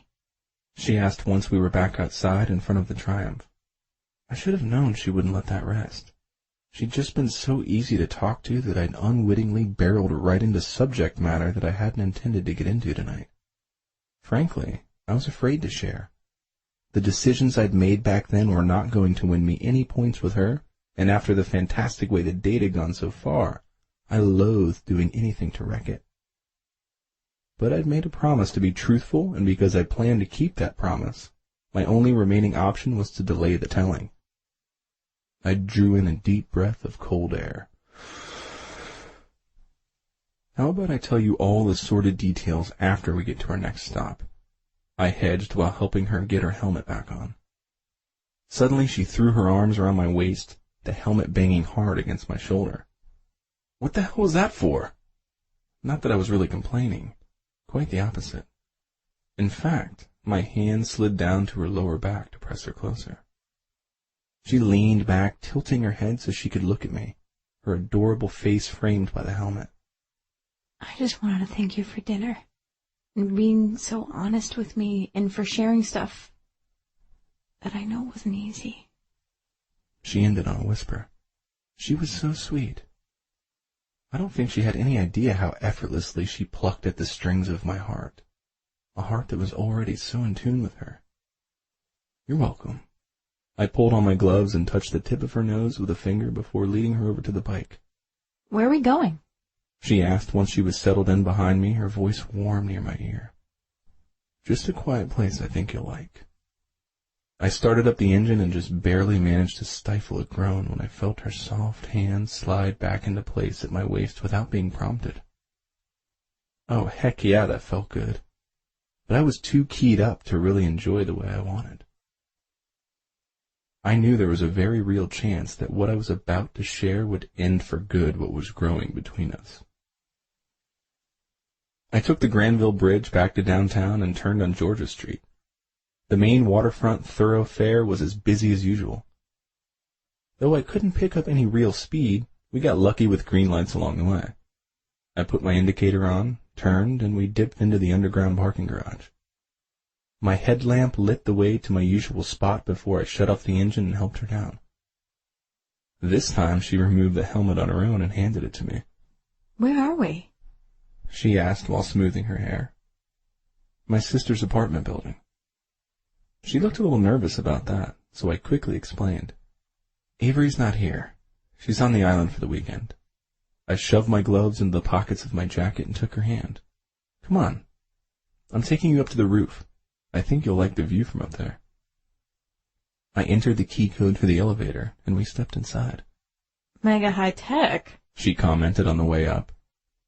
Yeah, it's a pretty high security place, I shrugged. Took some getting used to for her, but it's the way she and Marcus have to live.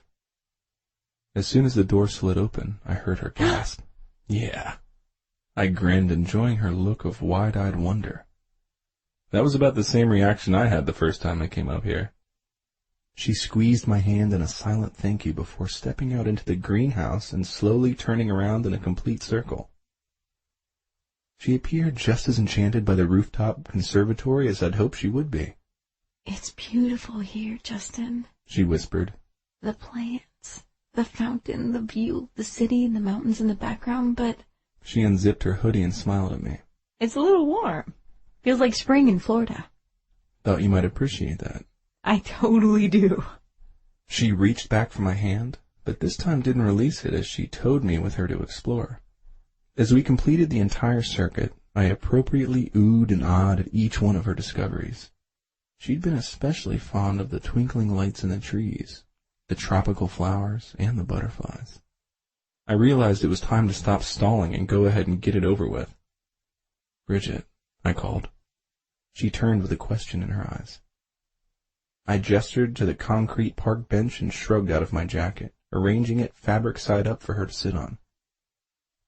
I think now's a good time to tell you about the RDA deal and everything else. She nodded. I could tell she picked up on my unsettled vibe by how rigid her posture went when she sat. She bit down on her lip and waited patiently for me to begin. I clasped my hands together behind my back. The deal never went through because I died. What? She exclaimed, brows soaring into her bangs. Don't tease. You scared me for a minute, Justin. You seemed so tense. I thought you were going to tell me something serious. It was serious. Everyone thought I had really died, that I'd been murdered, including my sister. It was a pretty messed up time. I was doing a lot of dope, and I got involved with the wrong type of girl. A woman named Antonia who was a lot older than me. Something that I thought was flattering at the time. But she was also engaged at the time to a very dangerous man, a man involved in organized crime. Joe Campanella. Her lips formed a surprised O. I've heard that name. He's supposed to be going on trial soon. I nodded. I read about it in the Florida papers. They carry a lot of East Coast news because so many New Yorkers retire down there. Yeah, well, the biggest charge they have on him is attempted murder. Of me. I'll have to take the stand and give my testimony soon. The only reason Campanella didn't succeed in knocking me off was because of an undercover cop. He intercepted the order and made it appear as though it had been carried out. Then he helped me and Antonia disappear. The FBI put us in the witness protection program for a while. I rubbed the back of my neck, risking a glance at her face to try to gauge her reaction so far. Besides looking a bit incredulous, her expression didn't tell me much. Being in tight confinement with Antonia, especially being sober, I clarified. I realized that she wasn't who I thought she was. Definitely not the kind of woman I wanted to be with long term. Wait a minute. Her brows pinched together. Does this have anything to do with why Avery dressed up like a guy when she first joined Brutal Strength? Yeah. So, it wasn't just a publicity stunt? No. I took a seat beside her and shifted toward her, raking a nervous hand through my hair. She was desperate and afraid of Campanella because I'd run up a big debt borrowing money with him to finance my drug habit, and he held her responsible for repaying it. What happened? She asked in a small voice as if scared to find out. Campanella threatened her. Threatened her roommate, and then burned the crap out of her arm with a cigar. She still has the scar. That's horrible. Yeah, it was. I'm still mad at the FBI for not letting me contact her. I can't even imagine how scared she must have been. The rest is pretty easy to figure out. Avery was desperate for cash. Marcus didn't want a female guitarist back then. I let out a long breath. At least it worked out all right for them in the end. You've probably seen pictures. They're a pretty tight couple now. I waited for her to say something. That was basically all of it. Enough damning evidence to convict me of being the selfish, impulsive guy I knew I had been. I watched her and waited. She continued staring straight ahead, her expression blank, but she was chewing the crap out of her lip. Hey! I manned up and reached out for her hand. Stop doing that and say something, all right? I'm dying over here. Why'd you start doing drugs? She asked, throwing me completely for a loop. I just told her about my run-in with the mob and about my fake death, and this was the question she asked? I shrugged. Looking to escape the self-esteem issues I had because of the abuse, mostly. I answered honestly. At least that's what I figured out in rehab. If you think I'm a cocky bastard now, I was even worse back then when I was using. I guess I thought, like most addicts, that I could control it. If she wasn't going to grill me about the rest of it, I figured it was my turn to ask her. What about you? Why'd you start using? She pursed her lips. More the first thing you said. I got myself in way over my head with the number of hours I was doing in school, and I was working too. The coke kept me going. Gave me a false sense of security, made me feel invincible. At least that's what I learned in rehab. I teased, mimicking her response. I'm not going there ever again, She continued. The drugs took over my life, and I scared Carter. I know he still has nightmares about it and about losing me, especially since Mima's death. She closed her eyes as if she was trying to block it all out and put her head in her hands. I angled closer, tapping my knee against hers, and gently removed her hands from her face. It's okay, baby. We all make mistakes. And just so you know, mine win for worst. I tried to tease a smile out of her without any luck. You're a good mom, Bridget, and Carter's a great kid. There's so much love between you. You're both going to be all right. That got me a tremulous smile. Thank you, She whispered. No problem. I stretched my arm out behind her and hooked my hand to draw her closer. We sat in silence for a while. The attraction was still there, humming beneath the surface like it always did, but the weight of the past revelations hung heavy in the air between us. Bridget, I finally ventured, turning my head to look at her sweet face.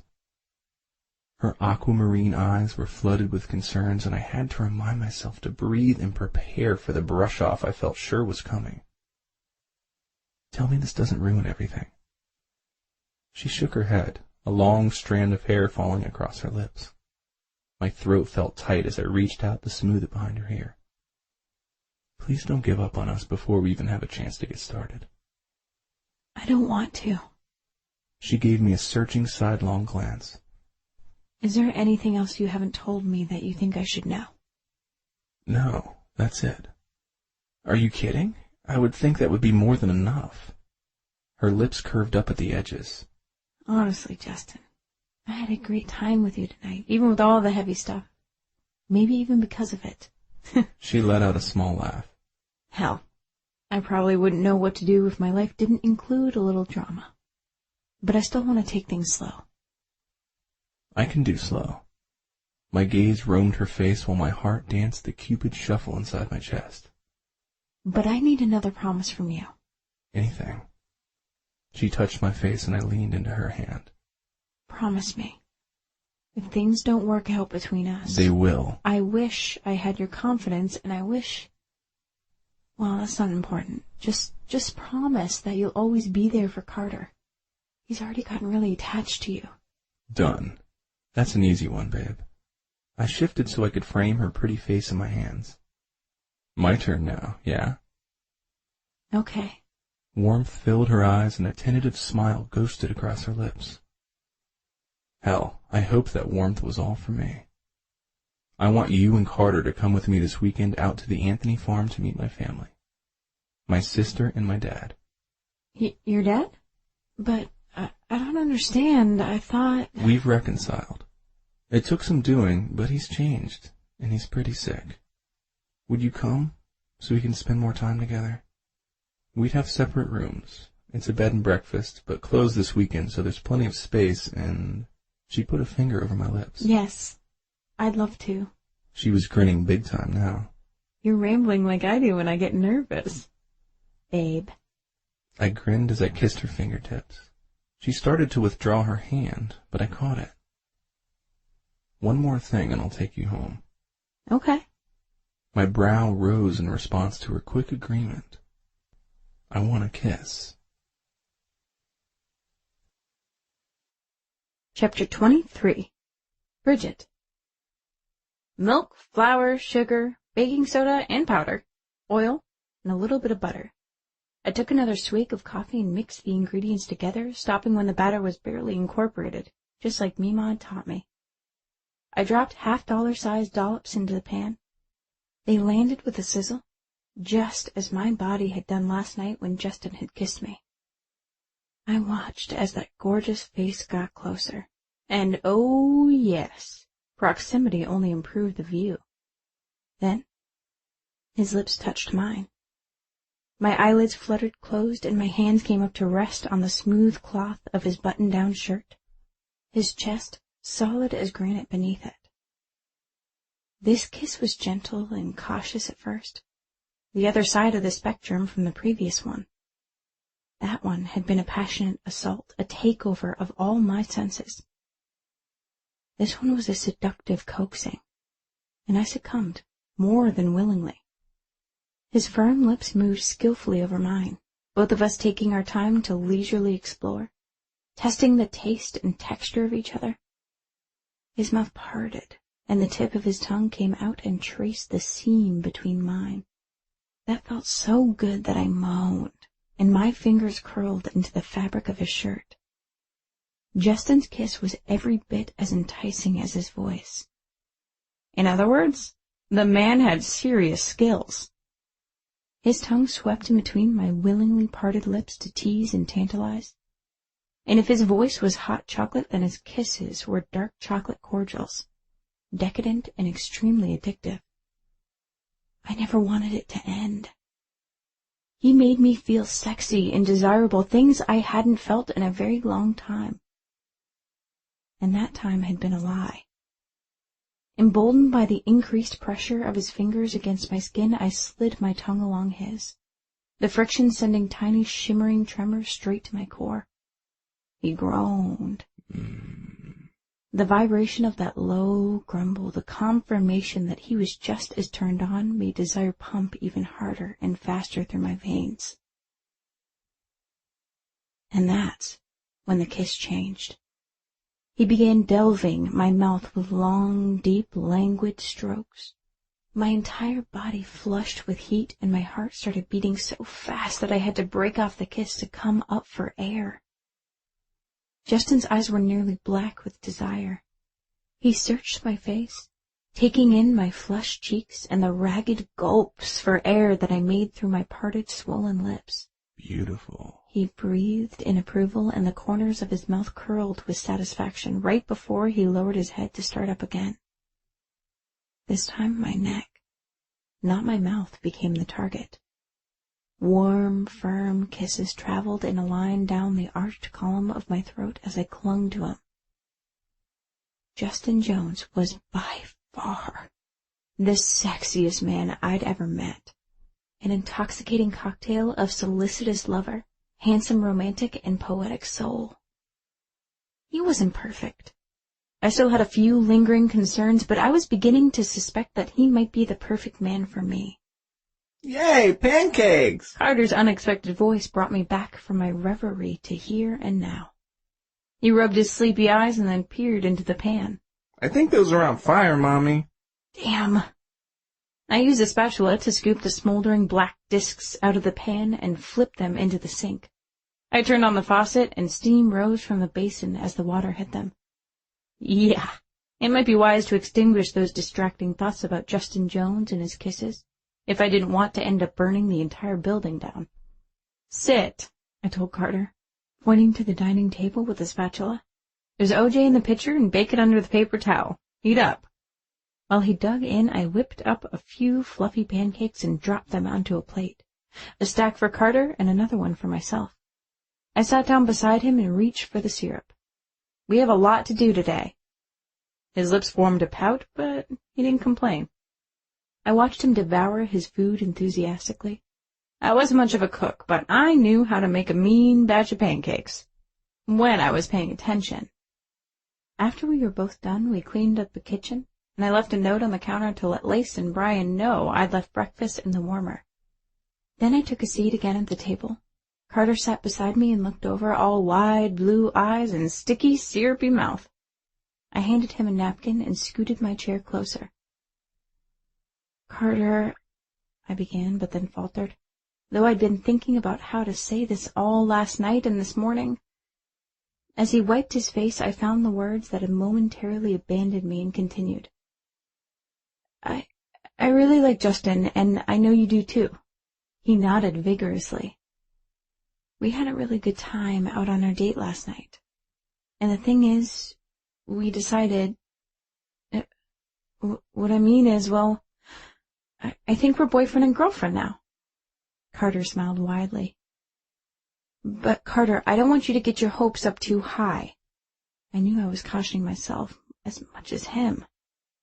Relationships with grown-ups are complicated. But even if things don't work out between us, Justin will always be your friend, okay? All right, Mommy. Carter nodded sagely as if he were 15 instead of just 5. Is he going to hang out with us again like he did last Saturday? Yes, actually, but there's more than that. I glanced at the clock and winced. We need to pack. I stopped as a flash of fear flickered across my son's face. Oh, Carter, no. I covered his hand. We're not leaving Vancouver. It's just that Justin invited us to spend the weekend at a farm on Vancouver Island where his dad lives. And we get to meet his sister, too. Avery? His eyes brightened, and he started to squirm with excitement. Yeah, so we need to get going. I want you to have a haircut before we leave, and we've only got a couple of hours left to get ready. Carter turned his head, glancing back at me from the cockpit of the cramped float plane. His face was covered in an enthusiastic grin. Mommy, the pilot says you need to buckle your seatbelt. Okay, I replied through a return grin and clicked my belt as I'd been ordered. The little limp had been invited up front and was riding in the co-pilot seat.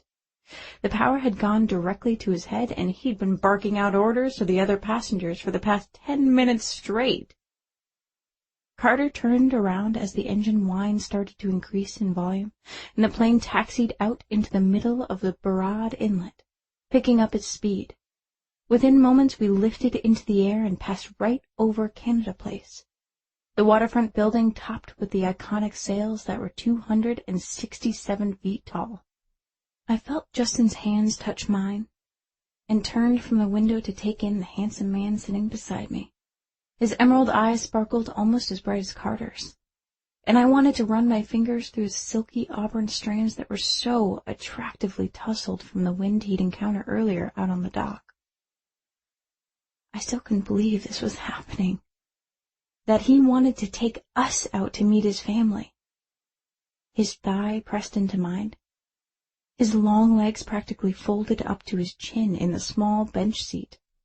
Thanks for agreeing to come. His lips curled into a slightly dimpled, barely there version of a smile. Yeah, it was another good one. He threaded his fingers together with mine, my stomach flip-flopping from the potency of the 1-2 combo of smile and skin-to-skin contact. Carter seems to be having a good time. I laughed. You think? He suddenly went very still, his gaze fixating on my lips for a beat before he leaned in toward me so that only I could hear him. Yeah, and I think you're enjoying yourself, too. His voice was husky and low, and I felt the warmth of his breath fan against my skin just beneath my ear. A shiver rolled through me. I love your laugh. It does things to me. His eyes came back to mine, their depths bathed in a serious sheen. I wish I could make you laugh every day, babe. I wish I had the power to undo the past so I could take away every single sorrow. And I wish that I could manage the future to prevent anything from ever hurting you again. Damn. There he went again, the poet rising and weaving beautiful words to lull me further and further under his hypnotic spell. Before I had time to form a reply, his mouth came down and covered mine, his lips warm and smooth, the kiss just a touch, but sweet enough to infuse my bloodstream with a sugary high. Chapter 24. Justin. I had trouble concentrating on the road, though I'd driven the same route dozens of times. But then again, I'd never had this kind of distraction. It was 90 minutes door to door from the seaplane terminal in Nanayama to the Anthony farm in Duncan, and Carter had been chattering nonstop, his seatbelt the only thing keeping him from bouncing all over the back seat. "Are we there yet?" he asked, his shining eyes on mine in the rearview mirror. "Almost, champ." I winked at him, and he beamed his radiant smile forward. Carter, Bridget scolded. that's about the 10th time you asked that. Stop being a pest. "He's okay." I glanced at her pretty profile, soaking her up as she sat in the passenger seat beside me. I reached for and squeezed her hand. Something really warm bubbled up inside my chest. This felt right. The three of us. Almost like a real family. I took the exit off the main coastal highway and turned onto a 2-lane farm road. "I see a deer, Mommy!" Carter exclaimed excitedly. Look on the front lawn of that house!" He tapped on his window, and she shifted to look out her side of the car. I saw it. Her voice sounded as pumped up as his. I grinned. "Oh, there was a baby deer too, Mommy. Did you see it?" Yeah. She turned her head toward the back, and I caught a side glimpse of the smile she gave him. A fawn. Very cool, Carter. She flipped over her hand so her palm pressed against mine. I managed to keep my eyes on the road and pretended like that wasn't a big deal, but it so was. More warmth flooded my chest. She made me feel as if I were somehow solely responsible for her contentment. Hell, I hope so. The tires crunched over the gravel when I steered the rental car through the gate, and a quick glance in the rearview mirror confirmed that Carter had been cooped up for about as long as he could take. Sam, the black and white farm dog, barked and ran alongside us as I parked the car between Mr. Anthony's farm truck and a car I didn't recognize. Avery and Marcus's rental, I presumed. Bridget got out on her side before I could help her and opened Carter's door. So I went to the trunk and pulled out the duffels. As soon as I slammed it closed, I spotted Avery and Marcus stepping out onto the front porch. They made their way down the stairs, Marcus's mom, Rita, a beautifully elegant redhead who looked half her age, and his dad, Don, eyes always crinkled with amusement, were right behind them. My sister was the picture of serenity. She was always so much more relaxed out here than she was in the city, and it was the same for Marcus.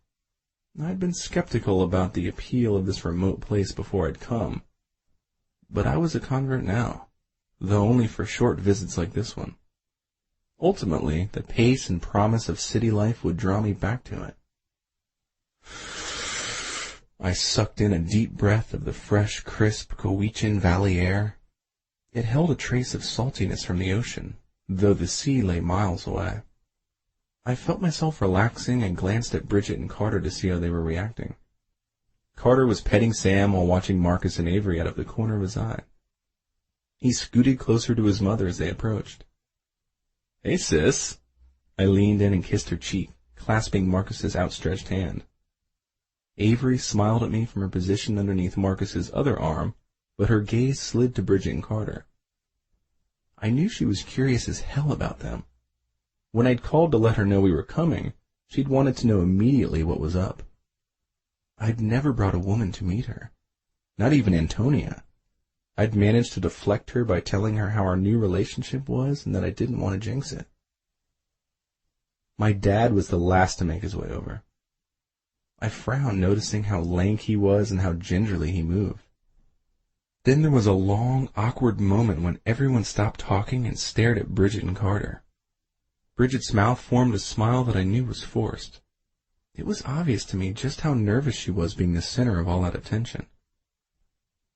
I immediately crossed over to her and draped my arm across her shoulders, the same way Marcus held my sister.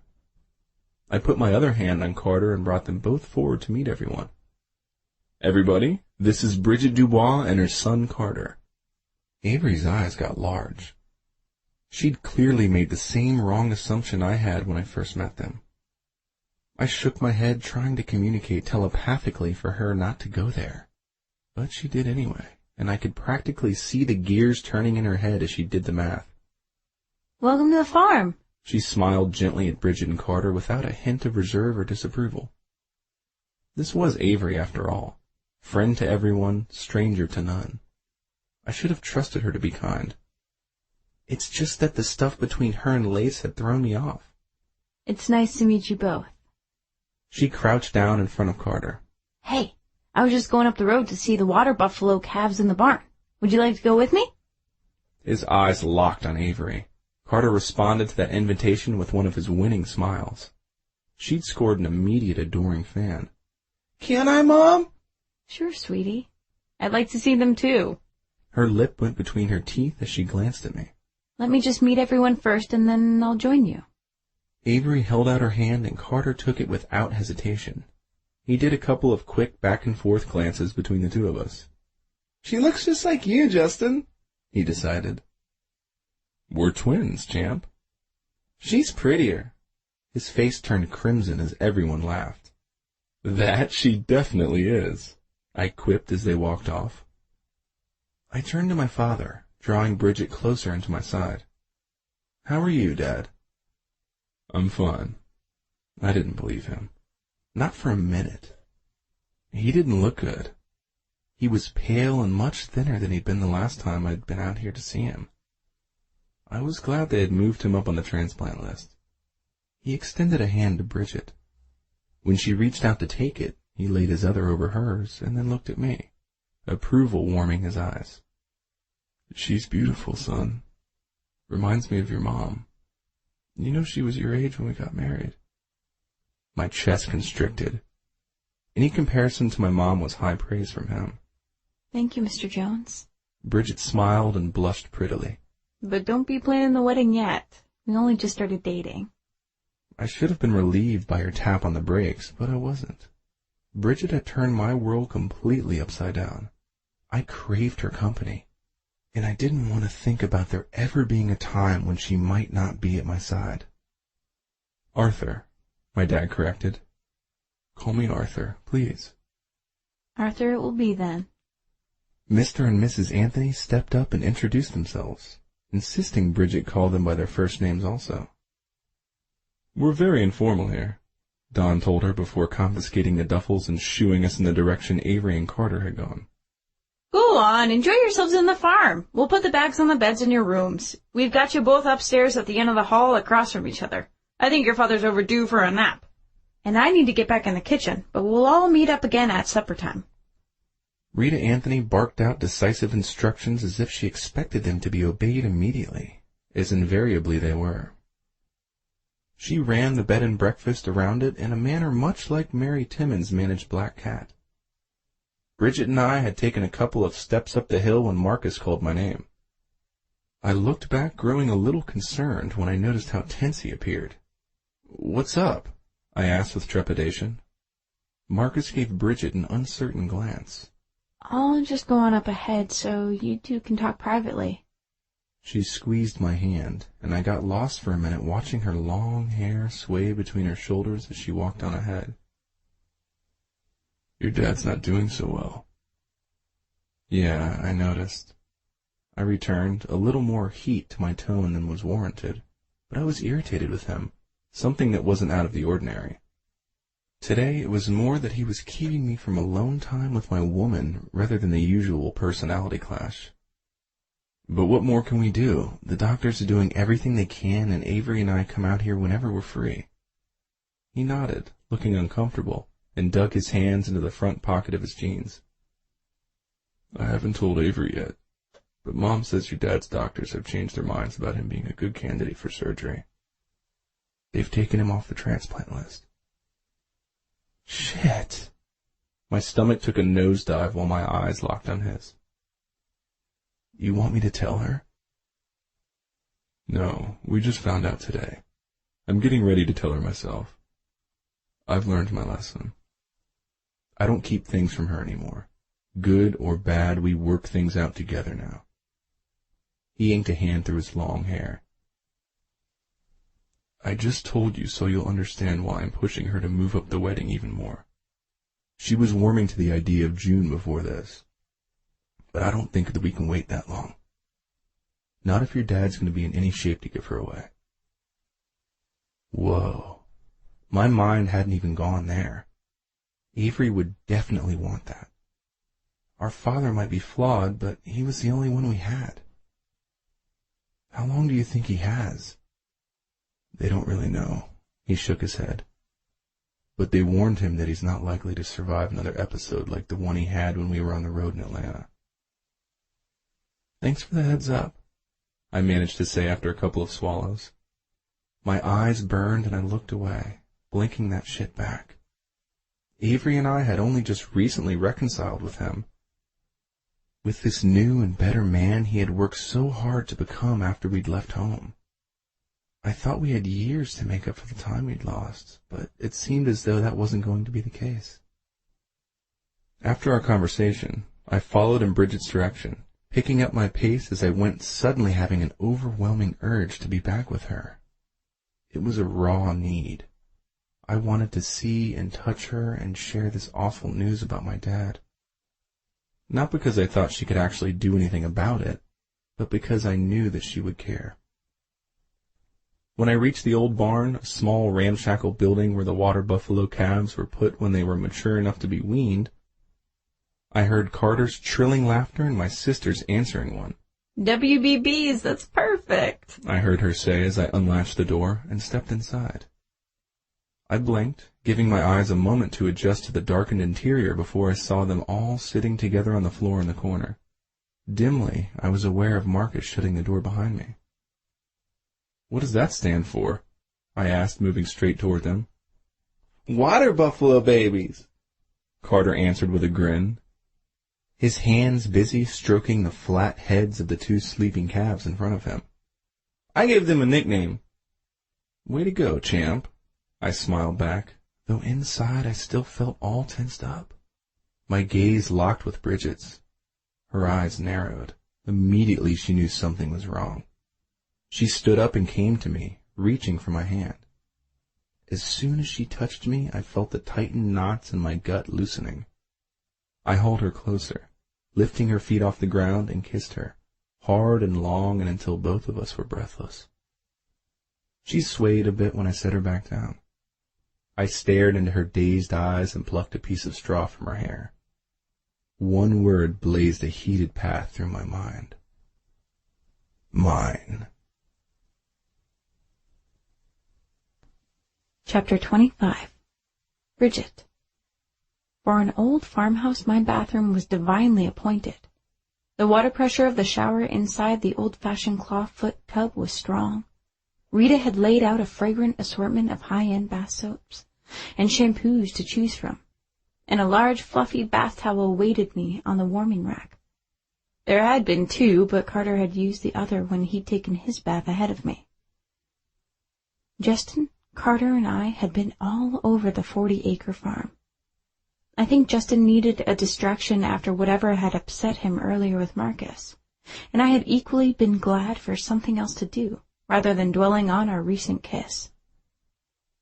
It had been purposeful and way intense, and he hadn't seemed to mind at all that we had an audience. It was almost as if he wanted witnesses, just like he wanted to put a stamp on me that marked me as his own. My cheeks had flamed afterward. I think Avery noticed how embarrassed I'd been because she'd immediately made a joke about what a romantic spot the barn was, and then she'd kissed Marcus. I didn't find her to be anything at all like the stuck-up, self-absorbed celebrity Lace had described. I found her just as easy to like as her twin. She seemed enchanted with Carter and had gone out of her way to make him feel comfortable. She'd even made sure he had chocolate chip cookies and milk for a snack when we returned from exploring the farm. I ran a brush through my hair, wrapped a towel around myself, and tucked the loose ends between my breasts before opening the door a crack, so I could peer out into the hall. Finding it deserted, I started towards my room. Hearing a creak behind me, my hand went to my throat, and I whirled around to find Justin lounging against the doorframe to his room. He was shirtless and sexy. Wide chest, defined pecs, flat abs, lots of tantalizing smooth skin just above low-slung jeans. My mouth went dry as he stared back at me with a hungry gleam in his eyes. Babe.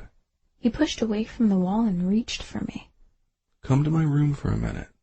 But Carter... He's asleep, he explained, and I glanced over my shoulder to see that indeed he was, his mouth wide open, his breath slow and rhythmic.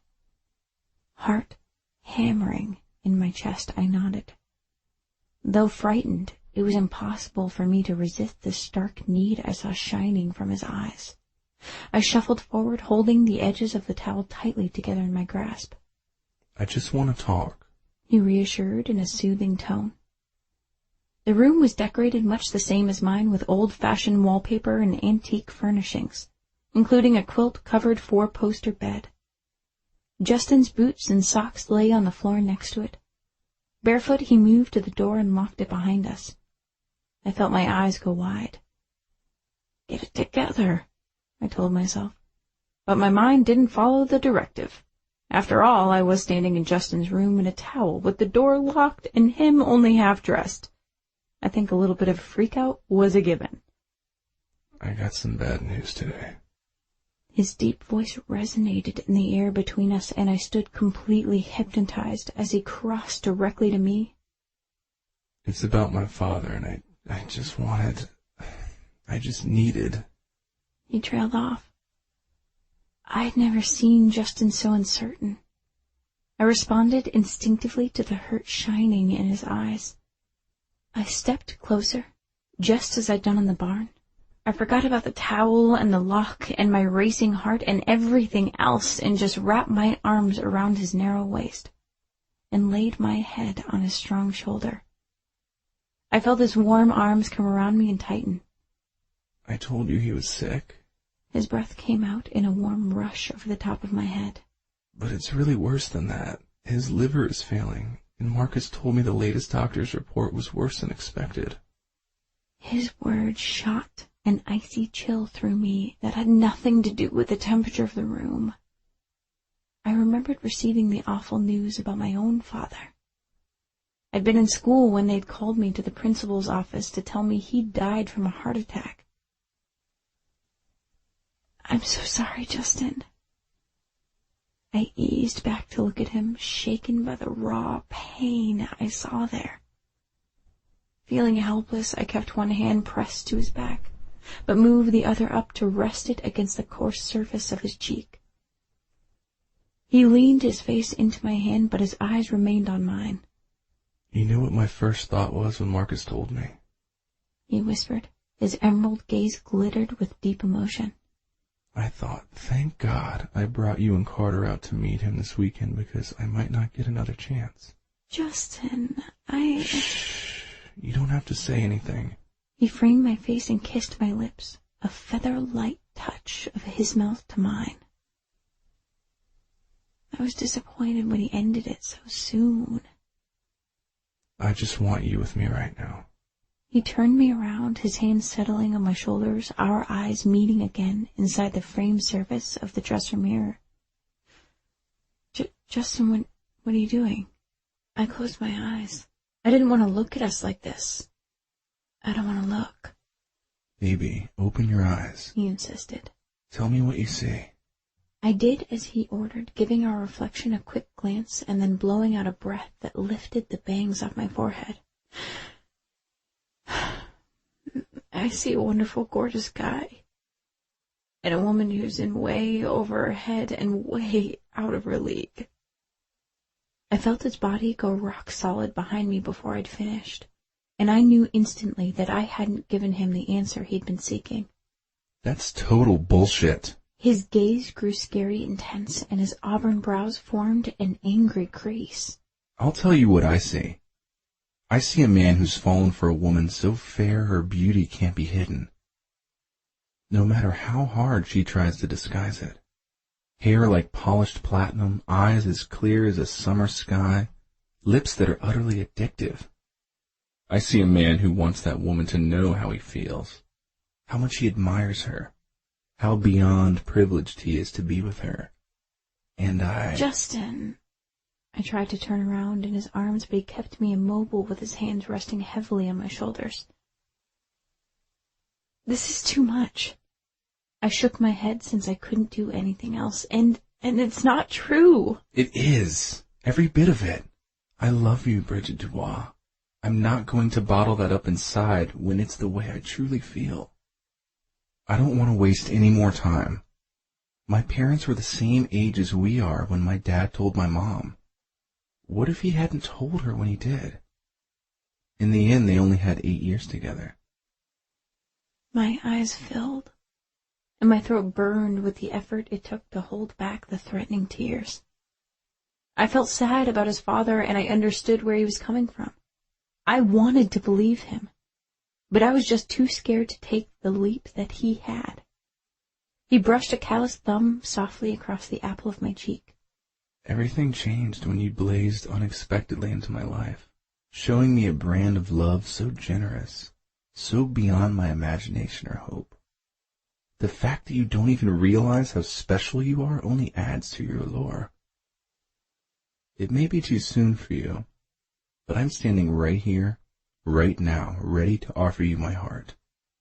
I can only pray that one day you'll take me up on the offer.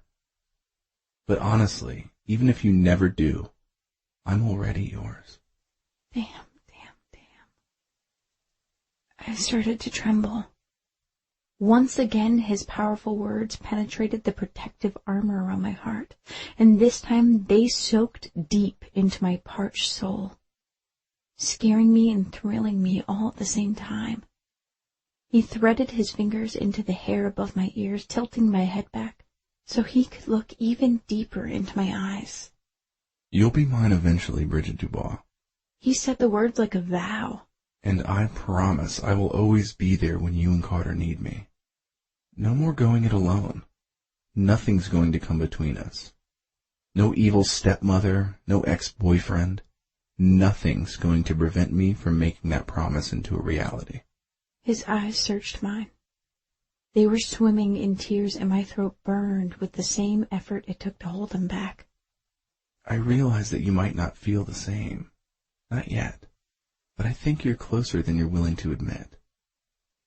I nodded. He was right. The ground was crumbling beneath me, and I was teetering just on the edge. For now, can you just let me be with you? I want to touch you. I want to see you. All of you. His eyes practically incinerated the mirror. They were burning so bright. Reason screamed, "Don't do it! You know how this will end!" But this time I tossed caution aside and allowed my heart the deciding vote. Acting braver than I felt, I brought my hands up to the knotted towel between my breasts and released it. My eyes remained on his as I felt it slide down my body. I heard his sudden intake of breath and watched his eyes darken in the mirror as he took in everything. You're incredible, Bridget. His fingers tightened on my shoulders. So beautiful.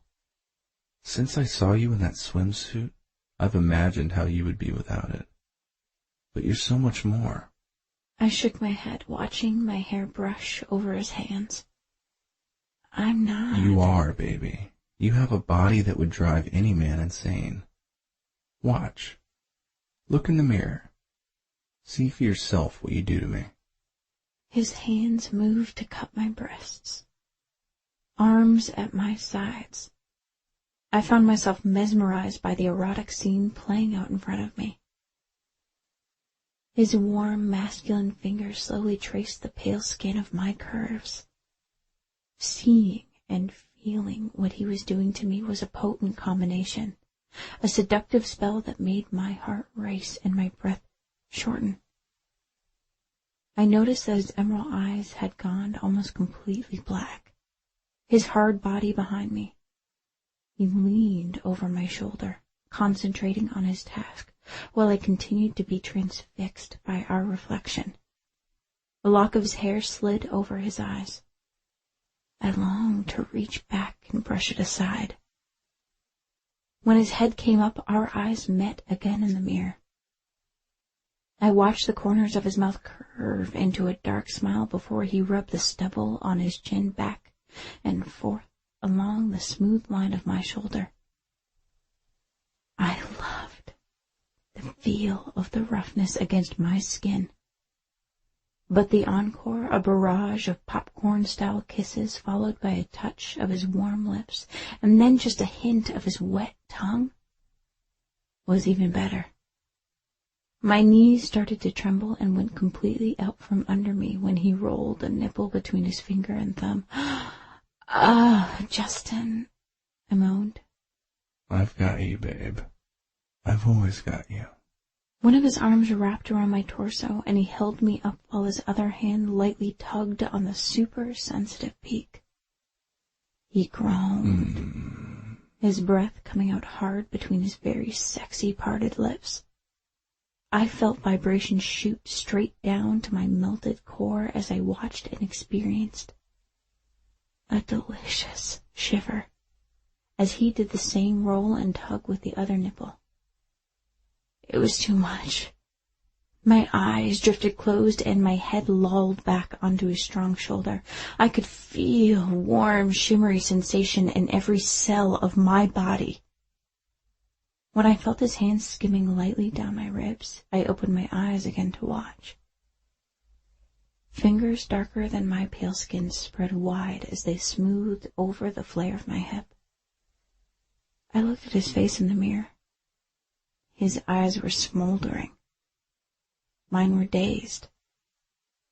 He had made me damp and throbbing from just a few simple caresses, though I was beginning to realize nothing was ever simple when it came to Justin Jones.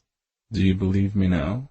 His tone was light, but roughened by desire, and his fingers flexed insistently against the tender flesh at my hip. If anyone's in over their head in this relationship, it's me. You are the most beautiful woman I've ever seen or touched, Bridget Dubois. He continued to stare at me, and I knew without him having to say so, that he was waiting for me to make the next move. I swallowed. My throat was so dry. I wanted him badly, more than I'd ever wanted anything in my life. But I knew I wasn't ready to go to bed with him, not yet. As he continued to watch me, I finally spoke. Justin, you're wonderful. But you're right. It's too soon for me. I saw the flicker of disappointment in his eyes, though I could tell he tried to hide it from me as he stepped back. I immediately felt the loss of his heat and hugged my arms around my body to ward off the sudden chill. Justin bent and retrieved the towel from the floor. When he straightened, he held it open wide before he draped it back around me. My hands brushed against his as I brought the edges tightly together and lowered my head. Behind the curtain of my hair, I bit my lip, suddenly feeling a little shy and maybe even a little bit afraid he'd be mad at me. His warm fingers slid under and lifted my chin. I want you, Bridget, in my life and in my bed. I think you get that now, but I can wait. I only want you to go there with me when you're 100% certain. But I promise. His voice was still a thick whisper, and I blinked wordlessly up into his drawn face, knowing it was going to take quite a while for my own passion to cool. It's going to be phenomenal between us. Chapter 26. Justin. Throughout dinner, I couldn't help but watch her. Her cheeks blushed whenever our hands touched or our eyes met. I knew she was remembering how it had been up in my room earlier. I was thinking about it too. That had been the single most sensual thing I'd ever experienced in my life. One I would never forget. She'd been equal parts shy and responsive. And her body?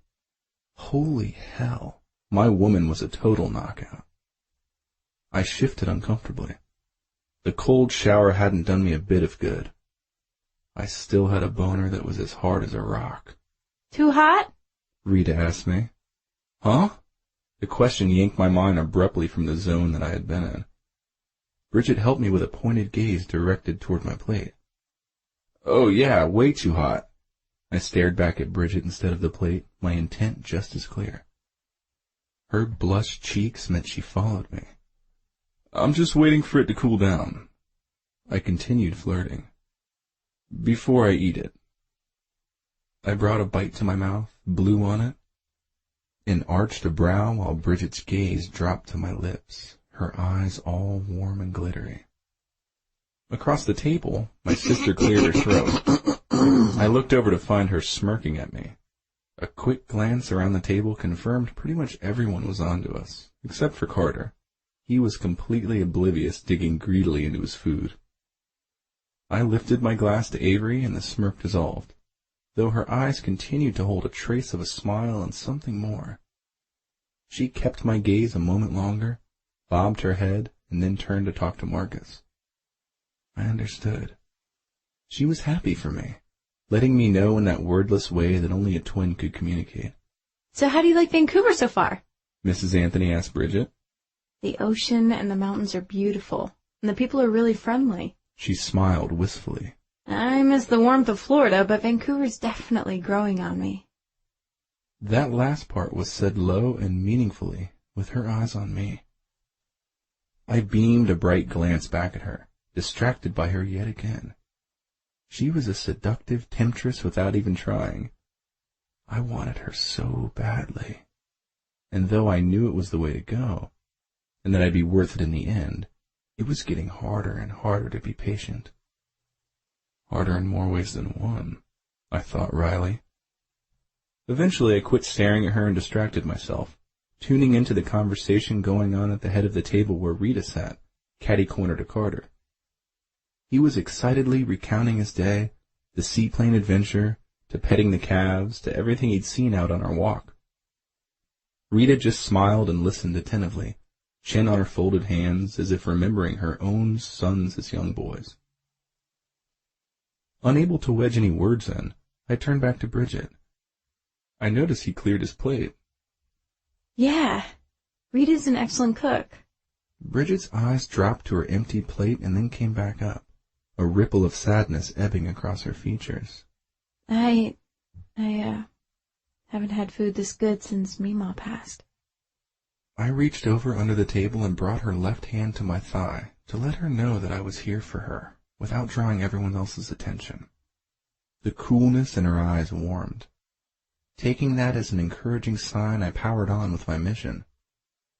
I gained 10 pounds when I lived at the farm during Avery's tour. Wait until you try her fried pies. You're gonna flip. I lowered my voice, eyes pointing to the other end of the table, and watched on. Right before dessert, he always untucks his shirt and loosens his belt to make more room. She gave me a small smile that made me feel like the richest man on earth. They're sweet together. Rita and Dawn. So are your sister and Marcus. I leaned toward her, my lips almost touching her ear. I think we're sweeter, babe. She didn't say anything, but when she leaned forward and reached for her glass, I noticed that her hand trembled slightly. Pleased with myself, I leaned back in my chair with a satisfied smile and draped my arm over the back of her chair. I took a moment to enjoy the cozy scene, conversations at a low murmur all around the large rustic driftwood farm table. Smiling at me, Rita pushed back her chair. She disappeared into the kitchen for a few minutes, but returned with a large serving tray piled high with pastries and a carafe of coffee. My mouth started to water in anticipation. Then I heard my dad cough into his napkin. I turned to see a pained grimace overtake the contented expression he'd worn earlier. I felt a crease form between my brows. I noticed that my sister's gaze was narrowed in on him, too. Her eyes met mine for a brief moment, and in that moment I knew that Marcus had told her. "What kind did you make tonight, dear Rita?" my dad asked, as if to deflect attention from himself. I was glad to note that the pain seemed to have receded from his eyes. Rita placed the tray in front of him. Apricot for you, Arthur, and cherry for Dawn.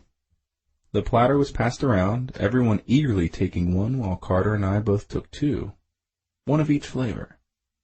I kept one eye on my dad, glad to see that he wasn't coughing anymore and that he still seemed to have his appetite. When everyone began groaning and complaining about how full they were, Rita rose from the table. All right, gang. Time to work off those calories. Everyone began to move immediately as if choreographed, picking up plates, glasses, and utensils and carrying them dutifully into the kitchen. "How are Dwight and Lisa?" I asked Avery when we bumped into each other on our second run to the table. Dwight was Marcus's older brother and the bassist in their band. They're good. They're still in Hawaii, spending some final time as a couple before the baby arrives. Bridget had her arms up to the elbows in the deep farm sink full of dishes and soapy water when I came back in and set down my load. Honey, you can dry. Rita pulled out a dish towel from a drawer and handed one to Dawn before she moved to the butcher block island where she and Carter began storing the leftovers into Ziploc bags. Dawn took a rinsed pan that Bridget handed him and started to dry it. Marcus opened the dishwasher and started loading the smaller rinsed dishes that Bridget passed along. It was a scene of domestic efficiency. Everyone had a task to do, and even the lead singer of one of the world's biggest bands wasn't exempted. I knew without a doubt that Marcus' family kept him grounded. Avery and Justin, Rita called, drawing our attention. Let the rest of us finish this. I want you both to go back to the den and talk to your dad. He needs to have a word. He was waiting in the recliner, his expression worn in the lamplight. Avery and I walked over to the faded, overstuffed couch across from him and scooted in close beside each other. "So you both heard the bad news by now, I'd imagine?" Yeah, Dad. Avery immediately got up and moved over to him. She knelt down in front of his chair and placed her hand on his arm. Maybe the doctors are wrong. "Perhaps." He stroked a hand across her hair, but his eyes met mine over her head, and I could tell from his resigned look that he didn't believe that. Not for a minute. He was just going along with her because he didn't want to upset her more. Then he looked down at her and something passed between them. I couldn't see Avery's face, but it seemed as though my father drew strength from her. I pressed my lips together while my eyes filled. I was glad they had made their peace together. My dad obviously adored her. He loved me too. I didn't doubt that anymore. "I don't want you to change any of your plans for me, Avery." But Dad... she sputtered. "No buts," he cut in. "We don't know how long I have, but I want both of you to carry on as if we had all the time in the world. That's the way I want it, as normal as we can make it. Let me enjoy just being a part of your lives again. There's nothing in the world I want more than to see both of you happy." His warm emerald eyes settled on mine. "I like your girl, Justin. A lot." "Yeah, me too, Dad. Lot of wisdom in those beautiful blue eyes of hers.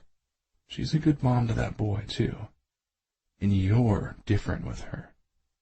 Different in a good way, I think." I nodded. "Don't let her get away." "I don't plan to." He gave me a sage nod. "Avery tells me you're lead singer of Tempest now." "Yeah." "How's that new job going?" "It's a little rough," I admitted, rubbing a hand over my neck. "I've got some pretty big shoes to fill. Their lead singer was pretty damn good." "You're pretty damn good too, son. They're lucky to have you. Be patient. You'll be fine." I was surprised his words so closely mirrored Bridget's. I silently mulled that over as he pulled his reading glasses from the pocket of his sweater. Let me get your book for you, Dad. Avery insisted and swiveled around on her knees. I saw the concern in her eyes as she grabbed a worn Bible from the coffee table behind her. "Thanks," he told her after she handed it to him. I managed a difficult swallow as I watched him settle his glasses on his nose. We'd grown up Catholic and had been regular attendees until Mom passed and Dad went off the rails. I knew renewing his faith had been a big part of him being able to turn his life around. I saw the evidence of that in the time I'd spent with him while Avery had been away on tour. My sister came back to sit next to me and we exchanged a long look as he opened it up and began to read silently. Carter wandered in just then, looking a little tentative as his gaze wove between the three of us. I scooted down the couch a bit and nodded toward the empty spot between Avery and me. "Come and sit here with us, champ." He smiled, shuffled over, and hopped up beside me. I patted his knee. You have a good time today? He nodded his head, his recently cut hair swishing over the tops of his ears now. I kind of missed the longer length, but the new haircut made him look older, something I knew he desperately wanted. We didn't get to do our guitar lesson, since you went out with my mom and all. There was more than a little bit of disgruntlement in his tone. You're right, we sure didn't. I'm sorry. I worked on my chords all week. I wanted to show you. His lip jutted out. I've got a guitar out here. Avery interjected. Marcus has one too. She leaned forward to look past me. Come with me, Carter. We'll go get him, and my brother can make up for that missed lesson right now. The rest of the kitchen cleanup crew came into the den while Avery and Carter were away. His arms stacked with firewood, Don moved to add more fuel to the fire. Marcus took a seat in the chair next to my dad, and Rita went directly to her usual spot on the love seat. Bridget hesitated, looking lost. I crooked a finger. She smiled at me and came over, snuggling her warm, curvy body up beside me on the couch. My chest squeezed so tight I found it difficult to breathe. I nestled her head down onto it and brushed my lips against the top of her silky hair. My heart was in complete overflow with her. Don stoked the fire before settling beside Rita on the love seat. He picked up her feet and placed them on his lap as my sister and Carter returned, guitars strapped to their shoulders. With a little encouragement, I coaxed Carter into playing what I taught him. He plucked at the chords ably, even though it wasn't the scaled-down version he'd been using. That's really good, champ, I told him, beaming with pride. Keep that up, and I don't think you'll need the smaller guitar back home for long. He grinned, seeming to grow 2 inches taller from my praise. Avery says you used to play together. She told me she misses it. Really, sis? I asked, finding that difficult to believe.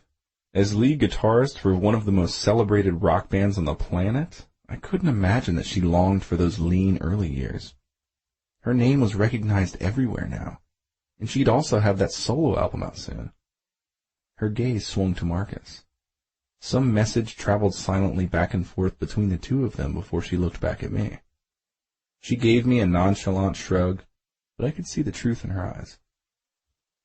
Why didn't you ever say anything before? I straightened, stood, and reached for the guitar Carter had used. Let's play something together now, I thought quickly. How about The Only One? For Dad. What's that? My father took his reading glasses off and set them on the side table. It's a new one, Dad. Avery replied. We wrote it together after reading Mom's diary. She turned to me. It's not ready, Justin. I mean, the music is, but we don't have all the words figured out yet. We hadn't then, but I think I did now. Because of Bridget. Because I now understood what my mom and dad had. What I'd been missing my whole life. Because of Bridget, I had a brand new language running through my brain. Things I'd never have said before, but that felt perfectly and completely right in the setting. I leaned in and whispered those words in Avery's ear. Her brows lifted in surprise. That's good. Yeah, I think so too. I clipped on the strap and threw the guitar over my shoulder, freeing up my hands in order to bring over 2 of the chess table stools for Avery and myself. This one's for you, Dad, Avery announced in her melodic voice before we started strumming together. Me on rhythm just like old times and her on lead, the only way she knew. Only you could really see all the good inside of me. Brought me back into the light, made the living worth the fight. My only one. My only, my one. Without you, I'm undone. Make every day forever, as long as we're together. My only one. Be my happy ever after. Heal my sorrow with your laughter. Mend my wounds with just your smile, even if it's only for a while. My only one. My only, my one. Without you, I'm undone. Make every day forever, as long as we're together. My only one. Right beside you all the way, there's no chance I'll walk away. There's no price I wouldn't pay, for you only. If we only had more time, if I could make the clock unwind, use up every ounce of will, make the spinning world stand still, for you only. My only, my one. Without you I'm undone. Make every day forever, as long as we're together. My only one. Chapter 27. Bridget. Somewhere between the teasing at dinner and during the lyrics of that song, I gave in and stopped fighting my feelings for him. Fleck by fleck, shard by shard, he chipped away at my ice-encased heart and got into me. Eyes burning with that realization, I watched him talking to his father, his sister, and Marcus. A lock of his auburn hair had fallen forward into his eyes again. He was as overdue for a haircut as Carter had been. But I liked it long. I loved the feel of the silky strands between my fingers. I was tempted to go over to him right now in front of everyone and tunnel my fingers into it and kiss him and tell him how I felt, if only I had the nerve. As if sensing my eyes on him, he turned his head in my direction. We stared at each other across the room, warmth sizzling along the invisible connection between us. His features went soft and his eyes melted. Yeah, we both had it bad. My ears had perked up when I heard their conversation turn to talk of a wedding, Marcus and Avery's wedding, and the feasibility of having it out here on the farm. Voices had risen pretty high as they debated the date. Mommy! Carter called, interrupting my eavesdropping, yawning so wide his jaw popped. Can we go to bed now? I'm tired. Sure, sweetie. I'd heard other moms complain about having trouble getting their kids to go to bed, but I'd never had that problem with Carter. He liked to sleep, and when he was out, he was usually out till morning. I rose from the couch, took his hand, and crossed over to the Anthonys. Dawn's head was lolled back against the love seat. Food coma, Rita explained, her voice low. She rolled her eyes as he continued to snore loudly. Thank you for dinner, Mrs. Anthony, I whispered. I just wanted to let you know we're heading up now. It's Rita, remember? And you're more than welcome, Bridget. She smiled warmly. We're so glad you could join us. I turned for the stairs when Justin suddenly materialized in front of us, blocking our path. They decide on a date? I asked once I caught my breath. He raked a hand through his hair the way I'd wanted to earlier. Apparently it's going to be in April. That's really soon. Yeah, but not when you have no doubts about each other. His gaze was so intense I knew he wasn't talking about just Avery and Marcus anymore. And neither was I when I answered. I feel the same way. Heart pounding loudly in my ears with a mix of trepidation and elation. I stood up on my tiptoes and kissed his sculpted lips. Good night, Justin. His eyes narrowed on my face. He seemed to want to say something more, but didn't. Good night, babe. He stroked my cheek with the back of his hand before bending down to Carter. Sleep tight, champ. He drew Carter in for a hug, mussed his hair, and then kissed the top of his head. Carter beamed under the gentle attention, and the remaining sheen of thin ice around my heart melted completely away. Carter, I'll come get you early in the morning, Justin added. You can help bring the water buffalo up from the field. I stopped with my foot on the first step and glanced back at him, my gaze sweeping the room to take in the entire scene. Dawn and Rita were still in the love seat, and Avery was in Marcus's lap on the chair next to her dad. Thanks for inviting us here, Justin. Tears burned in my throat. Could he and I somehow share something so wonderful? You're welcome. His voice was deeper than usual, and I contemplated the possibilities as we continued up the stairs. I knew without looking when I reached the top that he was considering them too. When we got upstairs, we went straight to the bath. I washed my face while Carter brushed his teeth. Then I sent him into the bathroom to get on his PJs, brushed my own teeth, slipped on a camisole tank and cotton pajama bottoms, and followed him to the bedroom. He smiled sleepily up at me as I sank down and stretched out on the bed next to him. "Where were we?" I asked. "The part where Hinklesnort goes out into the scary woods." "Oh, yeah, I remember now." Hinklesnort was the star of his favorite bedtime stories. Each night at bedtime, I added in a new chapter to his escapades, usually from things that had happened to us during our day. I scooted closer to Carter, and he shifted to lay his sweet head on my stomach. This was my favorite part of every day. I stroked his hair and began weaving the tale. Tonight, Hinklesnort was on a quest to find the magic water buffalo. By the time I got to the part where I was going to introduce the handsome auburn-haired prince, I realized Carter was already sound asleep. I climbed out of bed, careful not to jostle him, pulled the covers up, tucked them snugly around him, and kissed his head. I softly padded over to my own bed, slid under my own covers, and stared out the window at the waxing moon and the inky sky. I let my mind wander through the events of the day. In this house, out here on the farm, I'd been reminded of something I'd forgotten. A thing I'd convinced myself didn't exist. But it did. And that's why I'd missed it so much when it was taken away. The world out there still offered genuine love. I'd had some semblance of it from my dad before he remarried, and Mima had loved me in her own unique way. Not everyone was as full of spite or ulterior motives like my stepmother or Richard. There were still people, like Marcus and Avery and Don and Rita, who selflessly loved one another. And there were even rare men like Arthur who remained steadfast in love with someone even after they were gone.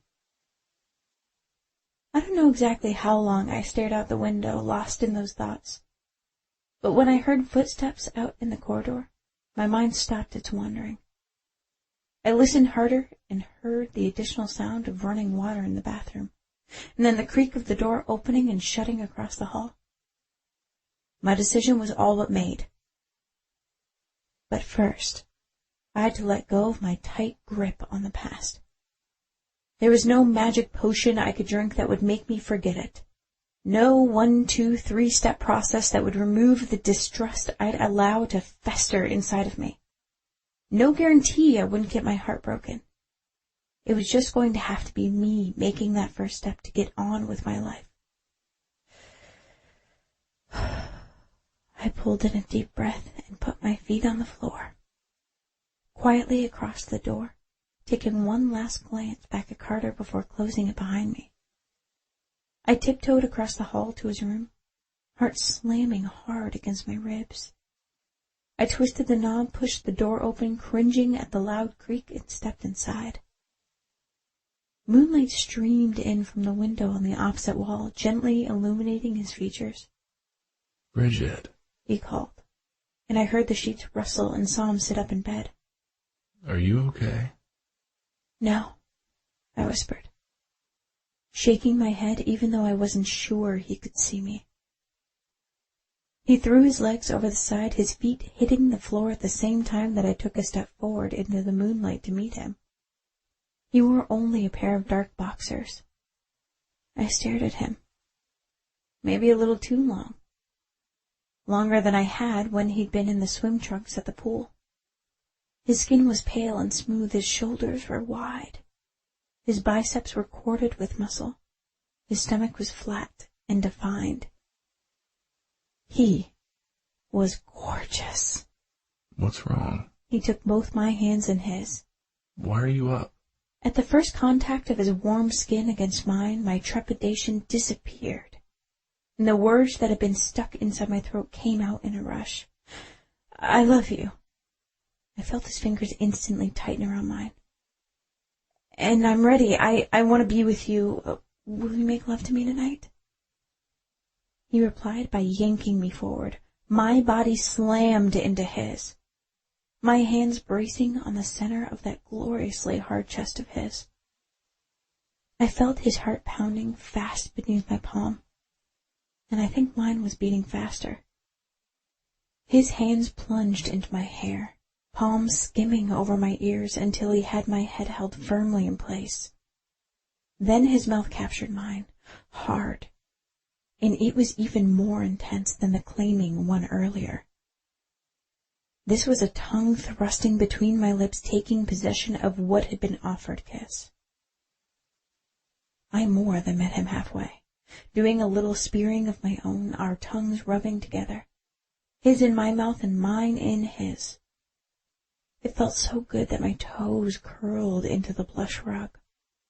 Wanting more, I slid my hand across his shoulder blades and into his silky hair. I arched my back to get closer to him, my breast crushed to his chest and moaned into his mouth. He broke the kiss and moved his hot, open mouth along the underside of my jaw. Then he went lower, raining rapid-fire kisses down the column of my neck and across my chest, his lips scorching my flushed skin. I shivered when I felt his hands slide under my tank. His fingers lightly skimmed the line of my spine, and then his mouth seemed to be everywhere at once, setting fire to whatever it touched. His hands went to my waist. They were nearly large enough to completely encompass it. He pulled me in deep and then slid them up over my ribs. My knees buckled, and I nearly died when I felt his thumbs brush the undersides of my breasts. Desire pulsed through me like an electrical current. I cried out his name and grabbed his strong shoulders to keep from falling. Don't worry, I've got you, babe. With effortless ease, he swept me off my feet. I twined my arms around his neck, and he held me tight to his chest as he carried me to the bed.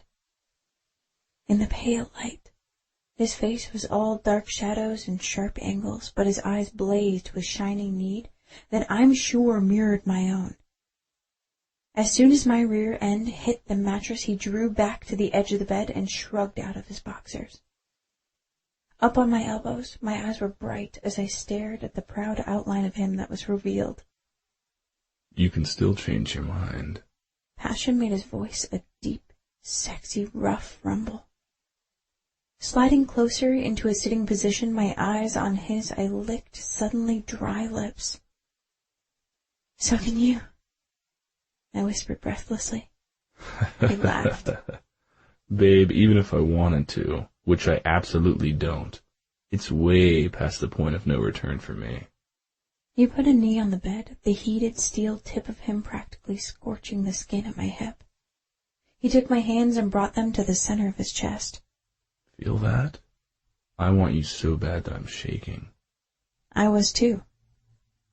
And knowing it was the same exact way for both of us made me feel bolder. I took off my tank and he helped me shimmy out of the bottoms. Feeling a twinge of self-consciousness, I didn't give him long to look. Besides, he'd already done plenty of that in the mirror earlier. It was my turn now. I slid my hands down his body, reveling in the luxurious strength of coiled muscles and chiseled contours of the gorgeous male I had beneath my fingertips. He shuddered as my hand brushed his rock-hard manhood. He groaned, a deep moan that I felt between my legs as he lifted me by the shoulders and pushed me back into the mattress, his body immediately covering mine.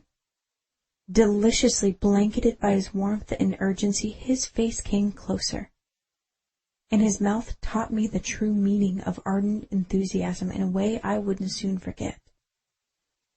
His lips firm and insistent in their quest to devour me. When he eventually lifted his head, I found myself gulping unabashedly for much-needed air. Watching me, the corners of his mouth curled into a wicked grin that made my heart pound even harder with anticipation. I wonder what he'd planned to do next. This was nothing at all like it had been with Richard. Richard had been an amateur in lovemaking compared to Justin. Plus, Justin loved me. I saw it clearly in the warmth of his expression, and I felt it in every careful caress. He was a dedicated lover, reading me and my responses, repeating at least once the ones that made me moan. He brushed my hair off my shoulder and traced his tongue across the line of my collarbone before he moved lower. His talented lips circled breasts that swelled under the expert attention they received. My fingers moved restlessly across his taut shoulders, and just when I thought I would die if he didn't touch me there, he did, softly drawing his tongue over the aching nipples that had become as hard as he felt against my belly. He eased back, watching for my response again as he rolled first one, then the other nipple between his thumb and fingers. My head thrashed against the pillow, and I let out a ragged sigh, which became an invitation to his mouth covering mine. His tempting tongue returned to lick, taste, and tease, until I was near mindless and writhing with pleasure. "Justin," I begged, my head falling back as I arched into him. I need you, please." My hands trailed down his back, finding his skin covered in the same fine sheen of perspiration I felt on my own. Only I was also wet, and aching much lower. Desperate to have him fill me, I moaned when he placed the palm of his hand just where I needed him most, fingers sifting through the damp curls and circling that spot. A wave of pleasure crashed over me when he touched it, and I lifted my hips, wanting to increase the pressure, but he withdrew. "Why?"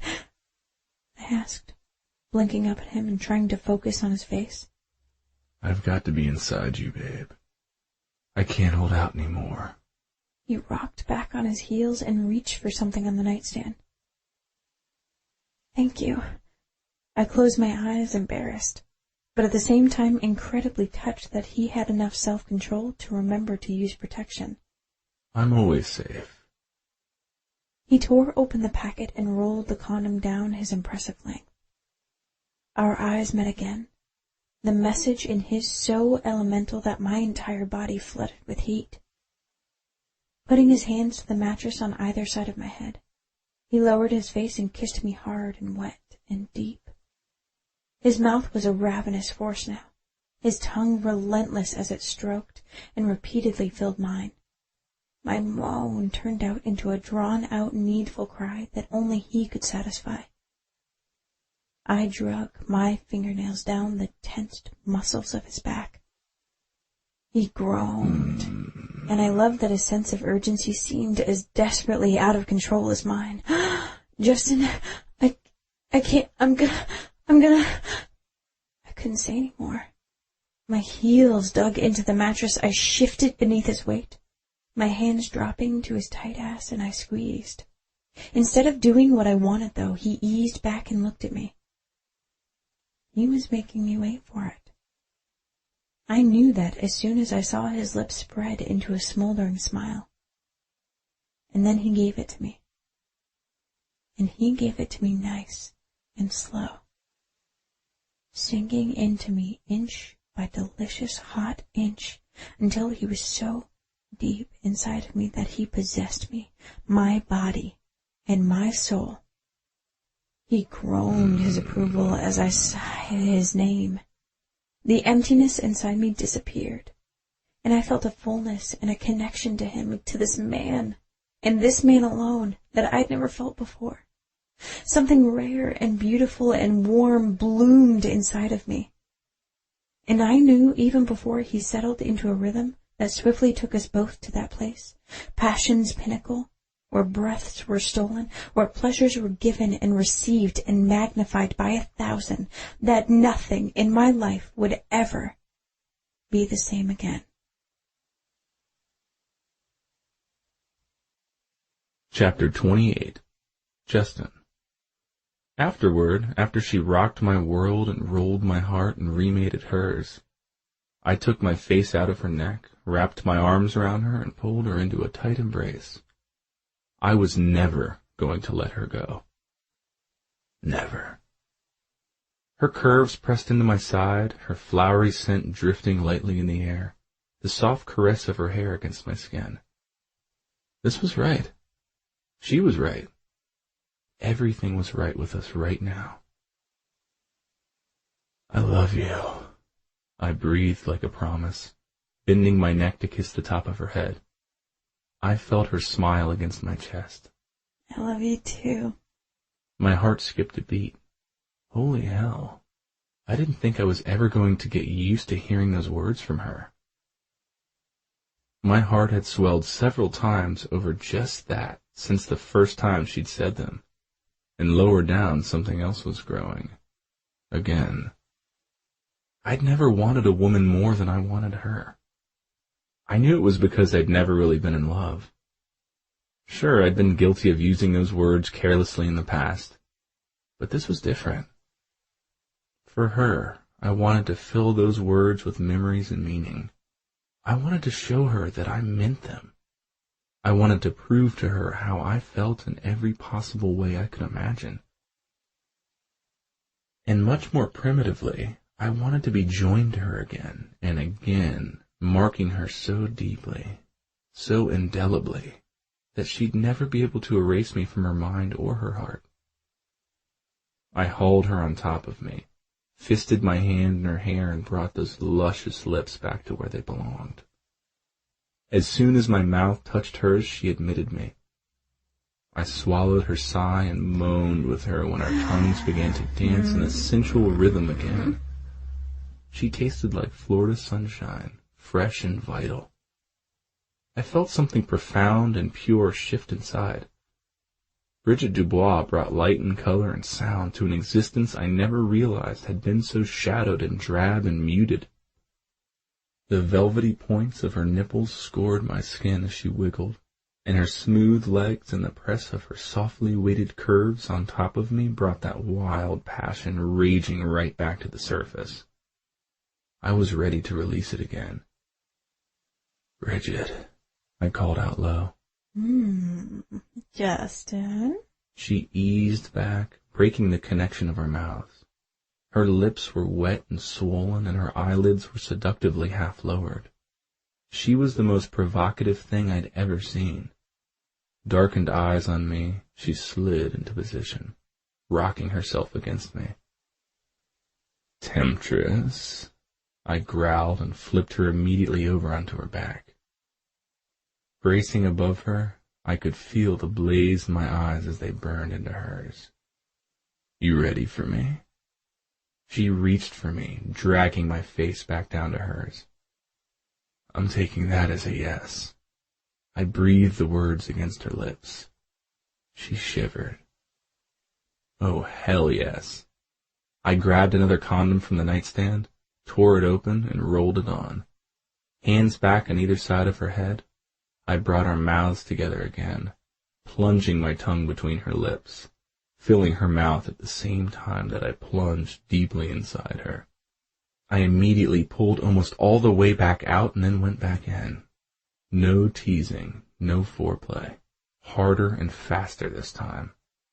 Fire clawed its way through my veins, urgency tightening every part of my body. Justin?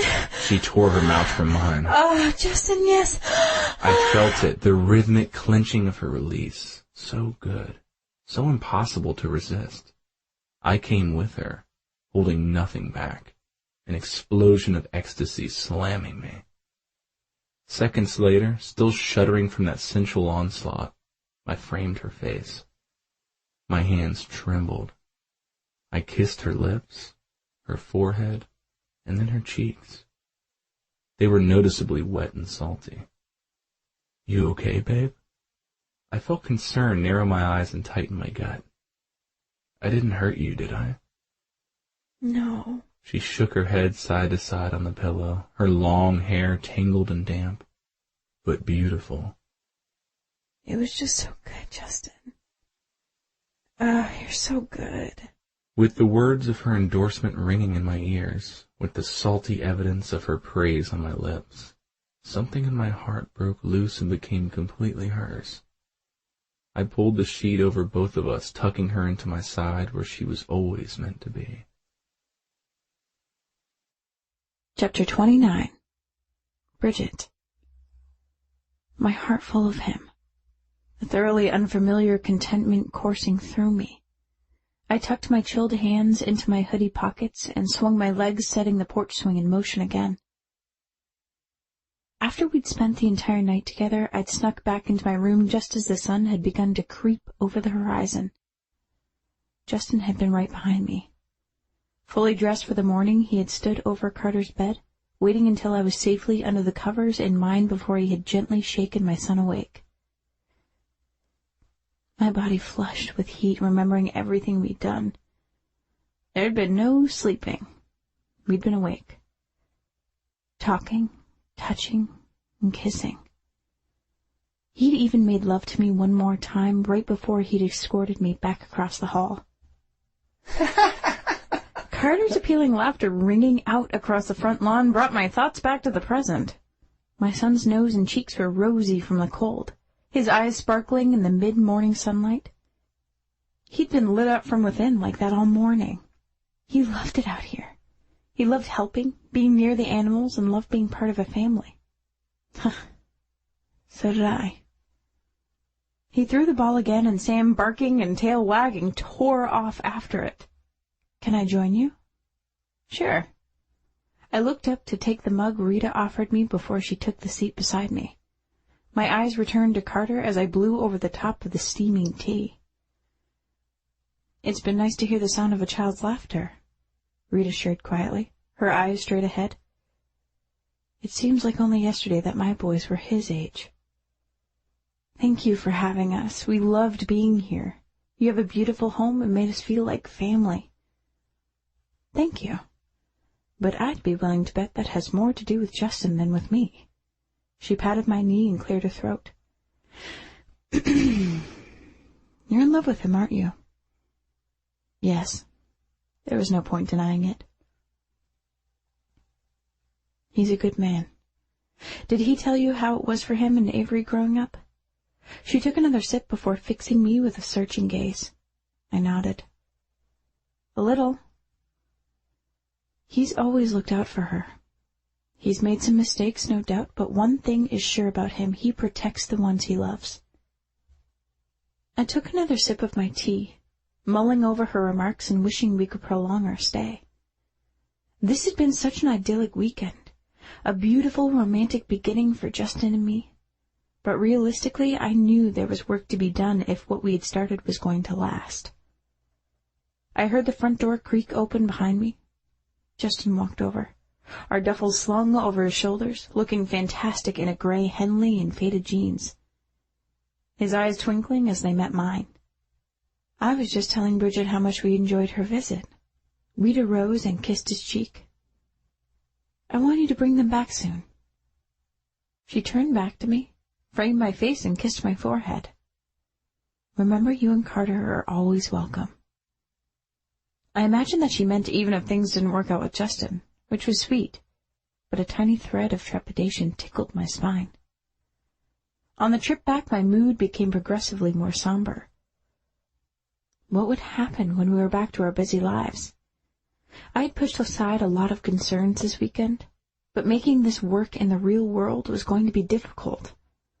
Justin had his life as the front man for a rock band soon to be on tour, and I was a single mom struggling to reestablish myself in a new city. Back at the hotel, Carter and I shuffled out of the elevator ahead of Justin. I went straight to our door, inserting the key card without looking back at him. I didn't know what he expected from me. I didn't want to make things awkward, but my chest burned with anxiety. Bridget? Justin put a hand on my shoulder, stopping me from going in. I felt his body and his heat behind me, and there was nothing in the world I wanted more than to rewind back to last night. It would be so easy to lay my head back and lean on him. We need to talk. That sounded ominous. The anxious burn turned into consuming blaze. I could barely breathe, but somehow I managed to whisper, Okay. Don't look at him, I told myself. If this is over, it's better to get it done quickly. Carter? I called. Already inside, he turned to look at me. I set our duffels down in the entryway. I'll be in a minute. I need to talk to Justin first. Okay, Mom. He stared up at me for a beat, frowned, and gave my hand a squeeze. I closed the door behind him. I didn't want Carter to see or hear me if I broke down. Arms stiff at my sides, fingernails digging into my palms, I turned to face Justin. Justin took one look at me, dropped his duffel, and yanked me into him. No, damn it, he said, his voice gruff near my ear. Not that kind of talk. He eased back to look at me, his eyes glittery, his mouth tight and his hands firm on my upper arms. You're gonna give me a complex with shit like this. Don't you believe me when I told you that I love you? I'm not like that asshole who abandoned you and Carter. I only wanted to talk to you about us moving forward. I nodded numbly. What else could I do? I'd taken the big plummet on the roller coaster, and my stomach and my emotions hadn't caught back up with me just yet. His expression darkened when I didn't speak. Are you having regrets? No. I shook my head, and I really wasn't. Not about him. Though I was scared, I knew I had to take a chance with him. Or spend the rest of my life wondering what could have been. Good. Neither am I. He touched his lips to mine and lifted his head. His eyes gentling, he put his thumb on my wet bottom lip and gave it a tug. My mouth parted and my pulse started to roar in my ears. I wanted a real kiss. A kiss like last night with his tongue in between my lips. His thumb slid across the open seam. His eyes were nearly swallowed by black when they came back to mine. I love you both, you know. He hadn't given me the kiss I'd wanted. He'd given me more. Exactly what I needed right then. My heart almost stopped, shocked and restarted by those devastatingly beautiful words. I know you'll want to be careful how you tell Carter about us. But do it soon, babe. I don't like the idea of waiting. I want to be with you, and not being able to doesn't make me happy. You and I need to figure out how to make that happen in the short term. Yes, I admitted breathlessly. I want that too. He nodded. Then I'll tell you some other things I'd like to have happen. I'd like you to let me take Carter to school in the mornings. I'd like you to let me pick you up at work in the afternoons. You have an hour before you have to pick Carter up from school, and that hour is going to be mine. I'd like to continue to have guy time with just me and Carter on Wednesday evenings and Friday afternoons. That'll give you a chance to spend time with Lace, take a walk, take a nap, swim in the pool, whatever you want. He pulled me into his body, cradling my head to his chest. He'd obviously done a lot of thinking about this. My head was spinning. I felt his lips touch my hair. Now for the really important stuff. That other stuff wasn't important? I want you to keep the door wide open between us at all times. No more doubting my intentions. There's nothing casual about what we've got building between us. I want you to be honest with me. Tell me how you feel. When you're tired, tell me so I can help you. When I do something wrong, tell me so I can fix it. His voice was so deep it rumbled in my ear. No more barriers, Bridget. I want it all with you. Everything. Chapter 30. Justin. The first couple of days back in Vancouver went better than I expected. Though not nearly ideal, we'd established a routine that worked for us. First thing every morning, I went to Lace's and let myself in. I had my own key now. I liked seeing Bridget as soon as she rolled out of bed, her hair messy and her eyes unfocused. I only wished I could go to bed with her at night and wake up right beside her. In other words, at the moment I was settling for good and in a holding pattern on completely awesome. Good morning, she mumbled, shuffling directly to me. She wrapped her arms around my waist, and I hugged her back, thinking maybe settling wasn't so bad. I kissed the top of her head and let her go, knowing how badly she needed that first cup of Java. She poured some, took a long sip, and sighed blissfully. Unfortunately, that sigh was a potent stimulant for me after days of deprivation. Remembering how she'd looked naked had me wanting to sigh too. From frustration. I moved behind her and pulled her into the cradle of my thighs.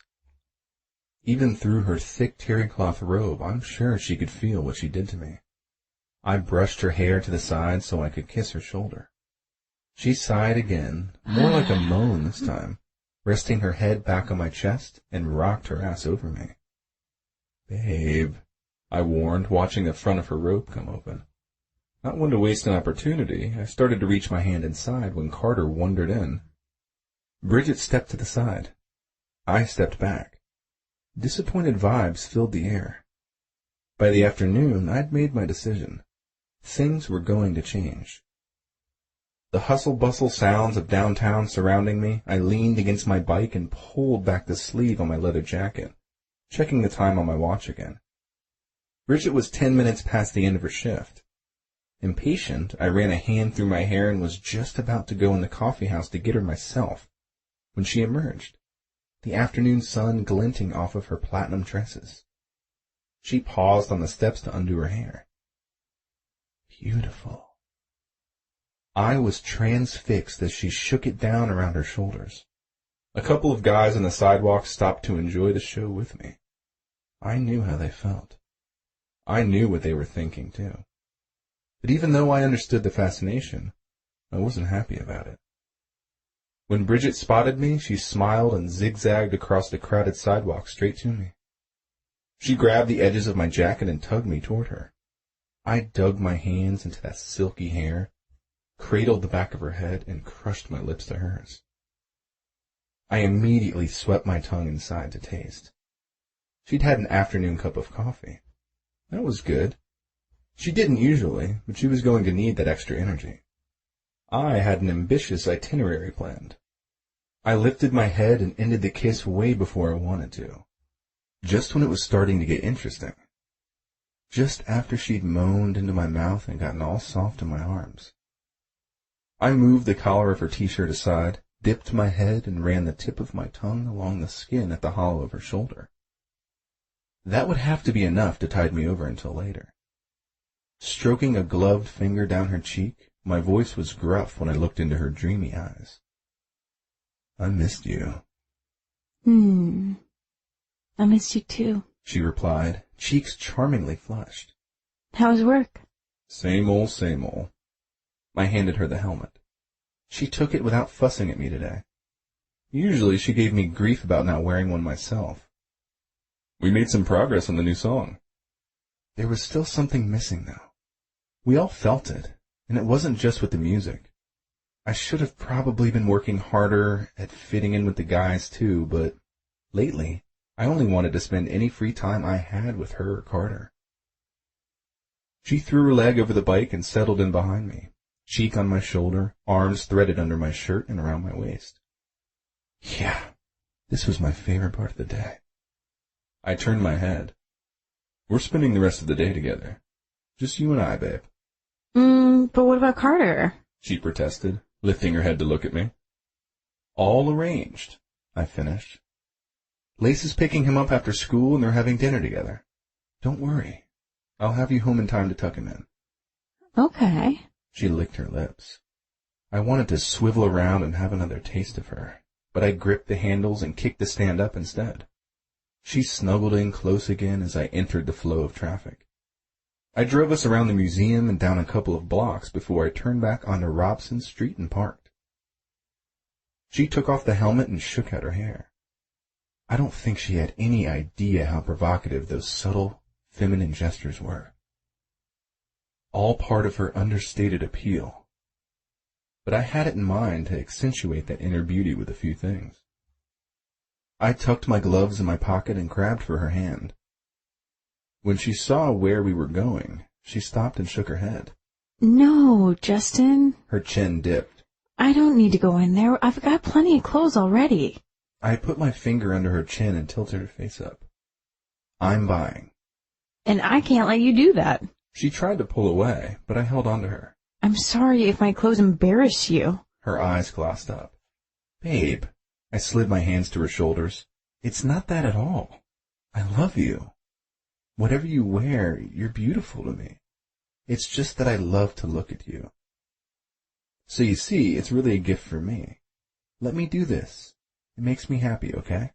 Just a couple of things. She bit her lip. Don't make me give you the Carter eyes. He's been giving me pointers on the fine art of persuasion. Oh, no. She put her hand to her chest and rolled her eyes. Like you need any pointers in that area. I grinned, sensing I was about to get my way without even really trying. Okay. She sighed and moved toward the entrance to guess. Let's do this. Just as I'd surmised, the new ultra-skinny jeans at Guess looked fantastic on her. I talked her into wearing a pair out of the shop. While she wasn't looking, I paid for a couple of pairs of low-rise leggings and a pair of destructed jeans. I had them sent back to the hotel along with her old ones. On the way out the door, she stopped to admire a jean jacket that had stud detailing across the shoulders and lower cuffs. I glanced at the label and smiled. You have to have it. Her brows went up. Why? It's so Sgt. Pepper's. I ripped off the price tag and handed her the jacket before she could object. Add it to the charge. I waved to the woman who had been helping us and steered Bridget out the door. After that, it was a whirlwind of stores. I kept her moving fast so she didn't have time to total up what I'd spent. I love clothes and shopping, and Bridget had a figure to showcase the latest fashion trends found in the hip shops along Robson Street. We purchased a couple of graphic tees and a fringed tote from Aritzia, lace-up wet jeggings that looked like leather, 4-inch tall black pumps, a gray off-the-shoulder tunic from BCBG, a pink lemonade-inspired sweater top from Banana Republic, and finally, a pale pink exposed zipper moto-inspired leather jacket that would keep her much warmer on the bike than that thin hoodie she'd worn on our first date. I had everything sent on ahead, except for the leather jacket. I zipped that on her myself. It was perfect for her. Madison Avenue ad. She looked straight out of a glossy. I dipped my hands into the back pockets of her new jeans, palmed her ass, and pulled her forward, claiming her lips at last with a kiss that left us both wanting more. Time to take this inside, I insisted, my voice a low, needy growl. She nodded, but stopped to look in the store window at the Armani Exchange. She pointed at a pale lavender button-down on the male mannequin. That color would look really good on you. I squinted. You think? I had actually thought about trying that very one on a couple of weeks ago, but I was a little skeptical about the color. You don't think it's too much? Not at all. Are you kidding? It's totally you. Let's go in. I want to get you something. Knowing how frugal she was and that she wanted to do something like that for me made my chest get tight. I tugged on her arm and kissed her again to distract her from wasting money on me. Another day, babe. You're still mine for a couple more hours, and I'm suddenly not in the mood to shop anymore. I threw my arm around her shoulder and steered her back the way we'd come. Within minutes of getting back on the bike, I had us parked inside the Sutton garage. I walked her backward once we got in the elevator. When her rear hit the back wall, I framed her face for another good one. But a blaring ringtone blasted through the tiny space, breaking my focus. It wasn't my phone. It was hers, and it wasn't the ringtone I was used to hearing for Carter. She reached in her back pocket and pulled out her cell. She looked at the display, and her face drained of all color. Her eyes wide, she swallowed nervously before speaking. Hello? After a listening pause, she spoke again. Yes? It is. How did you get this number? There was another long pause. She reached back for the bar to steady herself. I covered her hand with my own. Hers was ice cold. My heart slammed into my ribs. What the hell was going on? Chapter 31. Bridget. Who was that? Justin insisted the moment I hung up. An attorney for my father's company. My eyes hit his concerned ones, and I didn't even attempt to hide my fear. As if I could effectively keep anything from him anymore. I have to fly back to Orlando tonight for a meeting first thing in the morning. It's already 8. There's no way you can get a flight this late. They've sent a corporate jet. It's waiting for me at the airport. The corporate what? Incredulousness lined his tone, and his brows disappeared beneath the hair that had slid forward. I wished I hadn't answered the call. I wished for a different ending to this evening, one with me in his bed wrapped in his strong arms with nothing between us. If only all it took was the strength of my desire to make my wishes come true like in fairy tales. I should have told him about this already. But to me it wasn't important. It was in the past. It wasn't who I was anymore. I'd run as fast and as far as I could get from that life. I hated that it caught up to me again when I least expected or wanted it to. My pulse thumped loudly in my ears. I didn't have the time right now to stop and explain it to him properly. I pulled in a deep breath as soon as the elevator door opened and strode quickly down the hall to my door. I had to call Mima's lawyer, Maurice Trigg. He might be a cold fish in the personality department, but I knew I could trust him. My grandmother had told me many times that there wasn't a better lawyer around.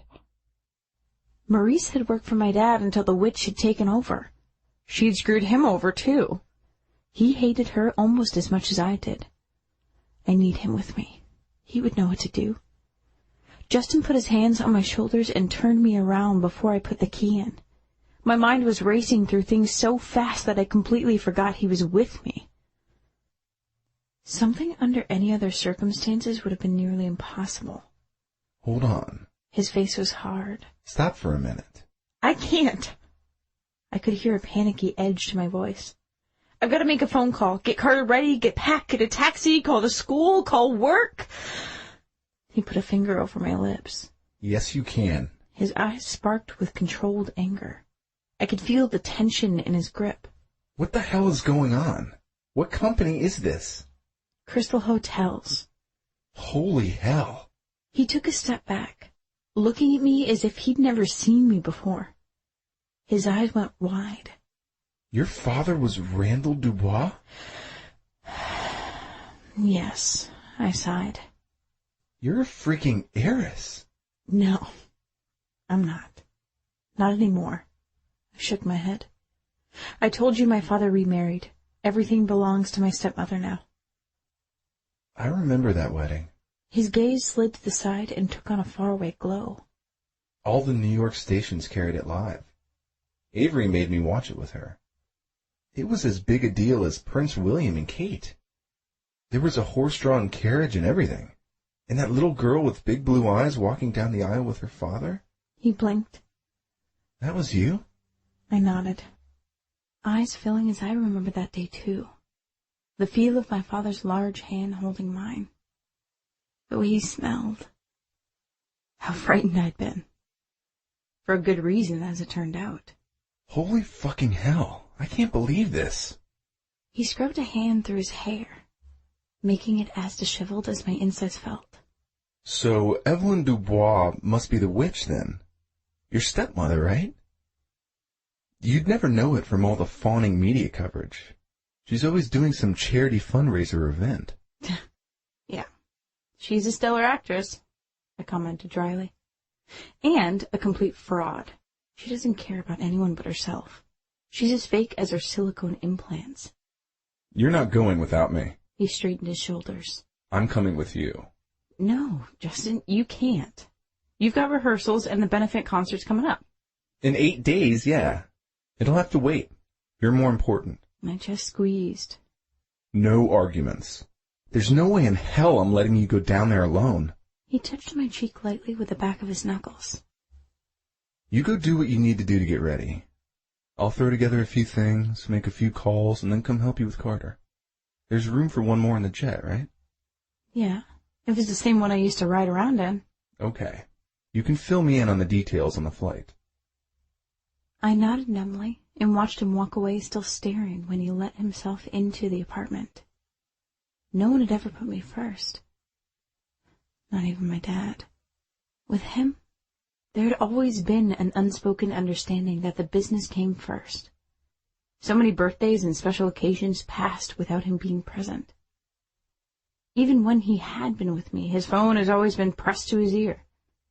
Inside I was reeling, but the thought of Justin at my side helped me hold it together.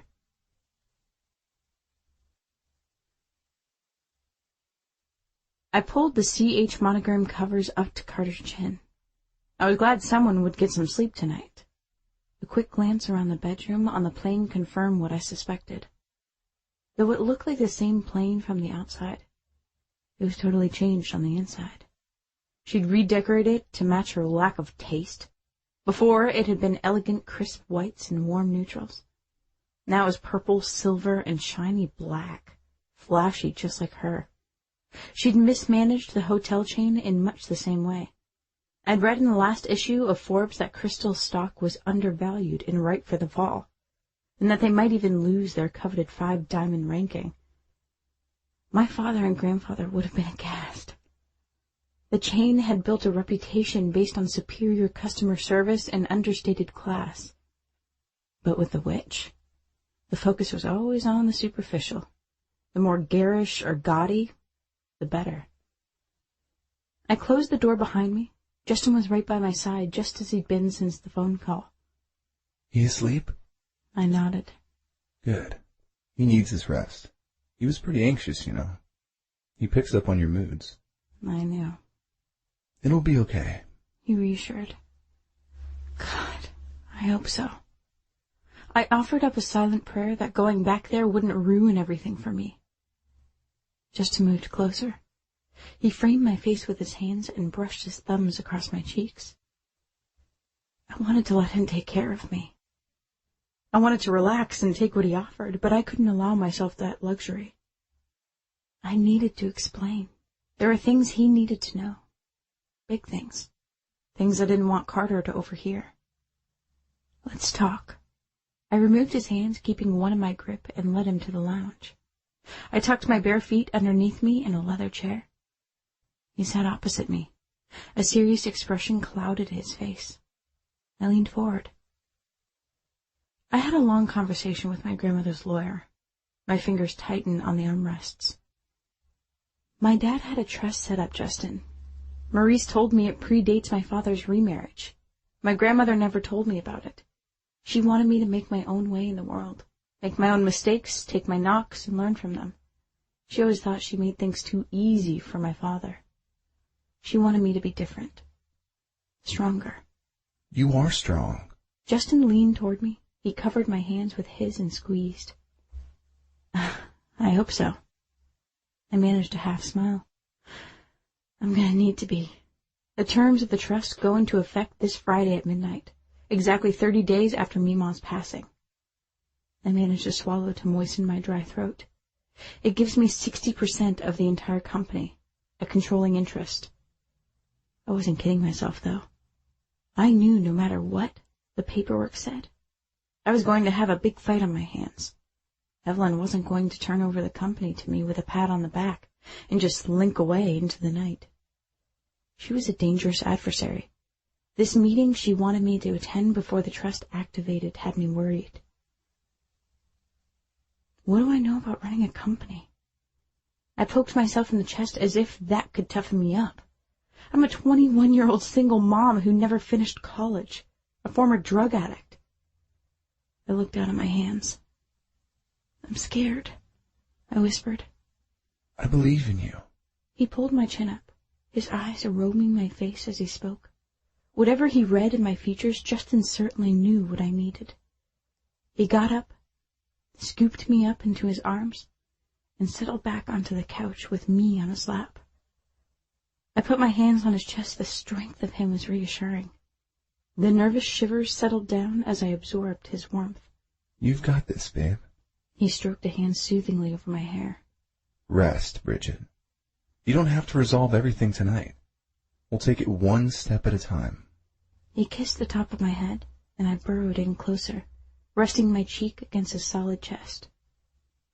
And we'll figure it out. Together. Chapter 32. Justin. The dress I'd bought for Bridget during our shopping spree clung to her hourglass body in all the right places. and her legs looked a mile long in sexy high-heeled black pumps. She looked poised and confident in a tuxedo-inspired piece, white at the bodice with tiny black crystal buttons from neck to hem. The dispassionate expression veiling her face made her seem like she belonged in this high-toned modern office with its pristine white leather and glossy silver and glass. In fact, she looked like the heiress who I now knew she was. The worry that had been niggling at the back of my mind since I found out pushed its way back to the front again. What place would I have in a life that suddenly included a 14-story corporate office, a company jet, and thousands of employees across the globe? Before, I felt like we were two everyday ordinary people. Now, well, I had no experience in the world of the ultra-rich. Carter knocked me out of my musings with an accidental elbow to my side. "Hey, champ." I scruffed his head and he squirmed beside me on the waiting room couch. "You okay?" "Mommy's scared," he ventured, big blue eyes wide, solemn as his three-piece black suit. I didn't ask, but assumed it was the one he'd worn to his grandmother's funeral. "Why do you think that?" I glanced over at her again. She was still huddled with her grandmother's lawyer, Maurice Trigg, a tall black man with distinguished gray at his temples. His stern demeanor and the no-nonsense way he carried himself projected an aura of authority.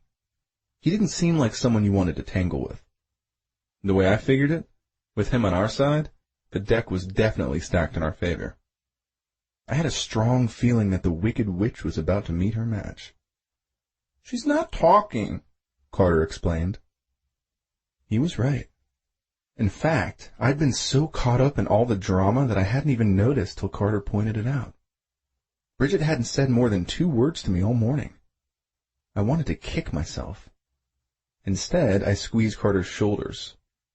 I stood and smoothed the crease from my black wool trousers. "Bridget," I called. "Do you have a second?" Huh? She blinked at me, her bottom lip between her teeth. "We still have a few minutes before the meeting starts." Maurice nodded in my direction. "Go ahead, but make it quick."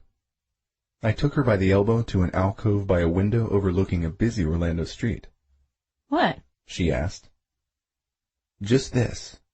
I drew her into my arms, ran my hands up her spine, and then into her hair, tilting her face back into a better position for me to touch my lips to hers. Firmly but gently, I willed her to absorb all the love and confidence I had in her. Bridget gave me a dreamy smile, a welcome replacement for the detached expression she'd worn all morning. "Good morning," I told her, as pleased as if my kiss had awakened her from some long, enchanted slumber. I grinned like an idiot at her. "Well," a nasally voice interrupted. "I see nothing's changed. You're still the same little slut." Bridget stiffened. I turned my head and got my first glance at the piece of work that was Evelyn Dubois. She looked down her aquiline nose at her stepdaughter before shifting her gaze to me. Then her expression completely changed. Her brown eyes went all sultry and her heavily reddened lips curved. Some guys might think she ranked in MILF status. She did look good, if you were into the "I'm vain and I've got a shit ton of plastic surgery to prove it" kind of reptile. Personally, I would have kept my distance, even in my most reckless days. "Mrs. Dubois," Trigg interjected. Her cold, calculating eyes sliced to him. "Personal insults will not be tolerated. My client has agreed to this meeting only as a courtesy. I'm not sure why this all couldn't have been handled by the attorneys without the drama. But since everyone is here," he extended his arm toward the conference room, "why don't we go ahead and begin?" Evelyn spun on her 4-inch stiletto heels, her black hair as tightly confined as a chignon as her borderline anorexic body was in the red dress she wore. 2 serious-looking suits flanked her, following her through the door. Trigg motioned to Bridget. She started toward him, but I held on to her a moment longer. I wasn't done yet. I tucked a strand of loose hair behind her ear. She was a breath of fresh air, a natural beauty that had drawn me in from the beginning, the complete opposite of her stepmother. "Don't let her get to you." I kissed her cheek. "She's jealous. That much is obvious, and she should be. You're beautiful, Bridget, outside and inside. Her beauty is shallow and superficial, and it's already fading because of the rottenness in that dark soul of hers. You'll only get more and more beautiful as time passes. Like your Mima. She knows that. That's why she's jealous. And that's why she wants so badly to try to destroy you. It's time, Trig told her. Remember to stick to the plan. Evelyn's got no leg to stand on. Bridget turned to look at me just before she crossed the threshold. Take care of Carter. Always, I smiled reassuringly. After the door shut, we waited. I could feel the tension growing as the minutes trickled slowly by. Deciding we could both use a little distraction, I engaged Carter in a spirited discussion about superheroes. I just about convinced him that Superman could take any of the others when a tall blonde man strode in, acting like he owned the place. I felt Carter go rigid at my side. Renee? He greeted the attractive brunette secretary. She looked up from her monitor and came right to attention. Good morning, Mr. Gilmore. Mrs. Dubois sent to send you right in as soon as you arrived. I put my hand on my little buddy's back and sized up Carter's biological father. His appearance at this juncture wearing an expensive gray melange Burberry suit wasn't a coincidence. The whole thing was obviously an ambush. I squeezed Carter's shoulder. Stay right here, champ. His eyes wide, Carter pressed his lips tight together and nodded once. Hey, Dick! I called out as I moved to intercept him. Hold up! He turned on his Salvatore Ferragamo loafers, his eyes narrowing on me before sliding over my shoulder. Hello, Carter. His chin dipped. I see your mother finally took you to get a haircut. It's about time. What a fuckstick, I thought, pulse blaring in my ears. I was so primed to kick his ass, and had been since Bridget first told me about him that day in the Granville marketplace. Is that any way to treat your own son? Richard smirked. What's it to you, pretty boy? The name's Justin Jones. And that should mean something to me, why? He asked snidely. No reason, really, except that I made a promise to myself a while back, and now I intend to keep it. I heard the secretary gasp as I closed the gap between us. I shoved him back abruptly with both hands. He was bigger and bulkier than me, but I didn't really care. I was pissed. Whoa! He said, straightening his tie, his mouth forming a smug smile. It was easy to see he was the type who got off on confrontational shit like this. Anger and adrenaline flared behind his blue gaze. He took a step toward me, but held up when the conference room door suddenly swung open. Richard? Evelyn sounded exasperated as she looked us both over. She waved him inside. Get in here. We've been waiting on you. Gilmore gave me a dismissive snort and followed orders. Apparently stepmom had him by the short hairs. I was ready to pursue our little discussion inside the conference room. I might well have, too, but just then Carter grabbed my hand and I remembered my promise to Bridget earlier. I knew that Carter needed me right now more than she did. Besides, Maurice Trigg was already moving to close the doors. Stand down, he warned, shaking his head. Don't you think I expected something like this? Chapter 33. Bridget. The bitch returned to her seat at the head of the glossy, dark conference table, her lapdog in tow.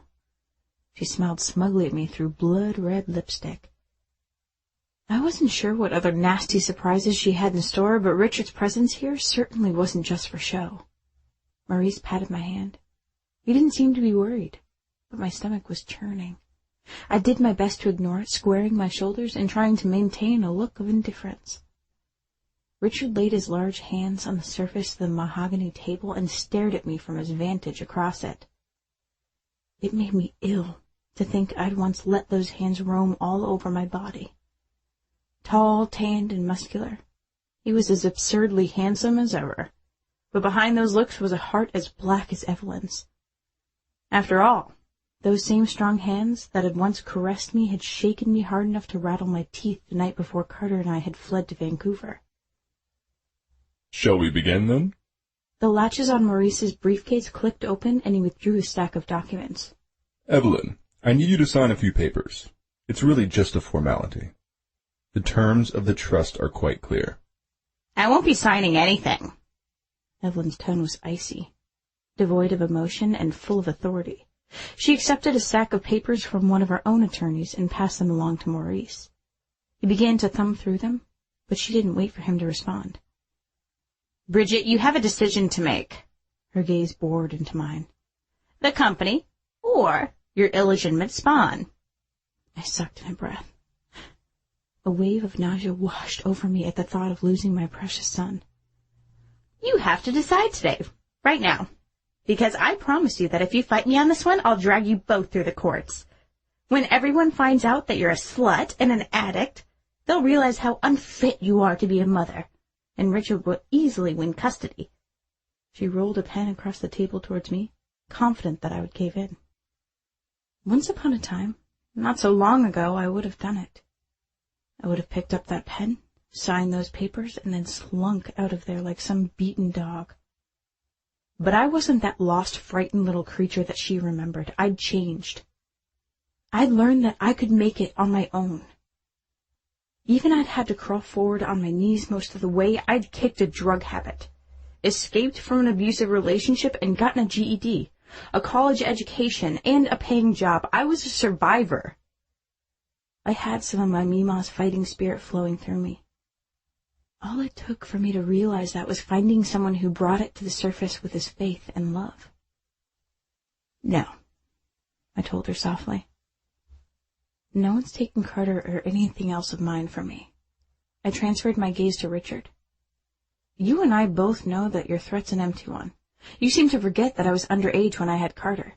If you try anything of the sort, I'll immediately file statutory rape charges against you. I wonder how that will play out in family court. Richard visibly paled beneath his tan. I marveled how I'd once allowed him to rule me, to victimize me. Well, I wasn't intimidated by him any longer. And now with one extermination out of the way, it was time to turn my attention to the other vermin in the room. I could see the fear in her beady eyes as they met mine. She had good reason to be afraid. I was wide awake, finally, and I spit her poison right back at her. You shouldn't have done this. But then that's what you do, destroy things.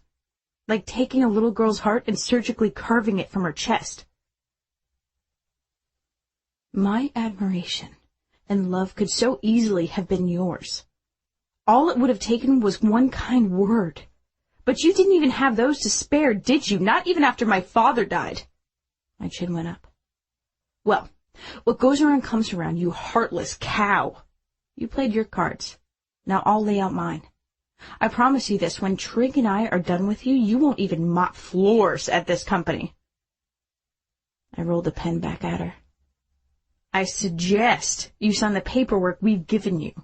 If I were you, which I thank God I'm not, I'd brush off my old acting resume. You've run my father's company into the ground long enough. I'm taking it back at midnight tonight. My first order of business in the morning will be to petition the board for your immediate dismissal. After this little blackmailing stunt of yours, I'm thinking you better grab a hold of that golden parachute of yours and pray that it opens when you jump. I stood and put my hands on the table, leaning toward her. Because, lady, you're going down, with or without it. I kicked back my chair, my body vibrating with fury. I stormed to the doors and ripped them open. As soon as I stepped through, I saw Justin standing there. He took one look at my face, and both his brows lifted, disappearing into his tumbled hair. Gave it to her that hard, huh? Yeah, I smiled triumphantly. Bitch had it coming. Chapter 34. Justin. Orlando's sun glinting off the crystal-clear chlorinated water, I squinted as I splashed Carter. Grinning, he gave it right back to me, his platinum hair plastered to his head. White zinc sunscreen spread across his cheeks like war paint. After a power brunch with Trig, we still had a couple of hours to kill before we had to be at the airport, since no one felt much like sleeping. I'd suggested a trip to the hotel pool to burn off our pent-up energy. Stay here in the shallow end, I instructed. I want to talk to your mom for a bit, okay, champ? Okay. Expressive eyes like his mom's revealed his continued concern. I could relate, as I still had quite a few of my own. I swam across the width of the pool and pulled myself out, crossing to where Bridget lay sprawled out on a lounger. To the outside observer, we probably appeared to be just an ordinary family enjoying our vacation in Florida. But we were far from that. It had been a gut-wrenching, anything but typical visit to the Sunshine State. Bridget was wearing that same racer-back swimsuit, the one that de-emphasized her jaw-dropping figure. I made a mental note to find her a new one when we got back home. Her hair up in a ponytail, she lifted her sunglasses and placed them up on her head as I approached. Her pinched expression turned to one of mock disapproval when I playfully shook out my wet hair over her. Justin, she complained, blinking her blues at me. You look hot. I winked. I grinned. Scoot over. She shimmied to the side, making room for me. I allowed myself a moment to enjoy the view before I got down to the matter at hand. where did you go before brunch anyway? She asked, glancing at the bruises on my knuckles, a small crease appearing between her brows. Nowhere important. I'd never tell. I didn't want to mess with her badass mojo. She'd taken care of things all on her own in that conference room, and I was so proud of her. But on the other hand, there was no fucking way I was going to let that bastard get away without letting him know exactly where I stood in a way he'd not soon forget. What happens next? She frowned. I think she probably had it figured out, but she let it go and answered my question. Even though Evelyn has no legal leg to stand on, that doesn't mean she won't decide to draw things out just to make things unpleasant for me. We'll just have to wait and see, I guess. I nodded. And Richard? His personal attorney contacted Maurice right before brunch. Surprisingly. She lifted a brow. He's agreed to sign all of his parental rights away. Seems he's more afraid of going to jail than he is of my stepmother. What about you and Carter? I'm sure my expression revealed that this was what was really worrying me. Are you staying in Vancouver? I don't know. 3 words, not the ones I really wanted to hear. My stomach knotted tighter, especially when I realized her eyes were troubled too. She reached for my hand, and even though she'd been sitting on the pool deck out in the tropical sun for an hour, her hand was colder than mine. I don't want to uproot Carter again. Not till things are definite. It could take months for everything to play out. She glanced down at our joined hands. I'm actually hoping it takes a while. That way Carter can finish out the school year in Vancouver, and I can stay with you. She peered up at me. At least until you go on tour. A tear trickled out of her eye and slid down her cheek. She turned her head and swiped it away. I pulled her onto my lap and framed her pretty face, my eyes searching and cataloging every beloved feature. That's what I want too. I kissed her hard to tell her just that, but made it quick.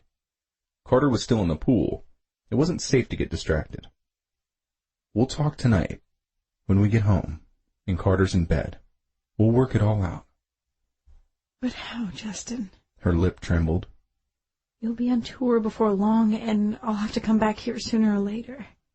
Maybe... She bit her lip. Maybe it's best if... No. I cut her off. Fuck no. I put my hands on her shoulders. When are you going to stop letting things derail us? I slid my hands down her arms, captured hers, and brought them to my chest, trapping them there. This is a long-term plan. I don't want anyone else. Can you honestly tell me you feel differently? She shook her head, unshed tears balancing on the ends of her lashes. Then nothing's coming between us. I won't allow it. Bridget. I stared at him while he slept. His airline seat reclined beside mine, his long auburn lashes casting crescent shadows on his cheeks. His hair lay across his brow. His lips, those delicious lips, were slightly parted, and his breath was slow and even. I loved him so much it hurt. like a gnawing hollowness deep inside my chest that only he had the power to fill. I was scared, though. Uneasy and on edge. He'd spoken so confidently at the pool. I won't allow it. I'd been through too much in my life to believe it could be that easy. Some things just couldn't be controlled. I'd eventually have to leave Vancouver. He'd have to stay. With his father's illness, there was no other way. A cross-country relationship with a rock star, 3,000 miles separating us. It might be over between us sooner than I feared. Suddenly we hit a pocket of turbulence, and the plane jumped. Tray tables and dishes rattled. Carter shifted restlessly. He was on his side, his head lying on a pillow in my lap, his legs over Justin. I stroked his hair and he relaxed, snuggling in closer to me, arms tightening around my waist. If only I could just as easily calm the turmoil that raged inside of me. Tears burned in my throat. I should be on top of the world. My monetary concerns were over. I would soon be at the helm of my father's company. My company. But I'd grown up with plenty, and I'd also done without. I knew well that money didn't make you happy. Good people, good friendships, and relationships could, though. And love. And I loved him, recklessly so. I continued to stare at him even as the plane started its descent. I pressed my lips together in an effort to hold my frayed emotions together. My eyes remained dry. I refused to give in to bittersweet tears. I couldn't change the way things were. I would just have to fill my heart up with enough memories to last me for later. Just to be practical. Just in case it didn't work out. Just in case the bad times came again. Reality, I knew, had a crappy way of yanking the rug from beneath your feet. Chapter 35. Justin. Duffels on my shoulders, my hand in the small of her delicate back, I guided Bridget and Carter to their door at the Sutton. It was 3 hours earlier than Florida, dinner time by the clock, but we'd all been up basically for 24 hours straight. We were a feet-dragging, body-sagging, jet-lagging mess. How was your flight? Lace opened the door before I could even get the key card in the slot. Fine. Bridget replied. A little turbulence over the mountains before we landed, but the line at customs took forever. Yeah, you came in at a really busy time of day. She took Bridget's hand and drew her forward. That's when I noticed all the noise, the TV blaring and the voices. I smelled the pizza before we made it to the living room. The whole band was there. Congratulations! Brian came over and kissed Bridget's cheek. I got tense, even though I knew the guy was totally into lace. I didn't like his lips being so close to Bridget's mouth. Nothing's completely for sure. Yet. Bridget cautioned. Your lawyer thinks it is. You told me yourself when you called. Lace said. I hope you don't mind the impromptu party. Brian exchanged a glance with his woman. Lace thought it would be a good idea, but you guys look pretty tired. Oh, stop. Lace rolled her eyes. There'll be plenty of time for resting later. Take Carter to the kitchen and get him a non-caffeinated soda. She told Brian. You. She pointed at Bridget. And you. She pointed at me. Come sit down and fill us in. I still can't believe it. She muttered after shooing Sager and King off the couch. Double L had no fear. The guys in Tempest, even the hulking Latino drummer, deferred to her. She really would have been a more logical choice to lead the group after Warren left, if she had wanted the job. I tried to sit beside Bridget, but Lace wedged herself between us. Oh, no. You had her for the past 24 hours. It's my turn, JJ. She turned to Bridget. So, just how fucking rich are you? She asked brazenly. Lace, Dizzy cautioned, palm to his head. A little tact, maybe? Nah, we're best friends. She waved off his concern. Even before she became an heiress. Right, rehab sister? She held out a fist to Bridget. Relax, Diz. I was happy to see her dimpled smile appear as she tapped her knuckles to Lace's. Bridget seemed more settled after our conversation at the pool, but she'd still been quieter than usual. And as Carter sagely pointed out, The only time she clammed up was when she was worried about something. We had a lot to work out. I knew that, but I was confident we would. I only wished that there was something I could say or something I could do that would convince her. So, how much? Lace persisted. I don't really know. Bridget laughed. A lot, I guess. Enough. Enough that you could buy your own record label? King asked, dark eyes sparkling with humor. Probably. She laughed again. But why? Aren't you happy with Black Cat? He's just mad because the Queen busted his balls today, Sager explained. Really? Lace's brow rose. The big Latino shrugged noncommittally. She noticed he was hungover. Sager completely threw King under the bus, ignoring his best friend's scowl. Stuck it to him good. Told him he was wasting an opportunity to be a positive role model in the Latino community. Stuff like that. People need to sort out their own shit, man, King grumbled before taking a long swig of his Tecate. So, why are you still planning to keep your job at the coffee house? Lace asked, deftly changing the subject. Just to be safe. No money has changed hands yet. Bridget took the slice of pizza Brian offered her, but she didn't eat it. Lace studied her for a long moment and then squeezed her hands. She turned to me. How are you liking that Triumph, biker boy? Huh? I was watching Bridget worry her bottom lip. Your new motorcycle. Lace was trying to communicate something with a pointed glare and an eyebrow wiggle, but I had no idea what. You have a Triumph? Brian asked with keen interest, more interest than he'd ever shown in anything I'd ever said previously. Yeah, a Rocket 3. You want to see it? It's down in the garage. Sweet! Sager interjected, dark brows up over his dark eyes. That sounds like an excellent idea. Lace encouraged with exaggerated loudness. So that was it. She was trying to get rid of everybody. She wanted to talk to Bridget alone. I glanced at Bridget. You okay for a little bit? She'll be fine, lover boy. Man, you got a bad, JJ. I'm sure she'll survive for a few minutes without you.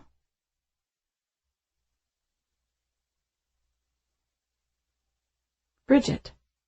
The apartment was eerily quiet after the door clicked closed behind them all. Spill, Lace demanded. And don't bullshit me. You look like you're about 2 seconds away from coming apart at the seams. I closed my eyes, my tense shoulders drooping under the weight of my concerns crashing down on them all at once. A shaky breath leaked from my lips right before the waterworks started. Oh, baby. Lace held out her arms. I dropped my heavy head onto her shoulder. Her arms went around me. She didn't say anything while I let it all out. I cried because I was tired and stressed. I cried because my life had just taken an unexpected turn, and I was feeling completely overwhelmed. But most of all, I cried because I was afraid of losing Justin. When the crying jag had settled to intermittent hiccups and periodic tears, I started to share. My explanation was all over the place, out of order and disjointed, but somehow Lace pieced it together and understood the way only a real good friend could. She grabbed a tissue, handed it to me, and shifted to look at me. So that's your genius plan, then? Squeeze all the happiness you can from him before he leaves, and you do? I nodded, though I realized it sounded kind of stupid when spoken aloud. That's one of the dumbest things I've ever heard, she snorted. I stiffened defensively. Look, I'm no expert on love or anything. I'm still working out the consequences of a lot of bad choices on my own part. Choices that hurt a lot of people, but I do know one thing. Love is worth the chance. He says he loves you, and I believe him. Hell, anyone who sees him with you can see that. So he's not perfect. None of us are. But I really don't think he's the issue. You are. She studied me, eyes much softer than her words had been. Bridget, no one's going to argue. You've been through some really shitty stuff. So has he. Most of us have. The trick is to leave the past in the past.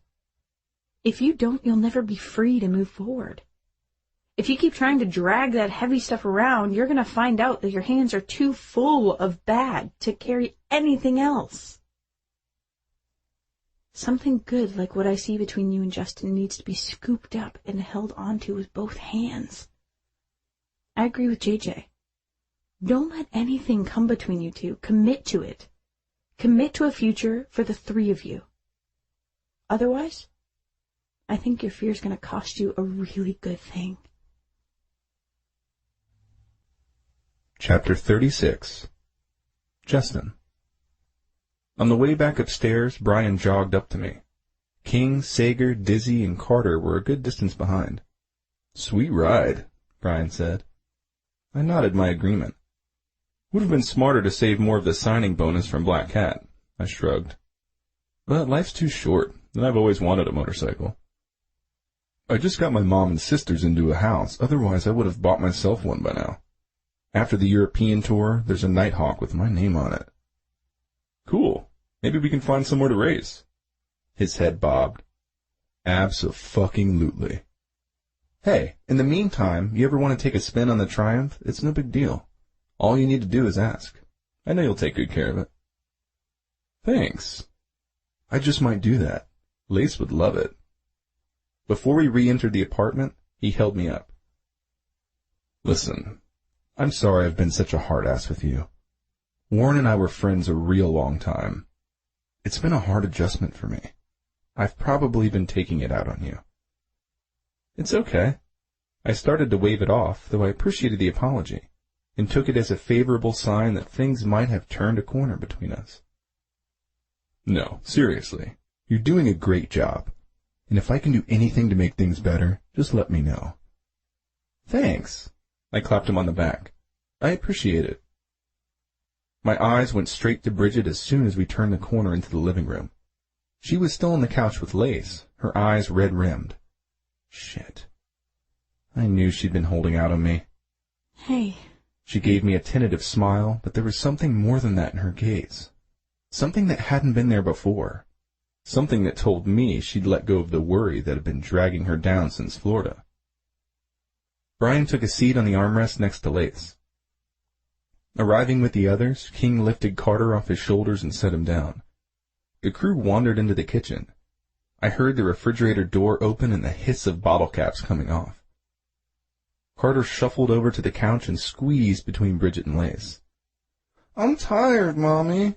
Me too. She kissed his head. Why don't you go ahead and get a bath and get in your jammies?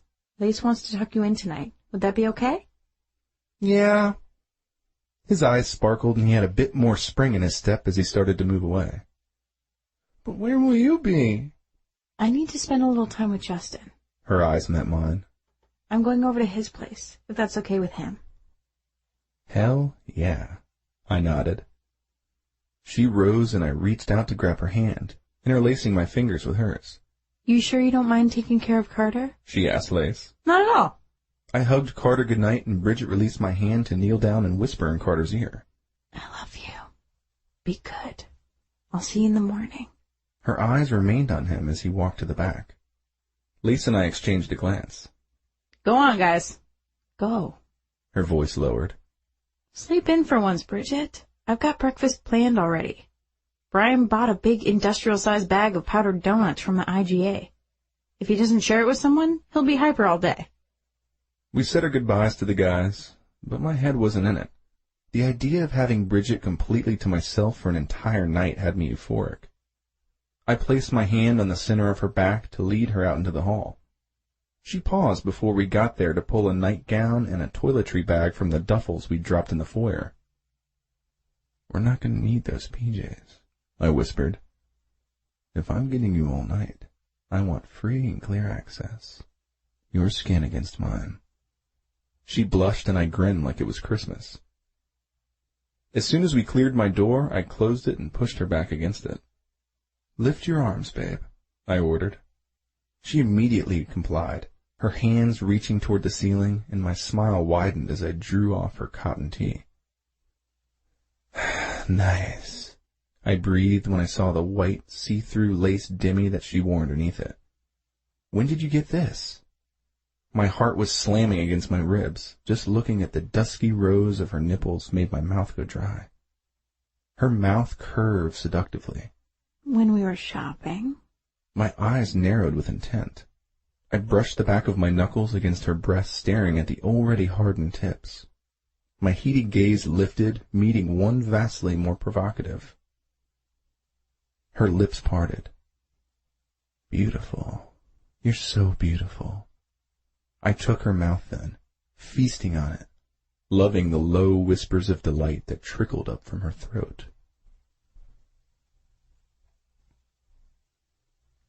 Bridget. Bracketed between Justin's arms, his hands on either side of my head. I couldn't move, but I didn't want to. I was held captive by my own desire, a desire that was reflected right back at me in a pair of emerald eyes. I reached for him, undoing his belt buckle and unfastening the top button of his jeans before he stopped me. Don't. Warm masculine hands closed around mine, his voice as rough as his fingertips. I won't last 10 seconds once you touch me. His hands came up and cradled my face, his thumbs caressing my cheeks, and the way he stared at me made me feel as if I was a priceless work of art. I'm sorry I've been so distracted and stressed.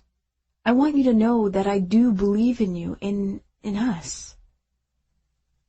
He closed his eyes and one hand moved down and stopped in the center of my chest. My breath rose and fell beneath it. The moment stretched out. I heard the words without them needing to be spoken. Mine, that hand on my chest meant. And I was. And I always wanted to be. When his eyes reopened, they remained on my breasts, which swelled under his continued perusal. My breath started to quicken. I ached for more of his touch. And he didn't delay. His head lowered, his warm mouth closing over one tightened tip, soaking the lace and wetting my skin underneath. I moaned as I felt the delicious drag of his tongue across the dampened fabric. My fingers tangled in his silky hair, and I arched into him, wanting more of that. Unselfishly, he gave it to me, mouth latching onto each nipple in turn. He teased me first with his warm breath before soothing the highly sensitized flesh with the suction of his lips.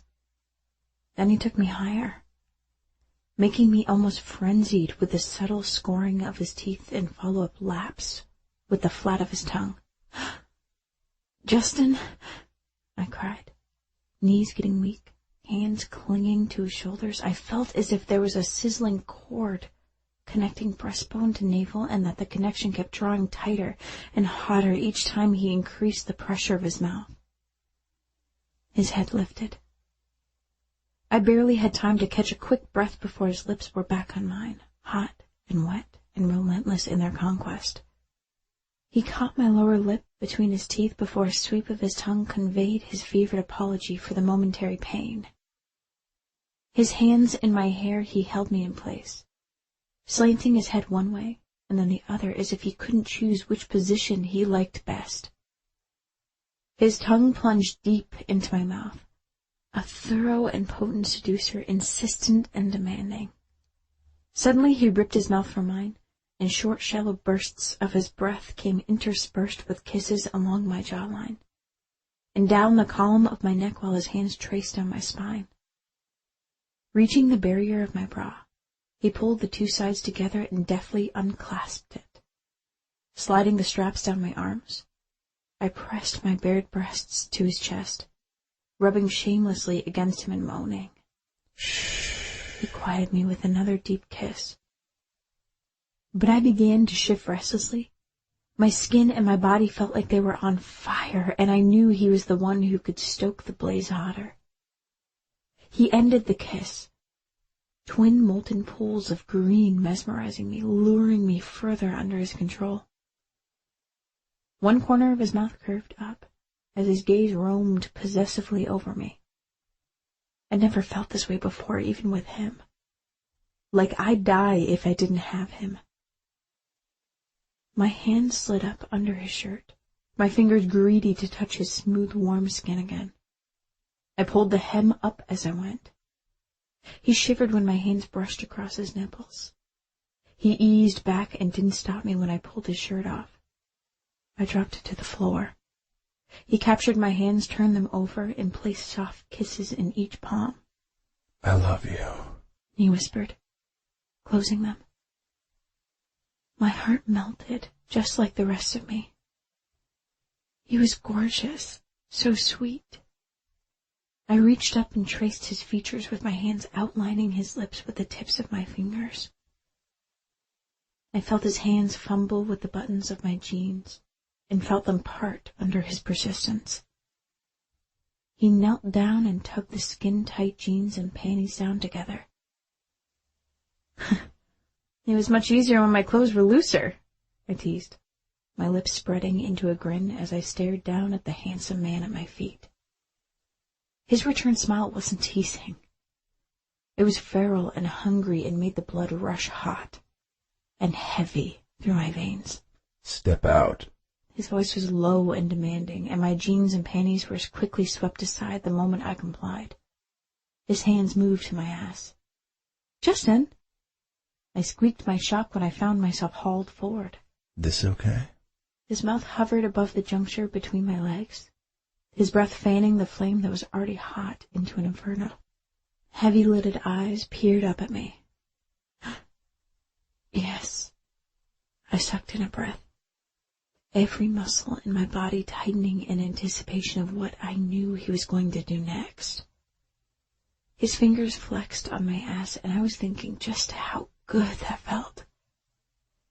I felt something even better. His tongue on me, down there. Long, purposeful strokes, and then a teasing circle around the center of my desire. Justin! I screamed as a shudder racked me and a rush of heat pooled between my thighs. My knees suddenly went out from under me. I've got you. He surged to his feet with me in his arms. Knew I could make you scream, he declared with shining eyes and a self-satisfied smile. Moving so fast the apartment walls blurred around me, he took me to the bedroom and dropped me on the bed. I scooted to the top, kicking down the comforter with my heels, while watching him shimmy out of his jeans and boxers. Heart at an all-out sprint, I savored the view as his engorged length sprang free. He stepped forward, eyes glittering with intent as he rolled on the condom, and then put a knee to the mattress. Without delay, he put his hands on my thighs, spread them apart, and moved between them. My eyes closed as he slid straight in all the way. So good. So right. Open your eyes, babe. I blinked at the gently spoken command, focusing on his face. Move with me. He pulled almost all the way out, and as then slowly inched all the way back in. I lifted my hips and moved with him. He groaned, setting a slow pace at first, but the burn was so hot, and the passion so undeniable between us that our rhythm increased rapidly. Our pants pierced the air as our bodies crashed together. He slid his hands under my bottom and pulled me deeper into his thrusts. I dug my fingers into his. We were both in sync, wanting the same thing, and rushed headlong toward it with equal fervor. We found it at the same time. Divine. Sublime. Beautiful. We were beautiful. Together. Chapter 37. Justin. I pulled on Bridget's belt loops, tugging her back into me. I didn't want to break the connection to her. She continued to talk with Lace as if this were just another morning at the breakfast table. But it wasn't. Not after a night like we had shared. Nothing in my life was ever going to be the same. There was no going back for me. Ever. We'd napped on and off, making love more than sleeping. Each time had been even sweeter than the time before. I kept her in bed this morning longer than I'd thought she'd have let me. Past 9. But I couldn't seem to make myself stop touching her. I didn't want to share her with anyone. I just wanted to stay inside the sensual web we'd woven around each other forever. Who needed the outside world anyway? What are your plans for the day? Bridget was asking her. Lace shifted on Brian's lap, turning around to face him. Shopping? She asked eagerly. He groaned. Only if I have no other choice. Oh, you don't. Lace's gaze swung to me. Then she mock-glared at Bridget. You stole my most enthusiastic shopping partner, Gigi. Sorry. Bridget replied in a teasing tone that said she was anything but as she leaned her head back against my shoulder. The scent of her shampoo shifted my thoughts to things besides shopping. My fingers tightened on her waist. I want you again. I whispered my frustration low in her ear. Me too. She squeezed my hands with her own. Holy hell. I wanted to throw her over my shoulder, take her back to my apartment, and make love to her for an entire week straight. But I knew that wouldn't be enough. A lifetime wouldn't be enough. I nuzzled her neck and caught Carter watching us from the table with careful eyes. Though Lace had insisted he'd been fine without Bridget, this morning I could read the uncertainty in his gaze. I kissed Bridget behind the ear, enjoying the soft sigh that followed. I ignored my body's reaction, gave her hip a squeeze, straightened, and went over to him. He offered me a donut, but I shook my head to decline. You and Double L should go shopping, I told Bridget while keeping my eyes on his somber little face. I want to hang out with Carter today. We missed another Friday guitar lesson. Didn't we, champ? He nodded, powdered sugar drifting off his face and falling onto the tabletop like a mini snow flurry. That's a great idea, Brian agreed, a little too enthusiastically. Lace elbowed him in his ribs. Don't think this gets you completely off the hook, Bri. You still owe me a kitchen cleanup. Give me a couple of minutes to get ready, Bridget told Lace, holding up a finger. I just need to put on some different clothes. And you need to wash up, I told Carter. Hands always need to be clean when you play.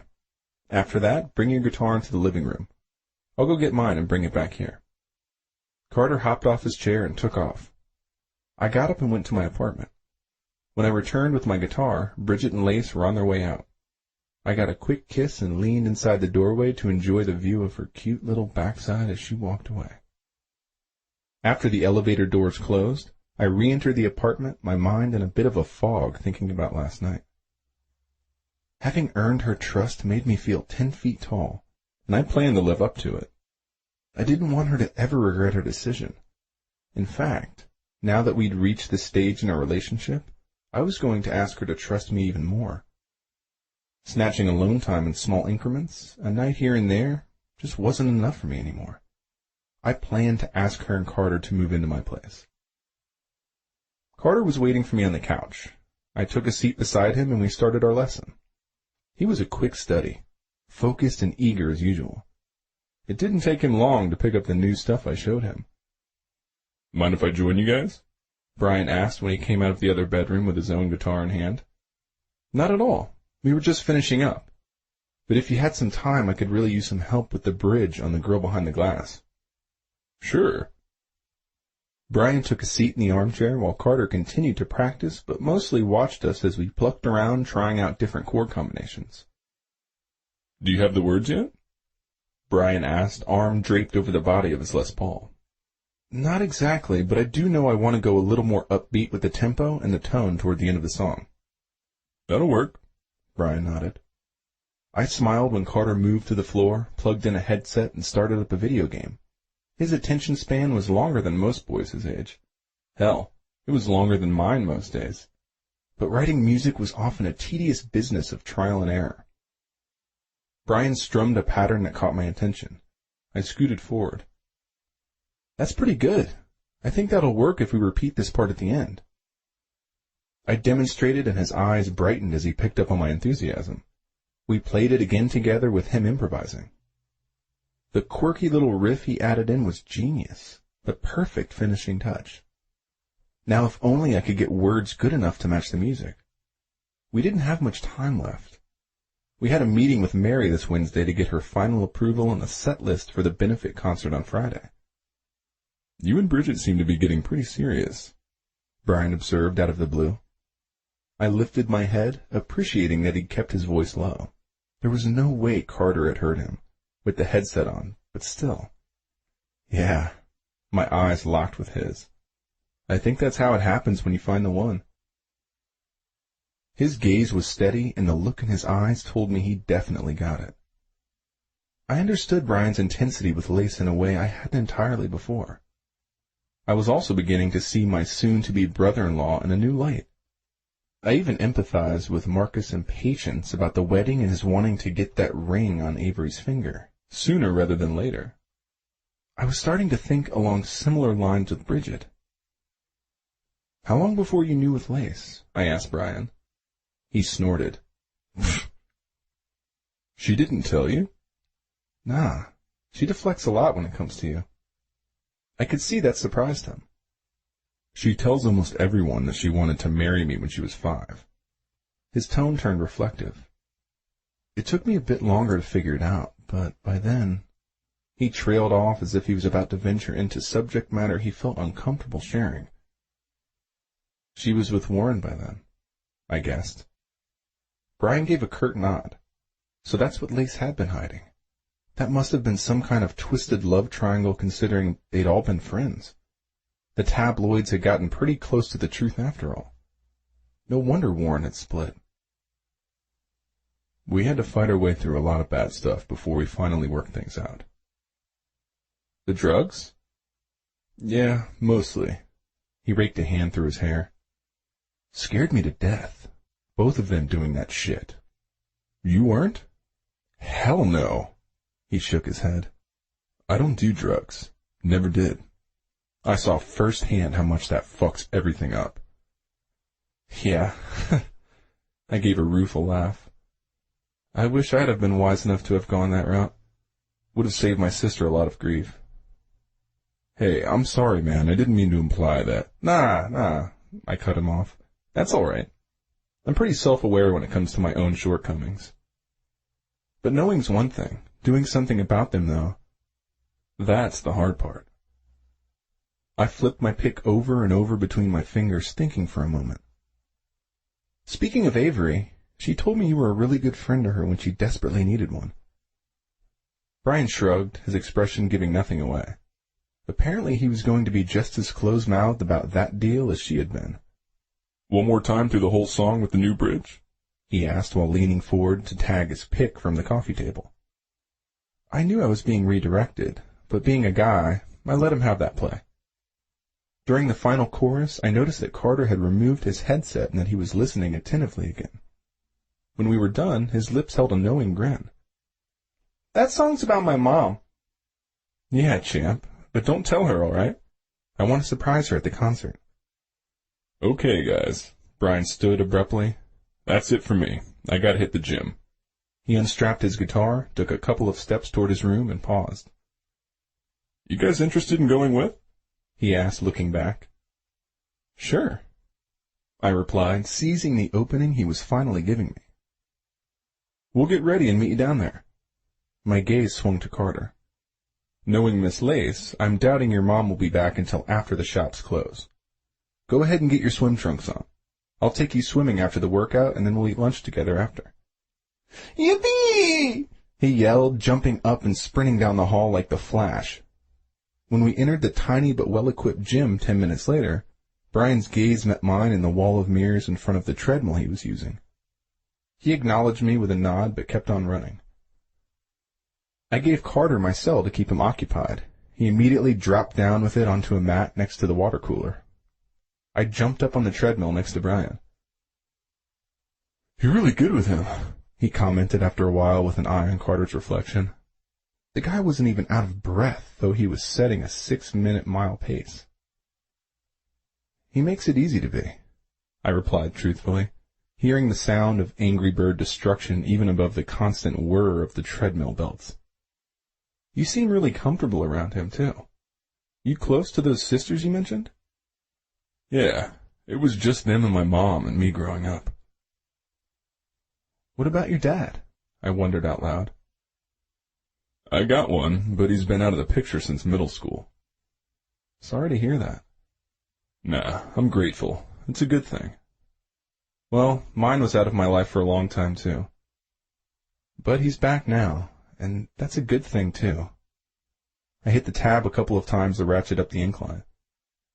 Must have been tough for your mom raising 3 kids all on her own.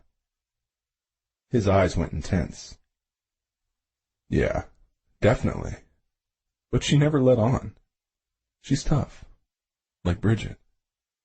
He was right on that count.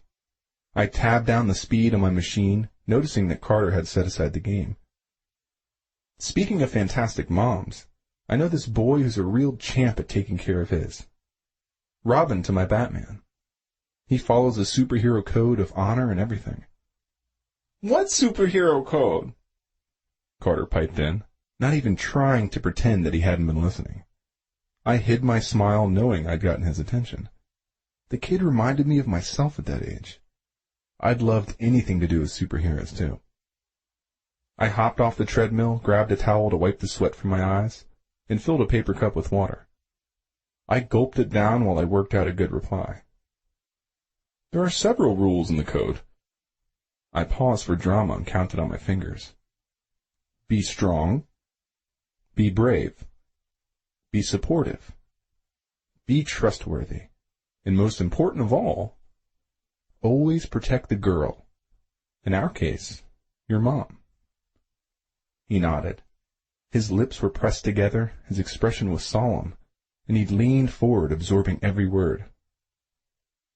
I can do all of that, he vowed.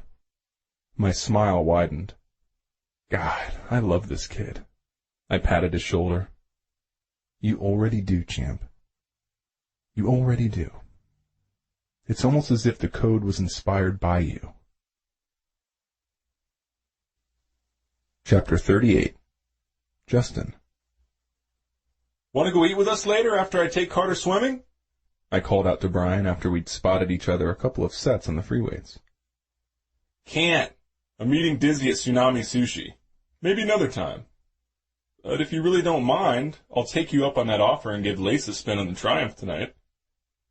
Consider it yours. I'll leave the key on the kitchen counter.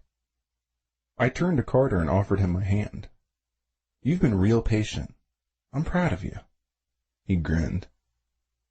Let's hit the pool. I waved to Brian and pushed through the glass door to exit the room. We could smell chlorine fumes as we made our way down the hall. When we got there, I pulled off my shirt and dropped my key card on a table while Carter made a beeline straight for the water. I plunged in just a second or two behind him. The heated water felt good on my abused muscles.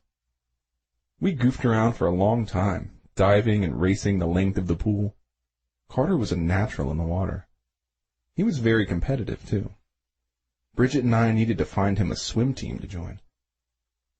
I let him stay in the pool until his little fingertips got all wrinkly before I told him it was time to get out. I nabbed us a couple of towels from the warmer. While he scrubbed off, I walked over to the hotel courtesy phone and ordered a couple of burgers and shakes. As I made my way back to the table, I nearly swallowed my tongue. Holy effing hell. Every overworked muscle in my body went tight. I didn't know how Antonia had found me, and frankly, I didn't want to know. The kind of illicit connection she had usually got her what she wanted. I knew her game now. Her presence here couldn't mean anything good. Long, dark hair pulled back in a ponytail, gray eyes fixed on me, their usual smoldering conceit, she strode purposefully toward me, her stiletto heels clacking loudly against the hard surface of the pool deck, like someone hammering nails in a coffin. I had a really bad feeling about this. I found myself looking around for potential witnesses. Who's that lady? Carter asked innocently. That's no lady, I thought. But that was a lesson for another day.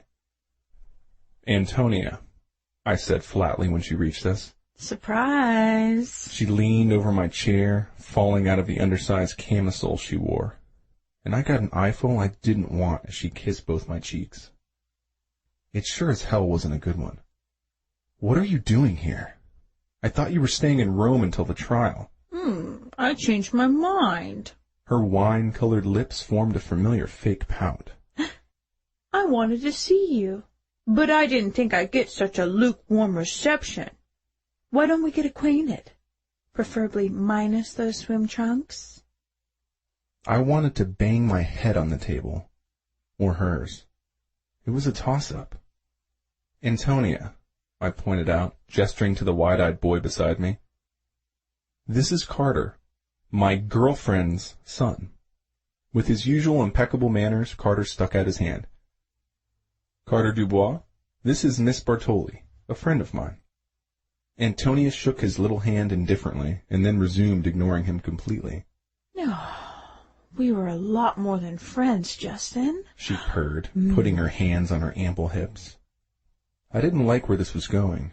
My scrambled brain ran through a short list of options. The only one that made any sense was to get rid of her as quickly and as painlessly as possible. And that would be best done where Carter couldn't hear. I stood and latched onto her elbow. "Champ, I need you to wait here.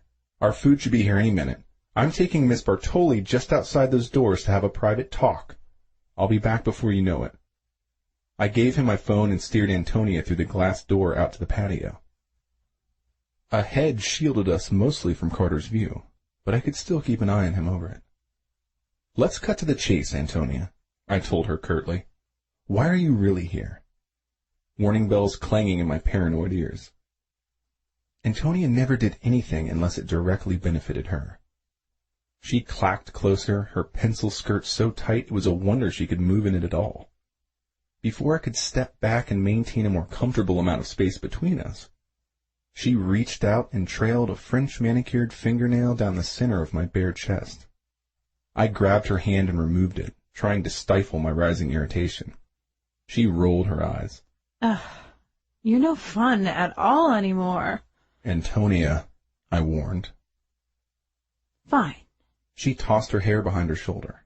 I came to tell you I'm withdrawing my testimony. "What?" I exclaimed. "Why the hell would you do that?" Just. I hated when she called me that. It was always a precursor to her asking something of me.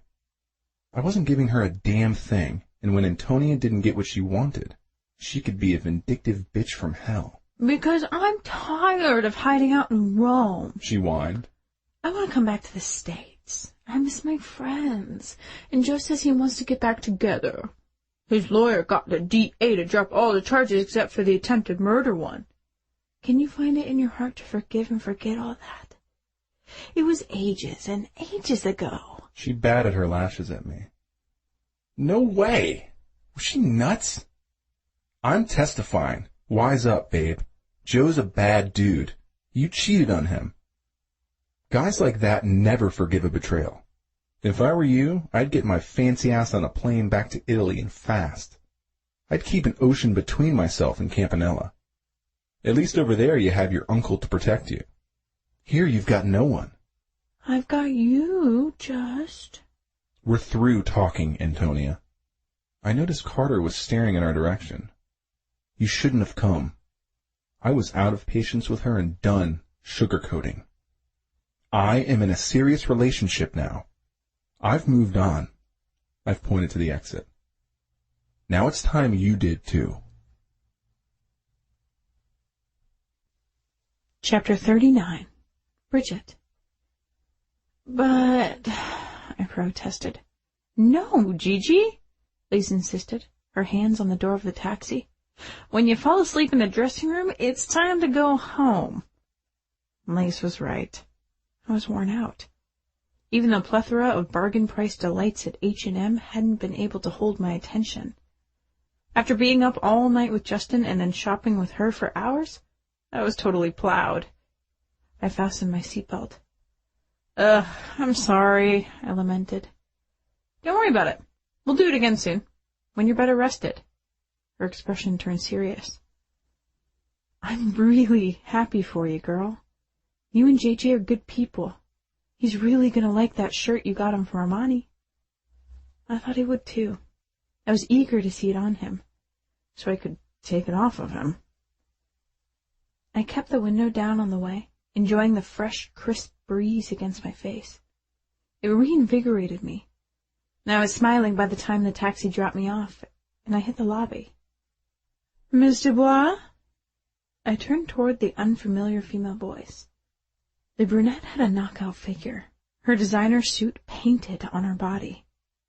Her handbag, shoes, and yeoman accessories together probably cost more than Justin's motorcycle. I felt my brow crease. Do I know you? I'm Antonia Bertoli. Fuck, shit, damn. Justin's ex-girlfriend? What was she doing here? My stomach dropped to the floor. He's told you about us, I see. Her lips curved into a catty smile. Yes. I felt unsteady and uncertain. Oh, I met your boy. Jess seems very taken with him. I couldn't stop myself from comparing myself to her. She was gorgeous. I didn't even come close to measuring up. I'm not surprised, she continued. I'm sure you know he's got a big hero complex. Goes back to when he and his sister were getting knocked around. He carries a lot of guilt about it. So he's always trying to rescue every damsel in distress he comes across. First, he tried to save me from Joe. And now it looks like he's found a real charity case. The young, helpless, single mom. She patted my arm, but I barely felt it. I was thinking that what she said made way too much sense. Just looking at her, I felt inadequate. Why would Justin want someone like me when he could have someone like her? Concerns I had pushed aside pressed back on my troubled mind. Whoa, you look a little pale. I hope I haven't upset you. I prayed she was done. I wasn't that lucky. Surely you knew what you were getting into with a man like him. He's very yummy and oh so charming in the beginning. So honest and sincere. But he'll leave you. He always does. Oh my God. I squeezed my eyes shut tight, wishing she would just go away.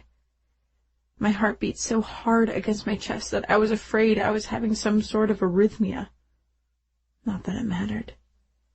I didn't think anything could make me feel much worse than I felt right now. When I finally risked opening my eyes, I saw that my wish hadn't been granted. Antonia gave me a pitying look. I wanted to run away and hide, but my legs were too shaky for that to be an option. Oh, I'm sorry, dear. That's how it was for me, too. He's a really good lay. It's too bad he's got no staying power outside the bedroom. I covered my mouth. The coffee from earlier was coating the back of my throat. I stumbled backward into a table. I held onto it a moment, trying to find my balance, looking for an escape route and feeling awash in cold from head to toe.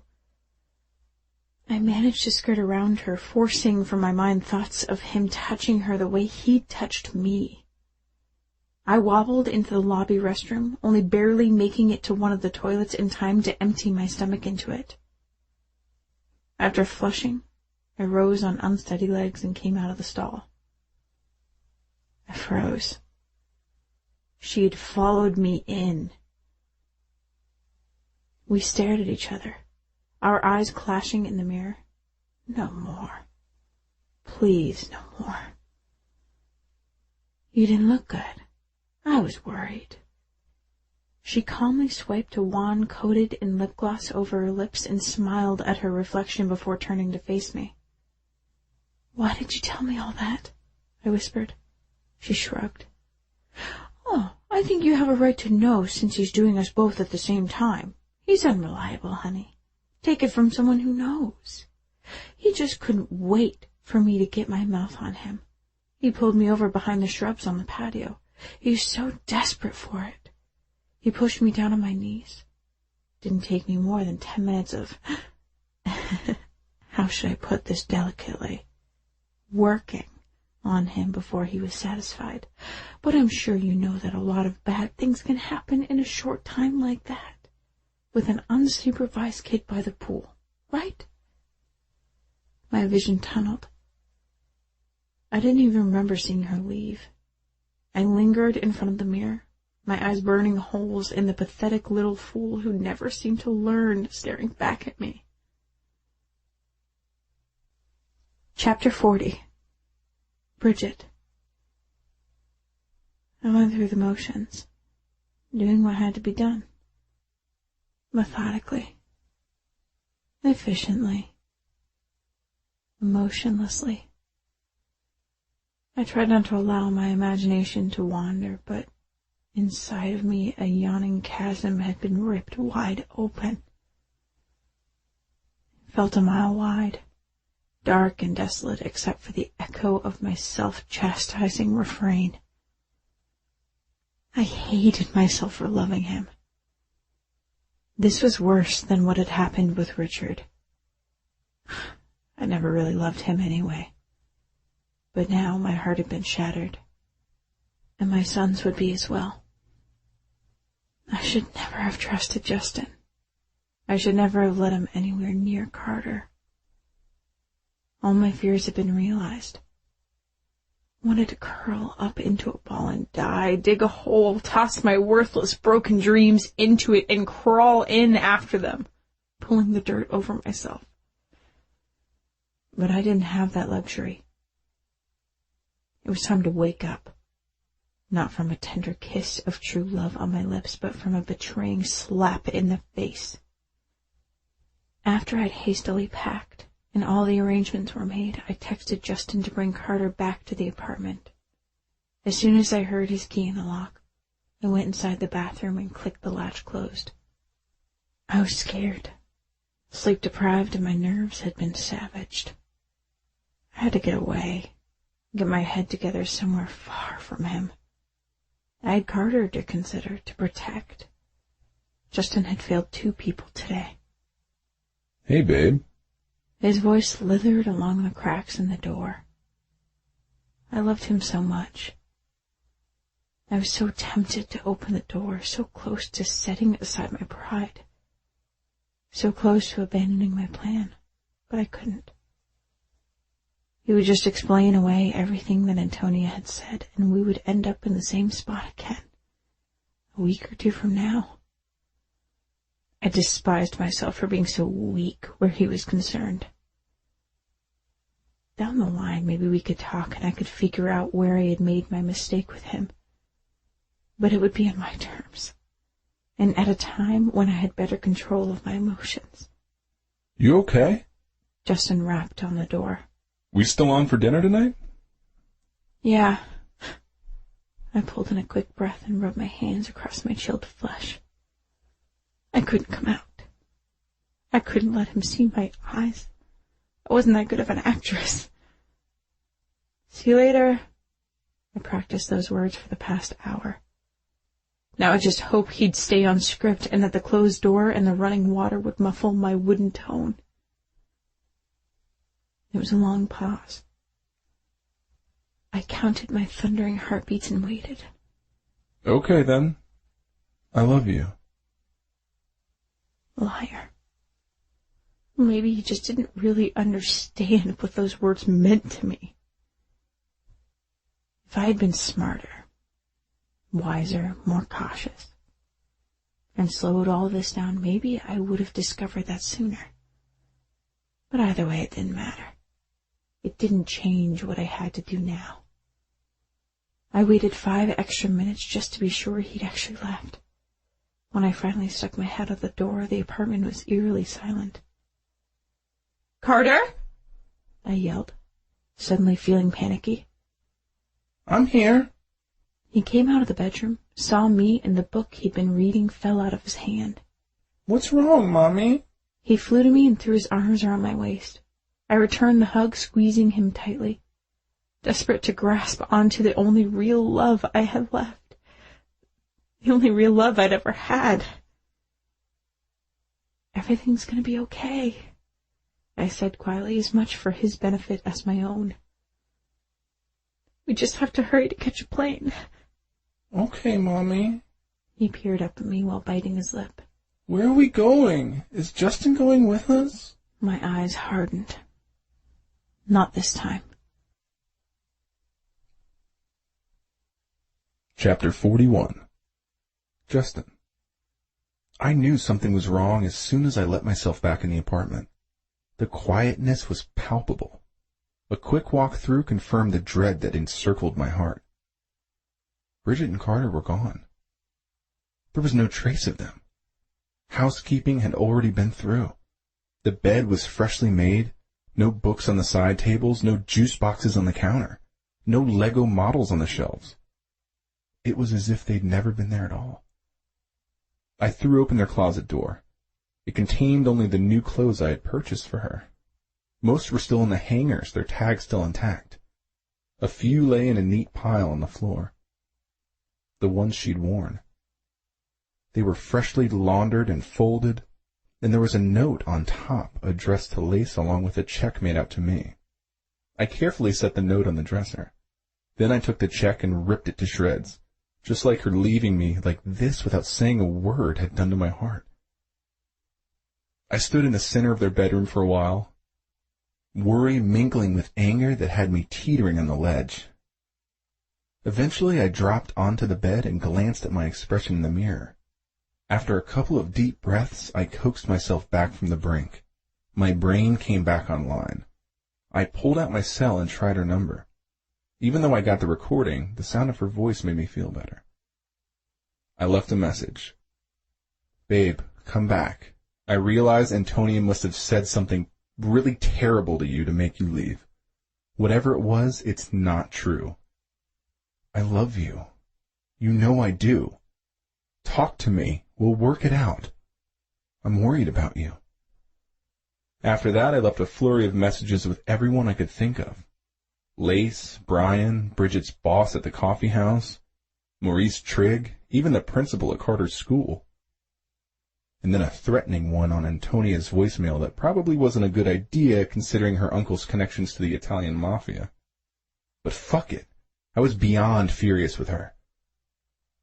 The next step involved some detective work. I stormed down to the lobby and stirred everybody up. The manager called the staff that had been on duty earlier. The doorman remembered putting Bridget and Carter in a cab to the airport. So I made phone calls to Vancouver International and to every one of the airlines. Total dead ends, all of them. I went ahead and booked a flight to Orlando. I was going the hell after her. There was a loud banging on my door just as I was cramming the last of my things into an overnight bag. I swiped my wallet and passport off the dresser and opened it. Lace and Brian were standing out in the hall. What the hell is this? Lace asked, shaking the note in my face. Brian put restraining hands on her shoulders while watching me carefully. How could you? Lace whispered. I didn't. I pushed past them, hefting the strap of my bag higher on my shoulder. Come again? Lace put a hand on my shoulder. Antonia's a liar. I sighed. But I don't have time to stop and explain. If you want to talk right now, you'll have to ride with me to the airport. My flight leaves in an hour. I'm going to Florida and I'm bringing them back. 3,000 miles and 3 fruitless days of searching later, I was back at Orlando International, staring out at the tarmac, despair washing over me as I watched the baggage handlers putting luggage on conveyor belts. I couldn't stomach the view outside. Too many happy families, the way it had been for us just days ago. A growing sense of helplessness was pressing on me, pushing me closer and closer to the tipping point. I realize now why I never put my heart out there before. Because of shit like this. From the pinnacle to the pit. It hurt like hell, and was so much like the way I'd felt after my mom died that it was giving me nightmares and flashbacks. All the days I'd been down here had been a waste. I had nothing to show for it, except for a threat of a restraining order from Maurice. He'd found my strong-arm tactics and bullying attempts to extract information from him and his staff a tad over the line. Her cell number had been canceled. Her checking account closed out. She quit her job and pulled Carter out of school. They'd vanished into thin air. I was exhausted, my eyes burning. What if I never saw them again? I couldn't allow myself to think that way. It was hard enough already. The worry was so crushingly oppressive at times that it took all my strength just to keep moving forward. I heard the final boarding call for my flight back to Vancouver. I shuffled down the sky bridge and found my seat. My fingers white-knuckled the armrest the entire 5-hour flight. Not because I was afraid of flying, but because I was so close to shattering into a million sharp-edged pieces. Chapter 42. Justin. You look like shit, JJ. Lace judged after only a moment's study out in the hallway the next morning. It was probably true, given that I hadn't slept in days. I was running on empty. I was flying on fumes. Brian came out from the studio. I'd been in there earlier warming up with them, but had taken a break, trying to scrape my shit together. Mary's ready, dude. Yeah, I knew. She'd been sitting in the back of the room, tapping her nails on the screen of her iPad for the past 10 minutes. Like I needed any more pressure. Give us one more minute, Bri. I could feel Lace's eyes on my face. Okay. He kissed her and clapped me on the shoulder. I'm so sorry, Justin. She threw her arms around me. Lace wasn't free with her affection, so I hadn't been prepared for the uncharacteristic display. My throat clogged up, emotions swimming close to the surface, threatening to drown me. I thought for sure you'd have found her by now. So did I. I drew back from her embrace. I've got to get in there. Shit. You can do this, she encouraged, but the look in her eyes said she wasn't so sure. Neither was I, for that matter. I followed her into the studio, straight to the mic stand. No use messing around. I went right into the set and gave what I had, which wasn't very much. The words seemed devoid of any meaning, my voice as hollow as I felt inside. Mary gave Beth a narrow-eyed look. I tried to plow on ahead, making a fucking travesty of Girl Behind the Glass. I choked out the lyrics before Brian picked them up and finished the song. I unclipped my guitar from the strap, putting up my gear with sharp, precise movements and avoiding eye contact. No one spoke, but I could feel the tension crackling in the air. I was halfway down the hall when I heard her call my name. I squeezed my eyes shut, muscles tensing, and turned around to face the music. That was awful. Hands on her suited hips, the Black Cat CEO, unsurprisingly, did not appear to be pleased. I nodded. It was. I totally agreed. Mary Timmons was a good half-foot shorter than me, but there was no doubt in my mind that she had the upper hand at the moment.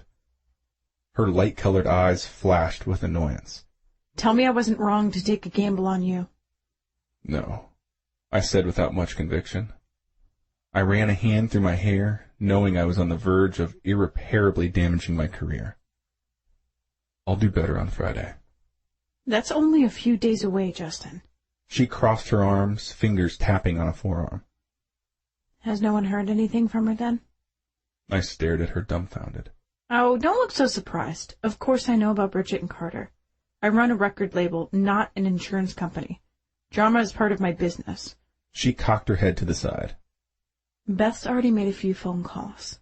I've got a private investigator working on it as well. We'll find them.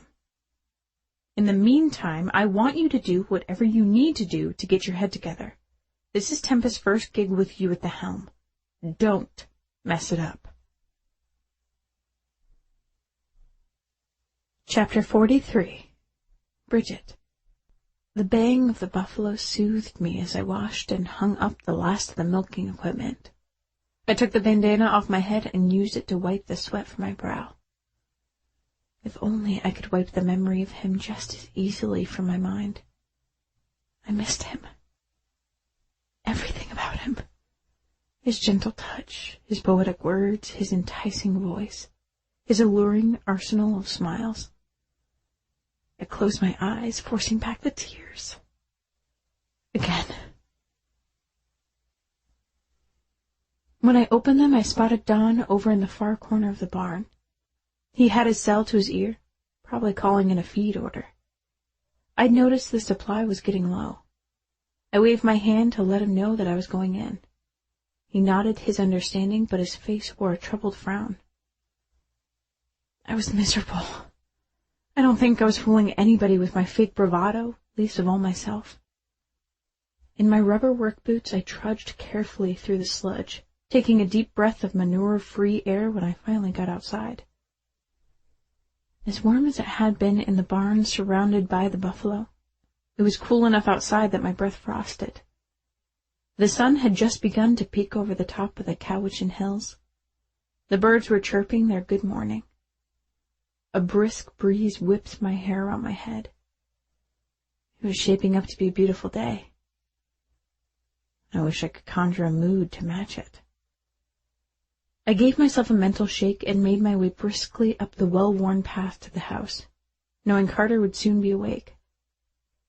I shed my dirty boots and left them on the stoop.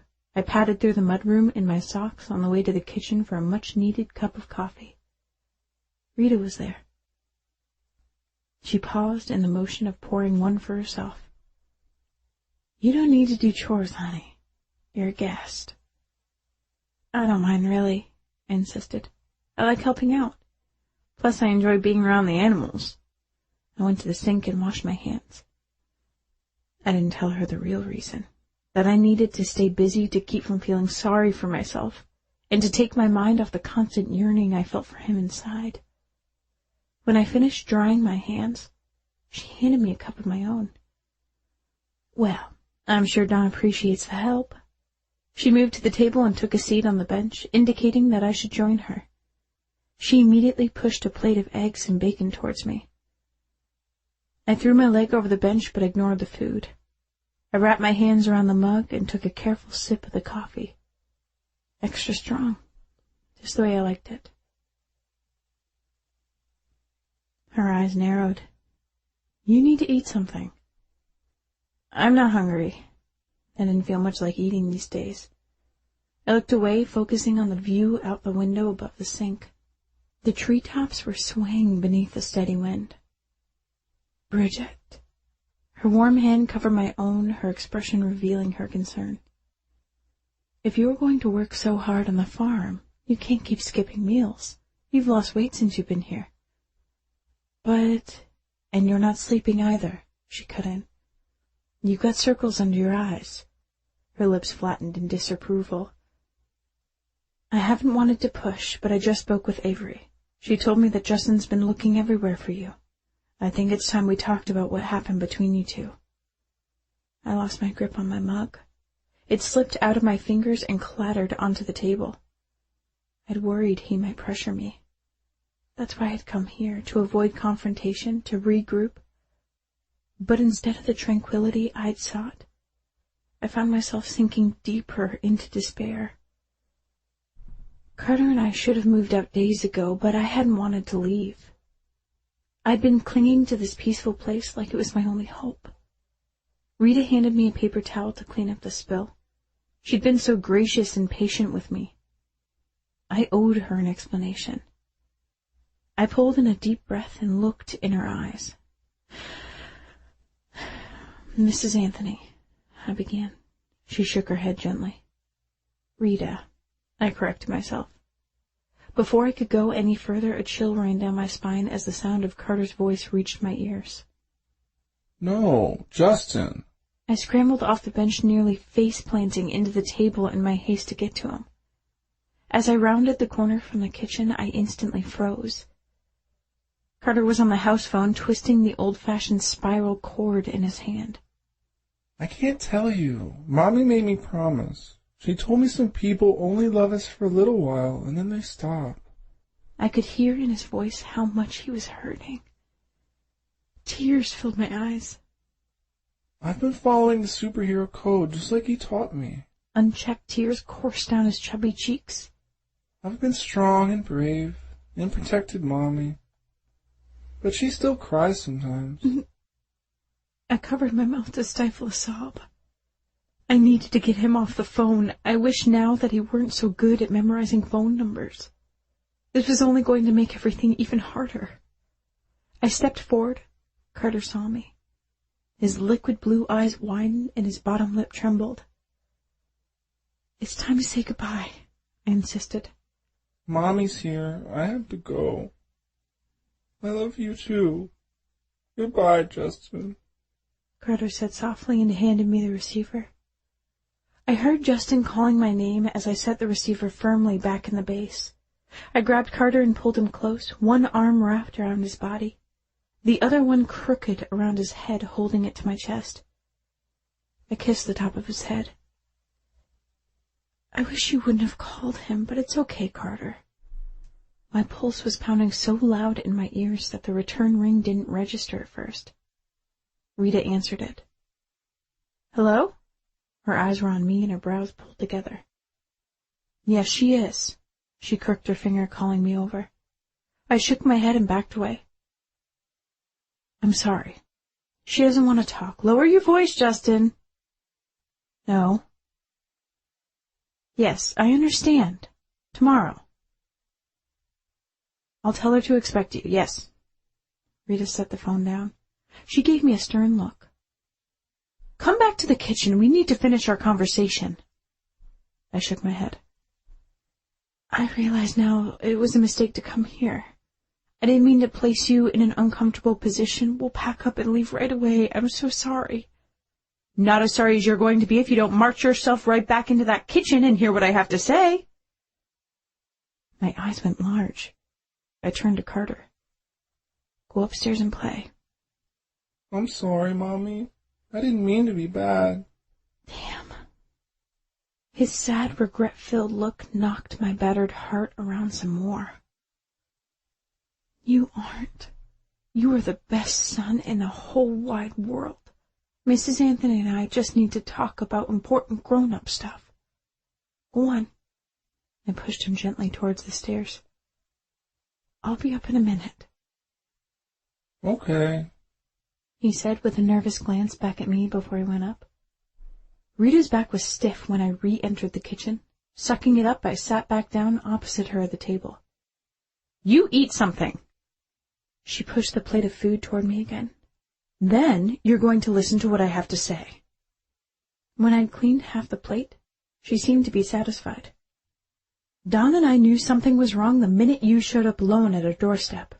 But you looked like you needed a place of refuge, and we were happy to provide one. But frankly, I'm surprised it took this long for you to be found out. I can explain. And I expect you will. And I'll let you in just 1 minute. She folded her hands. Justin told me you think he was with another woman. My mouth went tight. He was. He says he wasn't, and I believe him. Now, I realize I've known him for a bit longer than you have, but I think you know him well enough by now. My eyes burned under the critical blast of her stare. Did you ever ask him to explain? I shook my head. So, you just took off without hearing his side of the story.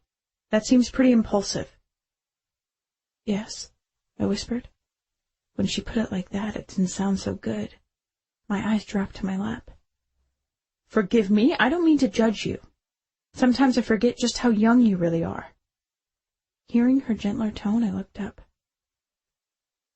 Antonia told me that they were, well, you know. Well, he was supposed to be watching Carter at the pool. And she told me a bunch of other things that made me feel certain that my trust in him had been misplaced. Sounds to me like she knew all the right buttons to push. I let that sink in. I guess so. Well, Bridget, she patted my clasped hands, you're going to have to put some thought into your next move. Your first one was pretty wretched.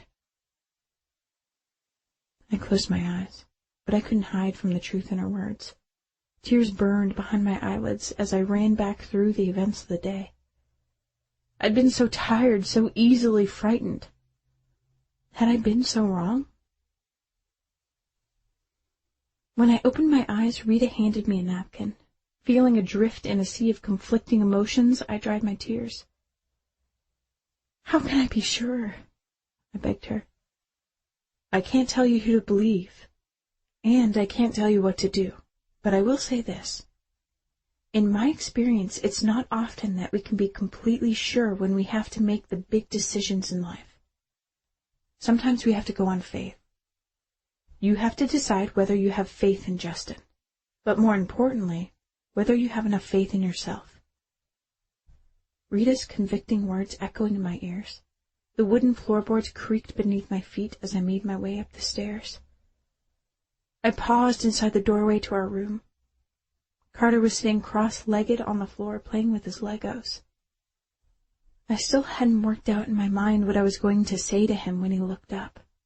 His expression so sad I felt the weight of it settling heavily inside my chest. I moved to the bed and patted the spot next to me. Carter rose and pulled himself up on the high twin mattress. I hugged him first, my hands on his back between his shoulders, inhaling his wonderful little boy smell.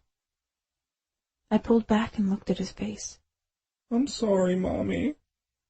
No, Carter. I'm the one who needs to apologize. Mommy made a mistake.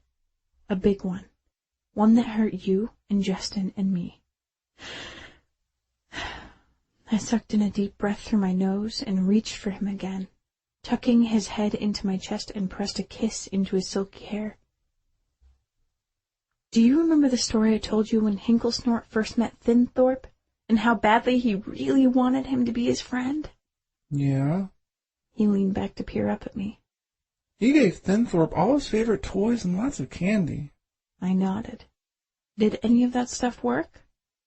No, Mommy. He looked so serious, his cute little blonde brows drawn together.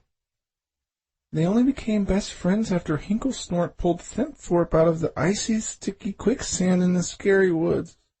That's right. I sighed. Justin's a lot like Hinklesnort.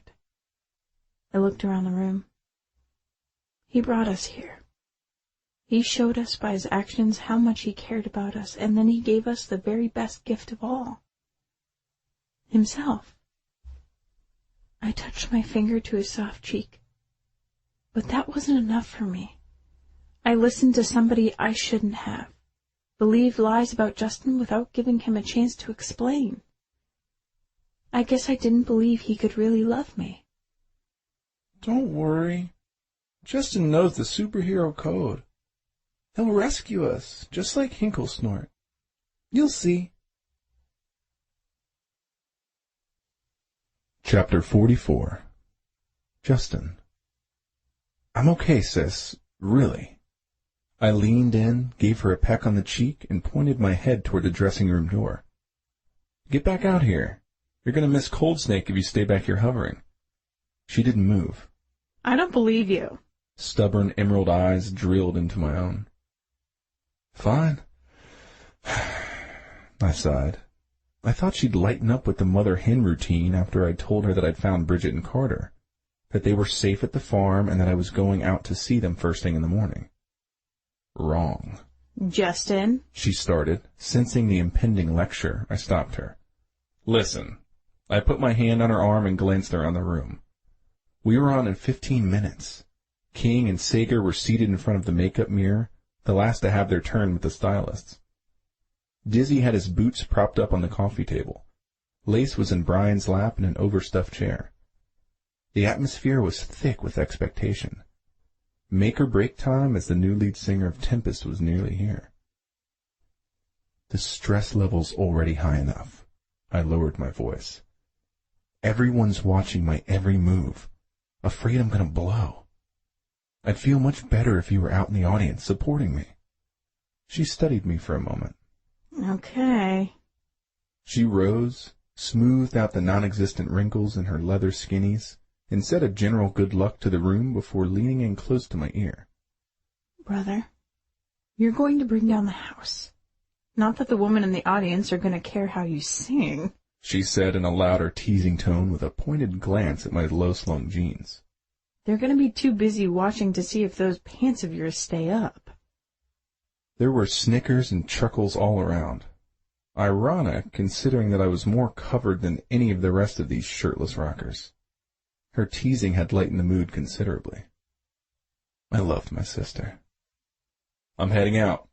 I stood and nabbed the laminated set list from the coffee table, leading the way. I had one eye on the set list even though I already knew it by heart, devoting the other to the task of dodging bodies as I made my way down the corridor. I was paying so little attention to where I was going that I nearly ran him down as I climbed the stairs that led to the stage. Warren Jenkins.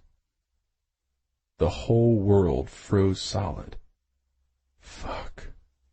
Like I needed this shit right now. War. Brian was the first to speak. I don't think he noticed the glance War gave Lace.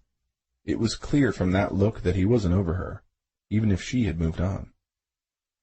I didn't know you were on the bill tonight. War straightened, and not in a friendly way. Morris pulled some strings last minute. He shrugged like it wasn't a big deal, but I got the opposite impression. Still letting that bitch Timmons lead you around by the balls, I see. Can't believe you're letting her front Tempest with this pussy. His narrowed, condescending gaze swept over me. I'm sick of your shit. Brian started toward him, hands clenched, but I stepped between them. This was between War and me now. I don't get you, Jenkins. You act like you're indispensable, but you're not. I lifted my chin to acknowledge King and Sager's presence on one side of me. Dizzy and Bry quickly moved to the other. Lines were being redrawn and not in War's favor, and he knew it, too. His eyes hardened. A muscle started twitching in his jaw. He looked as furious as I felt. You left. I leaned forward. You made your choice. Now you're just the guy who used to sing for Tempest. And these guys haven't said shit about you despite that. Why they would still have your back after what you did, I'll never know. He bowed up even more, but I wasn't backing down. One thing I do know. No one's letting me do anything. I've earned my place in this band. Now get out of my way, because I'm about to go out there and kick ass proving it. Chapter 45. Bridget. Carter bounced up and down on the seat next to me, his shadowed face pressed to the window. The only illumination in the cabin came from the instrument panel in front of the pilot. Down below us the ocean was as black as spilled ink, and we were speeding low and fast across it. When Carter had seen the helicopter land on the front lawn of the farm, you'd have thought it was Christmas morning. I still was amazed by Mary Timmons' extremely thoughtful and extravagant act. In the last few days on the farm with Justin's dad, I'd seen firsthand how debilitated he'd become. There was no other way he'd have been up to seeing Justin's debut performance with Tempest. Regular commercial travel was out of the question. I leaned forward to check on him. Eyes just like Justin's met mine, and Arthur reached over Carter's lap and gave my hand a squeeze. I took it and squeezed back. He smiled reassuringly. I could see my excitement and anxiety reflected in his gaze. The Vogue Theater sat 1,200, and there'd be a lot of press and important industry types in the audience. The stakes were high. We were all eager to see Justin succeed. I was nervous just to see him, in person, to make things right between us again if I could. The helicopter set us down in a vacant lot on Smith Street. A waiting car dropped us at a discreet side entrance. A friendly uniformed escort greeted us with programs and a wheelchair for Arthur, who got a stubborn look on his face the moment he saw it. Hoping to persuade him, I told him how tired Carter was and asked him if he would mind letting Carter ride in his lap. I'm pretty sure Arthur was on to me, but I let out a relieved sigh when he let go of his pride and accepted the offer of assistance. It turned out to be a good thing, as our assigned seats ended up being quite a long distance away, just 2 rows from the stage. I spotted Marcus Anthony in the first row alongside Mary Timmons. I looked for Avery, but couldn't find her before the house lights dimmed. We sat through several bands, and though they weren't bad, they weren't very memorable either. My heart was set on Tempest. They were the last band slated to perform, but just before they were scheduled to come out, the MC made a surprise announcement that Warren Jenkins' new band was going to perform first. Whoever had orchestrated that change certainly knew how to amp things up. The tension in the audience was palpable. I'm sure it was off the meters backstage. I scooted forward in my seat as War strode out. Rolled bandana holding back chin-length brown hair, sunglasses askew on his head. He looked a little shaky on his feet, but I had to admit he was brilliant. A raw bundle of dark energy and pain, but he eclipsed his bandmates, who were nowhere near his caliber of talent and who were entirely too polished for War's stripped-down style. I wondered who had mismatched them so badly. War's expression was dangerous as he finished the 2-song set and stormed off the stage. I'd bet money there'd be some hell to pay. After a short set change, the introduction was finally made for Tempest. I spotted Avery as she slipped down the steps on the right side of the stage and moved into the vacant seat next to Marcus. Then all the lights in the theater went completely out. Suddenly, a lone spotlight illuminated center stage. Back arched, chin raised up in the air, mic held near his mouth, dressed in low-slung tight jeans and a completely unbuttoned shirt, looking like a groupie's wicked fantasy, Justin let out a primal yell that sent goosebumps rippling over my skin. That was obviously a cue. The rest of the lights blazed on. The band kicked in, and Justin strutted confidently to the front of the stage. The audience went wild for him. I did too. He was mesmerizing. His voice was breathy, and he had the ability to somehow make me feel as though he were singing just to me. Brian moved closer to Justin as they transitioned into Truth. Back to back, leaning on each other, Brian's fingers flying over his guitar, and Justin crooning into his mic. When they reached the bridge, Justin and Dizzy harmonized into the same mic. They all seemed larger than life. King high on his riser, heavily muscled arms banging aggressively, Sager's inky hair and his eyes undulating to the bass. Dizzy's steady rhythm balancing Brian's frenetic solos, but I had eyes only for Justin, and my gaze remained fixed on him throughout the set. I was so proud of him. By my way or the highway, his skin was glistening with sweat and his hair was drenched. He oozed sex appeal, prowling the stage in non-stop motion. "Take off your shirt! Uh-huh!" I heard a female voice beckon. He smiled but shook his head. And that's when I realized which one he was wearing. I sat up straighter. The lavender one I'd bought him that day everything went wrong. The one I'd thrown in the kitchen trash before I'd left. He must have salvaged it. That tiny glimmer of hope, that belief that what we had was something worth saving too, intensified, becoming bigger and brighter in my heart. A Tempest roadie cleared the stage of the colorful lingerie that now littered its surface, while another handed Justin his guitar. He strapped it on with practiced ease and leaned into the mic. He closed his eyes as the crowd fell silent. "There's this girl," he said in a thick voice. Whistles and catcalls filled the pause, and a male voice yelled, "There always is!" "Yeah, but this one's special." Justin opened his eyes and smiled. And this one's for her. It's called Girl Behind the Glass. We hope you like it. Brian took lead on the subdued acoustic piece, but it was just Justin who had me transfixed, his voice resonating with deep emotion as he sang. Image in the mirror, the fairest of them all. I want to wake you from your slumber, behind that frozen wall. No matter what your demons are, I'm equal to the task. Strike 'em all down for you. All you need to do is ask. Girl behind the glass, I'm waiting right outside. Can you see my reflection? Are you feeling our connection? There inside your crystal world? Fragile but not broken. I'll handle you with care. No need to be frightened, as long as I am there. If this life tears you down, I'll build you back again. Ready to be your hero, if you'll just let me in.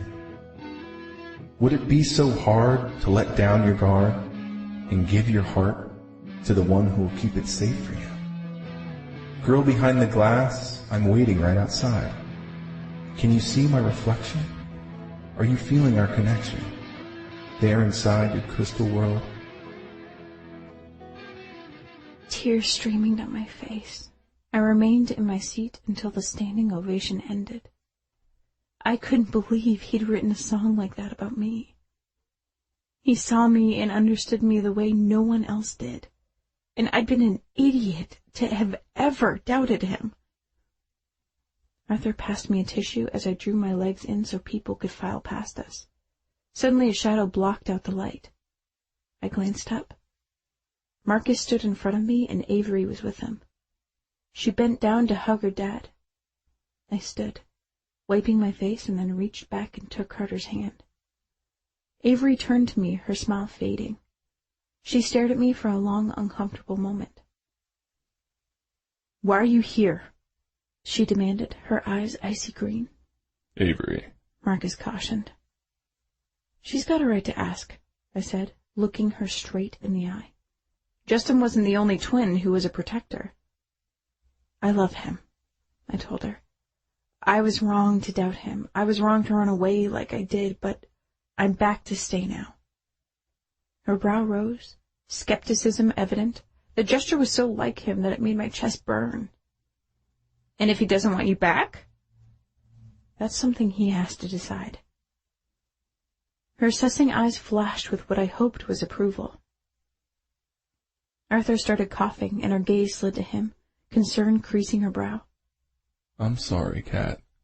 I don't think I'm up to an after party. Would you make my apologies? Give your brother a hug. Tell him how proud I was to see him tonight. "I don't really want to go either, Dad." Her expression turned thoughtful. "It's his night. I'd rather go back to the farm with you. Is there room on the helicopter for Marcus and me?" "Yes," I answered for him. "Carter and I are planning to stay here."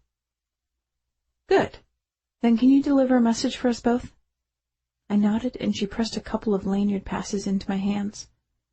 "The party's in Ballroom C at the Sutton." "Thanks," I mumbled, and impulsively threw my arms around her neck. I felt my eyes burn when she returned the hug. "Good luck, Bridget," she whispered in my ear. I so liked her. Chapter 46. Bridget. Taking Carter by the hand, I made my own way through the crowd, threading through every available space that opened up in front of us. When I finally reached the taxi line outside, I wanted to scream in frustration. There were 50 people already in line ahead of us. "Excuse me, Miss Dubois?" I turned to face the imposing black man with kind mahogany eyes. "I'm Ray, Marcus the driver. He thought you might appreciate a ride to the Sutton." Yes. God bless Marcus Anthony. Turns out Ray was very fast and furious, darting deftly in and out of traffic. I held onto the door handle with one hand and texted Lace with the other. "Me. Back in town. Fashion emergency. Can you help?" I received her reply just as we were pulling into the front circle drop-off. Lace. "About time, and hell yes. Meet you at the apartment." Ray had gotten us to the Sutton in an astounding 15 minutes. He rounded the hood and held the door open for Carter and me to get out. "Good luck, Miss Dubois. Champ." He gave Carter a fist bump. The well-attended after-party was for the benefit of the Amanda Todd Foundation, an anti-bullying charity. Women in colorful floor-length gowns mingled gracefully in the crowded lobby amid smartly attired men in their black tuxes. Thankfully, the crowd thinned as I turned down the narrow hallway to the residential side of the hotel. I smiled when I exited the elevator. Lace was waiting for us, her backside propping the apartment door open. "Took you long enough." Carter flew into her arms and she hugged him tightly. Her eyes remained on me, though, and I approached her a little more cautiously. "So you're finally giving JJ the green light?" I nodded. "I'm sorry I left with only a note. I messed things up so badly." "Ah, stop it." She pulled me in with her and Carter, hugging both of us. "I missed you, Gigi." Tears pricked my eyes at the heartfelt words. "So you jumped to conclusion. Everyone does once in a while. And Tony's a bitch." I would have probably reacted the same, only I would have punched him first, then left. But it's all good. Mary's PI got the whole story out of that lying bitch. Now's the time for moving forward. What did you think of the show? Tempest was fantastic. I felt my face go all dreamy fangirl. Yeah, she grinned. JJ wasn't too bad either, huh? My cheeks got hot. What'd you tell everyone when you got my text? I asked as we moved inside the apartment. Didn't have to tell anybody anything. Everyone's kind of distracted after the thing with War backstage. Brian's in a really bad mood. I haven't had much luck getting him out of it. Lines bracketed the edges of her mouth.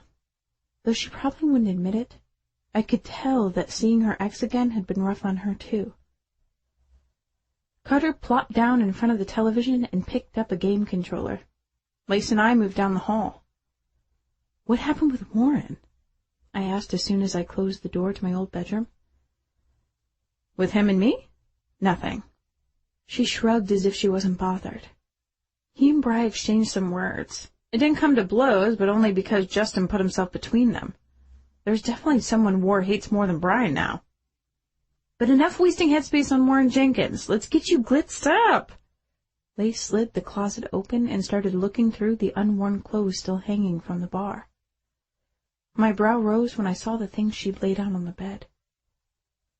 Black leather smooth front short shorts, a sparkly see-through mesh tank, and a tiny black tube top. Trust me, you can totally pull off this look. She held up a finger. And I've got the perfect boots. I'll be right back. I'd only stripped off my shirt when she returned with a pair of over-the-knee black shiny boots and a half-dozen black leather and silver bracelets. You're going to make his jaw hit the floor, she told me after she noted my uncertainty. Go wash your face and fritz out your hair. I'll change and come help you with your makeup. 30 minutes later, my transformation was complete. Looking in the full-length mirror, I had to admit Lace was right. Okay. Not exactly. More like smokin'. I held my own with the statuesque goddess in the one-shouldered gray mini-dress standing beside me. The boots zipped up to mid-thigh, and Lace helped me turn the cuffs over. Her pink frosted lips pulled into a wide smile. It's a regular Sandra D makeover. She shook her head, and her chandelier earrings made a tinkling sound. I just need a cigarette to crush out under my boot when he sees me. My lips twitched. She laughed. Too bad Bride quit, yeah? She linked her arms with mine. Let's go grab Carter and go. Carter's eyes bugged out when he saw us, but he didn't say anything. She ruffled his hair and handed me the key card on our way out. I tucked it in my pocket. There was nowhere for her to put it with her outfit. We took the elevator down to the ballroom level. There was a line at the security check, but with the passes around our necks, we were able to bypass it. The ballroom was packed when we entered. Bistro tables were scattered throughout the room. People congregated around them or at the elaborate buffet. A few couples swayed slowly in time with the orchestrated music on the mostly empty dance floor. The light from the disco ball hanging from the ceiling reflected off the sparkles on my top. I rubbed my bare arms partly because I was cold in this skimpy outfit, but mostly because I was nervous. I was getting a lot of attention, but that was okay. Things were different now. Other guys could look all they wanted. They couldn't have me. I was taken. Whether I was sexy or subdued, I was all his. All of me. All for him. No more hiding, no more doubts. I quickly scanned the room for Justin. As the couple in front of me parted, I found him. He was standing next to Dizzy across the dance floor. I was a little sad to see that my lavender shirt had been replaced, but he looked sinfully handsome in a white shirt with the top 2 buttons undone, exposing his collarbone. His hair looked freshly washed and was tousled over his brow, and his dark jeans fit him well, snug as usual in all the right places. Lace followed us in the direction of my stare. I'm going to take Carter to get a soda. I'm sure he'll want to see Justin in a minute, but it's your moment now. Rock his world, Gigi.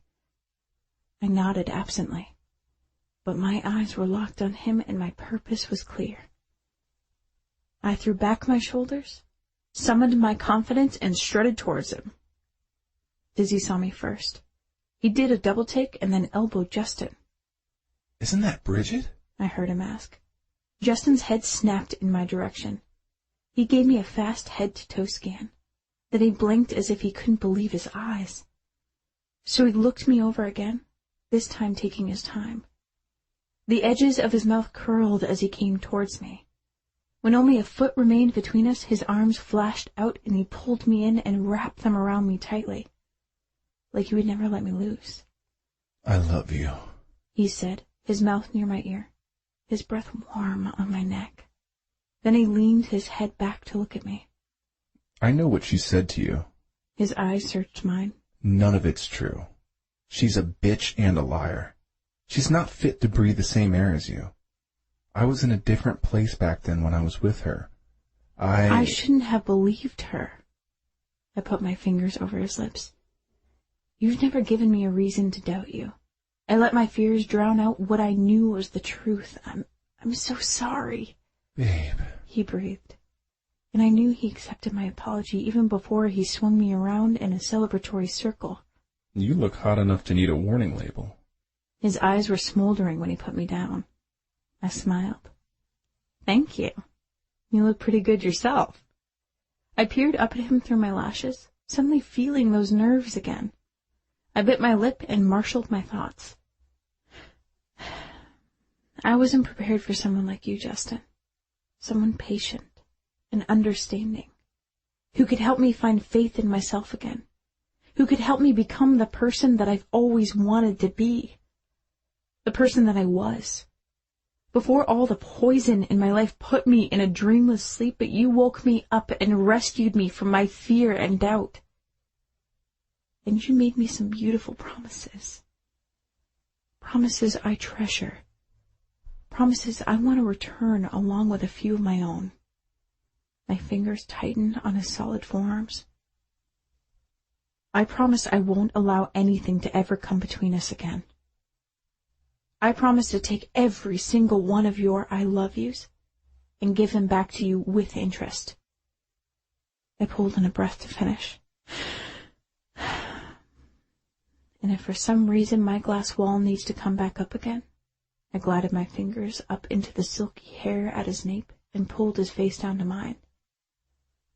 I promise that you'll be on the inside with Carter and me. You're the best thing that has ever happened to me, Justin Jones. I accept, he whispered, as if I'd proposed to him, and then his lips came crashing down on mine. I parted mine eagerly under his strategic assault, and his tongue swept inside to reclaim what was already his. I slid my hands down his hard back, arched into him, and moaned my surrender. Mommy? Justin ended the kiss and rested his forehead against mine. His gorgeous face filled my vision, and there was a forced fire of heat blazing in his eyes. I got the unspoken message. He'd take care of me later. He took one step back and stretched out an arm to Carter. Missed you, champ, he told him. I'm proud of you for taking such good care of your mom. When do you think we can convince her to make us a family? Officially. Epilogue. Justin. Move your toes all the way to the edge, I told him. Looking at me expectantly, Carter scooted forward, styling it in his new Volcom swim trunks that matched mine exactly. That's good. Then I felt something really good. Her. Breasts pressed into my bare back as she moved up behind me in the pool and wrapped her arms around my waist. I had the image of her in that hot new pink string bikini seared into my brain. It was almost as hot as that outfit she'd worn when she met me at the after-party. I'd kept those boots as a souvenir. The things we'd done with her and them? Well, let's just say Lace was never getting them back. I lowered my head to bring her delicate clasped hands together. I brushed my mouth across both her knuckles, accustomed now to the fierce emotion that tightened my chest whenever she touched me. Covering her hands with my own, I glanced over at Carter. He was watching us with a patient smile ghosting his lips. Try to use your knees to put a little more spring in the jump this time. Diving's like life, champ. You can't do it halfway. You have to go all in to get it just right. Carter nodded, positioned his hands, and then executed a flawless dive with barely a ripple. When he surfaced, he held the heart I'd fashioned from wire and red ribbon. What's that? Bridget asked, her chin resting on my shoulder. Bring it here and let's see, I said without giving anything away. It's got your name on it, Mommy, Carter said with exaggerated excitement as he splashed over. I drew Bridget around to my front, cradling her in my arms. She took the heart from Carter and peered up at me suspiciously through the darkened fringe of her wet lashes. When did you do this? She asked. I have my ways, I grinned. It is Valentine's Day after all. With everything that's been going on, I completely forgot. Yeah, that was an understatement. Lately, her cell had been plastered to her ear. The witchy stepmother hadn't contested. Why would she with a bulldog like Maurice Trigg breathing down her neck? Evelyn had been wiser than I'd given her credit for being, hopping on her broomstick and flying out of our lives, hopefully this time for good. Crystal Hotels, the Dubois family legacy, was now back in the proper hands. The board was looking for a new CEO, and Bridget had a meeting scheduled to go over a list of potential candidates at the end of the month. She was also planning to propose other changes that I thought were pretty damn cool. Apparently, my woman was as capable as she was beautiful. That's okay, I told her. I've actually got a few ways that you can make it up to me in mind. Her blue eyes sparkled back at me in a way that told me she liked that idea. It looks like you missed something. She lifted the heart closer, and I heard her sharp intake of breath when she finally saw the square-cut emerald solitaire. What's this? I've had it for a while. You probably don't want to know how long. You'd think I was impulsive. Maybe I am a bit, but I recognized what we had early on. I ran my thumb over her bottom lip. I was fully committed to making you mine a long time ago. I framed her beautiful face and could hear the deep emotion in my voice as I spoke. Bridget Dubois, she clutched the heart to her chest and stared up at me. I promise to love you and cherish you and Carter as long as I live. Will you marry me? Yes, she whispered without hesitation, eyes bright. I lowered my head and kissed her softly, breaking the kiss much sooner than I wanted in order to be sure to include a boy I already thought of as my own son. Did I do good? He swam in between us. You were perfect, champ, an aquatic superhero, I praised, and he beamed. Help me get this loose, Bridget muttered, frustrated with the wire. As I helped her, I heard loud voices. I glanced over to see that the celebratory committee had arrived, right on time. I got the ring off and slid it on her wet finger. Her eyes misting, she pulled her hand to her chest and then kissed me hard. I love you. You guys gonna make out in the pool? Lace teased. Or are you gonna come to the party room and celebrate? Everyone's waiting. I made cupcakes. Yippee! Carter exclaimed, kicking toward the ladder. Dry off really well, Bridget called after him. I will, Carter replied, taking the blue and white striped towel Lace offered him. I kept Bridget close at my side, helping her into a terry cloth hotel robe. I freed her soaked platinum tresses from the collar and carefully arranged them around her shoulders. I love you, I whispered, kissing her soft cheek. Ugh, please. Lace mock grumbled. All this sweetness is giving me a toothache. We followed her into the room just off the pool deck. A handwritten congratulatory butcher paper banner had been taped onto the back wall, and decorative streamers hung haphazardly throughout the room and from the TV that was mounted in the corner. King and Sager clapped me on the back and offered me their best wishes while Lace escorted Bridget to a table decorated with silver and red records. A 50s rock and roll theme, quirky and quintessentially Lace.